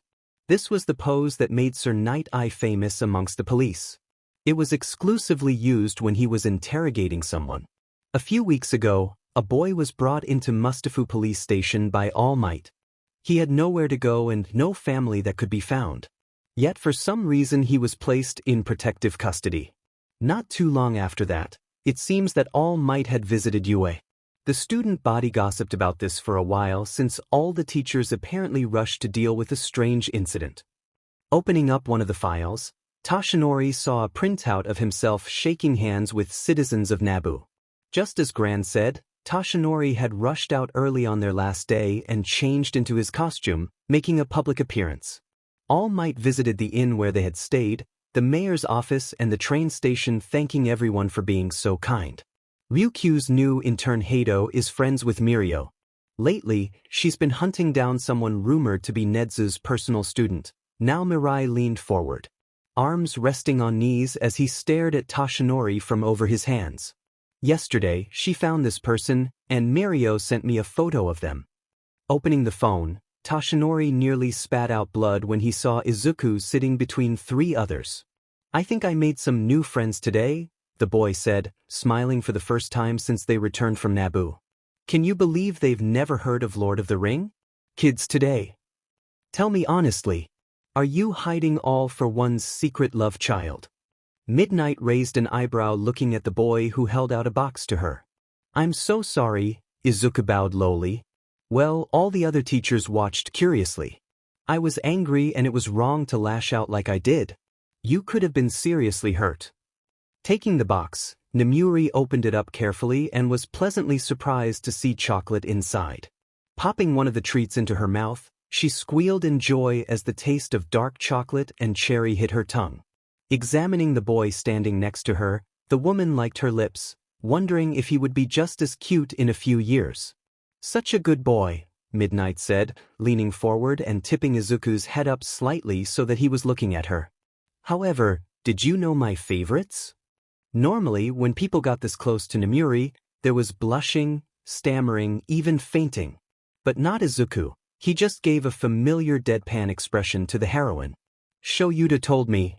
Everyone froze for a moment, eyes going to the couch where a yellow sleeping bag lay snoring. Nemuri coughed and quickly regained her composure, smiling coyly. You should still allow me to thank you, she purred, batting her eyelashes. How about a kiss? Or perhaps you'll take a rain check, and I can pay you back when you're... Liking her lips, Nemuri leaned forward and whispered. A little older. The other teachers rolled their eyes and waited for the fountain of blood to come from the green-haired boy. Instead, Izuku just looked confused. I'm confused. Are you trying to thank me or ask me on a date? Izuku said, placing his hand on his chin. I've never been on a date before. And you're a beautiful lady, but I wouldn't want to get involved in cradle robbing. A heavy silence fell over the room as the temperature around midnight dropped a few degrees. Vlad King moved his seat closer to Snipe and waited for the explosion of anger. The last time someone had mentioned Midnight's age was 2 years ago. Some arrogant upcoming hero had come to take part in a demonstration for the classes. Even now, his screams of terror still woke up some of the teachers. Nemuri gave a smile of pure ice. Are you saying I'm old? Huh. Izuku said, snapping back into reality and shaking his hands. Oh no, not at all. I'm just saying that a young lady like yourself shouldn't waste her time dating old men like me. A sudden strange sound sounded suspiciously like laughter as Aizawa unzipped his sleeping bag and got up. All right before midnight blows a gasket, the underground hero said, reaching into his personal mini-fridge and grabbing a jelly packet. Have you given any thought to school next year? Oh well, Izuku said, looking nervous and glancing at Hound Dog for some reason. Nedzu suggested I try applying for UA. Some of the teachers shivered, wondering what the principal was up to now. Present Mike, however, just looked excited, the radio host quickly adopting the boy as soon as Shoyuta had introduced them. Yo, that's such a great idea, Mike smiled brightly. So, what were you thinking, General, support, business or maybe? The hero course. Izuku looked down and started playing with the hem of his shirt. I'm not sure yet, honestly. I think there's someone I need to talk to first before I make my decision. Aizawa hummed and nodded, understanding. Izuku had a powerful quirk that could be perceived as villainous even if he never used it. Entirely against another person. People were so obsessed with quirks now that someone like Izuku, who could take and destroy them, would no doubt be seen as a villain at best and a monster at worst. Not to mention that his eldest brother was the biggest villains around. All for One had destroyed entire criminal organizations with just a flick of his wrist when they threatened him. Destro and the Meta Liberation Army still the largest known ones to date. And if the media, or God forbid the HPSC, ever found out about Izuku's ties to All for One, not only was there a good chance the boy would never become a hero, but he could be locked away. Never to see the light of day again under the guise of protecting the public. Hey, I know, Hisashi's voice broke Shoyuta out of his dark thoughts. Why don't we send you this year's syllabus for the first years? Power loader, you still got supports hidden away somewhere. Shouldn't take too long to find, Maijima said. Just give me your email and I can send it as soon as I find it. Email? Izuku said with a baffled look before his eyes widened as though he just realized something. I have email. Diving at Midnight's computer, Izuku pulled up a browser and quickly logged her out before typing. Broccoli_3? The woman said, reading the name out loud, looking up at Izuku's hair. How adorable! Holding his breath, Izuku clicked enter and waited for the screen to load. He shouldn't get his hopes up. Realistically, the account should have been deactivated centuries ago, but all the strength in Izuku's legs drained as he collapsed onto the floor in disbelief. Rushing over, Shoyuta looked at the screen, eyes widening when he saw the number of unread emails in the box. The latest one being dated as just a week ago from someone called Cauliflower_King1. Looking over at the teachers, Aizawa glared as he held the shell-shocked boy. Someone needs to go get Nedzu. Namuri, this thing is connected to the printer, right? Of course. Aizawa nodded. Good, 'cause I have a feeling we have a lot of stuff to print off. Tashinori let out a deep sigh as he waited for Izuku. Explaining the boy's situation to Sir Night-Eye had not gone over as well as it could have. In fact, he should be locked up, Night-Eye yelled, slamming his hand on the table. And that's if this ridiculous story is even true. For all we know, this could have been one of his tricks. Now, Tashinori spoke, trying to calm the man down. Tsukachi looked into his school and was able to find evidence. And Gran Torino and I have seen the graves personally. Izuku isn't lying. But he's still all for one's brother, Night-Eye argued. That makes him your enemy. Tashinori's heart thumped louder at that as One for All heated up a little under his skin. I think you've forgotten who his other brother was, Tashinori said coldly. And you weren't there like we were. You didn't hear about what happened to All for One's family. It doesn't matter what happened to him, Night-Eye spoke coldly. He was and has always been a monster. Silence descended over the pair as though all sound had suddenly disappeared from the world. Tashinori's eyes widened in horror as he stared at his once closet friend. A monster? Tashinori repeated, fists clenching on his knees. A moment later his shoulders sagged as he looked at his reflection in the polished table. You're right, Hisashi Shigaraki became a monster. I'm glad. But the number one hero stood up, activating One for All. Before he was that monster, he was a man. A man who lost everything he held dear trying to protect people. A man whose pain and grief shaped him into what we know. I will never forgive All for One, but now we have a real chance at stopping him. A chance at what? Sir asked. He's dead. Tashinori shook his head. He's alive, All Might said, hand coming to rest over his heart. Izuku says he can still feel his brother out there. I think I can, thanks to One for All. And knowing that I'm sure that one day Hisashi Shigaraki will come for his family. So, the boy's bait? No, the hero shook his head. He's hope. Hope at finally stopping All for One. Mirai studied All Might for a while, processing the words before a sickening feeling rose inside him. You're not thinking of giving him One for All, are you? All Might looked upwards, his blue eyes alive with fire. I haven't decided yet who I will give One for All to. But the decision will be mine to make. The pair held the intense gaze for a few moments before Sir Night-Eye was forced to look away. Fine, he spat, gathering up his stuff and putting it back in the briefcase. You don't want to listen to me. You want to get tricked by someone who shares All for One's blood, go right ahead. The man stood up and walked towards the door. But I won't be there when this blows up in your face. Goodbye, All Might. The door slammed, and for the second time in his life, Sir Night-Eye walked out of Tashinori's life. Tashinori crossed his arms and thought about it. He wasn't naive, he understood Mirai's concerns. To Sir Night-Eye, Izuku had just appeared out of nowhere and somehow charmed his way into the number one hero's life. Mirai didn't know Izuku like Tashinori did. He hadn't seen how much the boy was struggling to catch up with 200 years worth of change. He didn't know about the sadness that Izuku carried around with him. Tashinori probably would have felt the same way if he hadn't come across Izuku that day. Toshi! Looking up, Izuku was running towards the hero at full speed, something in his arms. When the boy was finally in front of the hero, he looked up and smiled. Tashinori smiled back, noticing the red around Izuku's eyes and wondering if he had been crying again. How were your lessons today? Did Nedzu give you homework? Well, sort of, but you'll never guess what I found today, Izuku smiled, opening up the rather large binder he had been carrying and shoving it in Tashinori's face. Hicken never deactivated my email. He didn't forget me. Tashinori took the binder with slightly trembling hands. This was something he never considered before. It felt too soon for Izuki. Cauliflower understood. Farmira understood.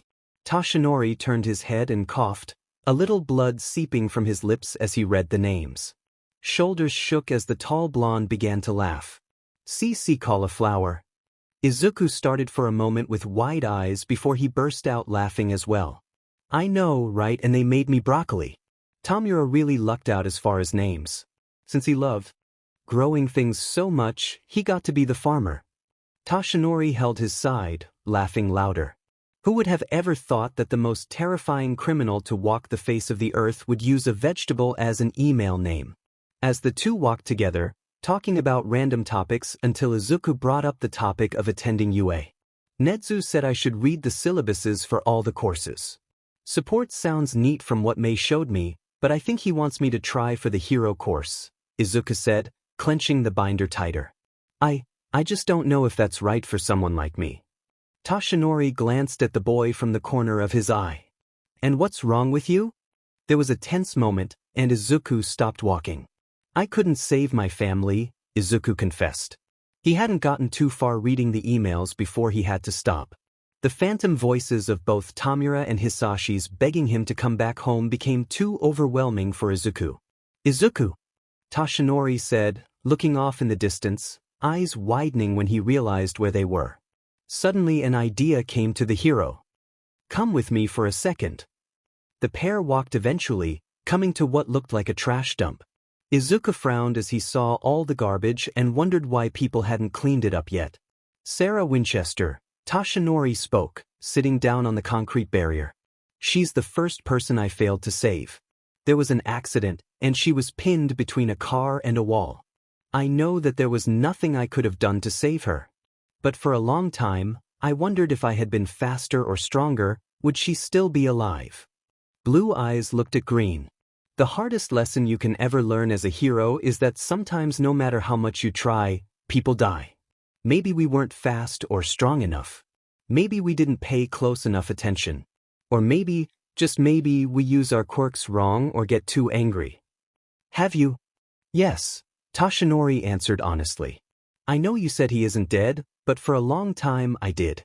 And I thought it was my hands that killed him. Izuku stared at Toshinori, eyes wandering downwards to where his scar was. Did Hisashi have a scar just as bad? But to answer your question about being a hero. Yes, I think you can do it. What happened to your family was wrong. But no matter how scared you were back then, you still tried to save them. The blonde spoke firmly before standing up and looking at the trash-covered beach in front of them. You're a bit like this beach, Izuku. There's still a lot of pain and grief for you to process. I see, Izuku said, looking at the beach, a determined look coming to his. I'm the beach. Toshinori nodded. Then I think the beach needs a makeover, Izuku spoke, walking down the stairs to the closet piece of garbage and picking it. And I'm gonna give them one. Then, Izuku turned and looked at Toshinori, the sun shining brightly behind him. Then I'm going to become a hero and save Hisashi. Somewhere deep inside One for All, Tamura heard his brother's words and started crying. He might not have been strong enough to save his brother alone, but this time he had Izuku with him. And everyone else as backup. Even if it's a harder way. It's plain to see the reason why. Oh, that's all because of the mighty heart. Hisashi grit his teeth, ignoring the feeling of blood as it dribbled from his nose. His determination to find the person singing overriding every other desire at the moment. That song. Hisashi hadn't heard it sung in over 200 years. Nobody should even know about it. The rare times he hummed it to Tamura, all for one never spoke the words aloud. But someone did, and you know who? A treacherous voice whispered back. Inko's lullaby, the only thing she really remembered about her parents. She taught it to all of us. Shut up, shut up, shut up, Hisashi growled to the voice pushing the technology quirk he was using to its full extent. Trying to hack his way into UA was much easier years ago when Hisashi's injuries weren't weighing him down. Even with his secret backdoor, he had to be careful not to fall into Nedzu's traps. The air changed as Kurogiri opened a portal into All for One's lair, and Tamura rushed out. Sensei! Crimson eyes widened as Tamura saw the blood seeping from the man's nose and ears. If All for One still had use of his eyes, Tamura would bet that they would be bleeding also. Knowing better than to touch his sensei when he was using a quirk, Tamura kneeled down next to him. Sensei, please stop. Your injuries. You know we apt to sacrifice ourselves. Whatever they may say. Turning his head to the source of the sound, Tamura saw someone in an oversized black hoodie on one of the monitors. The camera couldn't make out their face since the hood blocked most of it, but Tamura just knew this person was the source of Sensei's pain. Eyes narrowed at the person, Tamura couldn't help but hate them more than anything else in the world right now. Even All Might. Hisashi had almost broken through when a sudden firewall appeared in front of him, severing the connection. The man swore, falling against his chair in exhaustion. Stupid effing rat. Tamura placed his hands on All for One's sleeve. Sensei dash. You've got mail. Oh, what now? All for One growled, pulling up the email absent-mindedly. Kurogiri, would you please? Of course, Sensei, the bartender bowed, walking forward and looking at the email. Golden eyes widened as Kurogiri looked at Sensei for a moment before back at the email. Well? Kurogiri coughed and took a deep breath. Are you still my Hikken? All for One tensed up, unseeing eyes turning towards Kurogiri. What? Like the song, only one person had ever referred to Hisashi as Hikken. The same person who had disappeared without a trace. The same person he had sent a letter to just weeks ago musing how he thought he had felt them out there in the world somewhere. The same person who should all accounts be dead. Izuku. Are you still my Hikken? The bartender repeated. The email lists someone called Brock Dash. Enough, the man roared, startling Tamura enough that he fell backwards. The pair watched the man frozen in terror as All for One took many deep breaths to try and calm himself down. Tamura, the symbol of evil, spoke, looking towards his son in all but blood and reaching out. When Tamura flinched, All for One froze and pulled back. I'm sorry, Tamura. I'm just in a bad mood today. You've done nothing wrong. Tamura lowered his head, an old feeling of fear welling up inside him. Is there anything I can do to help? No, my boy, this is something I have to do myself. All for One smiled bitterly. You just continue making plans for your debut. I hear you have something quite bold and ambitious in mind. Wise, Tamura smiled nervously. Then when the time comes, I wish you the best of luck. All for One reached out again, patting Tamura's head. But I doubt you'll need it. You've exceeded my expectations time and time again. I know you'll become a symbol in your own right. Sensei, if I succeed with my plan, Tamura said, liking his dry lips nervously. I mean when I succeed. Will you let me help you? All for One smiled again, this time a little more genuinely. As soon as he found Izuku and made sure it was his brother, Hisashi would introduce the two.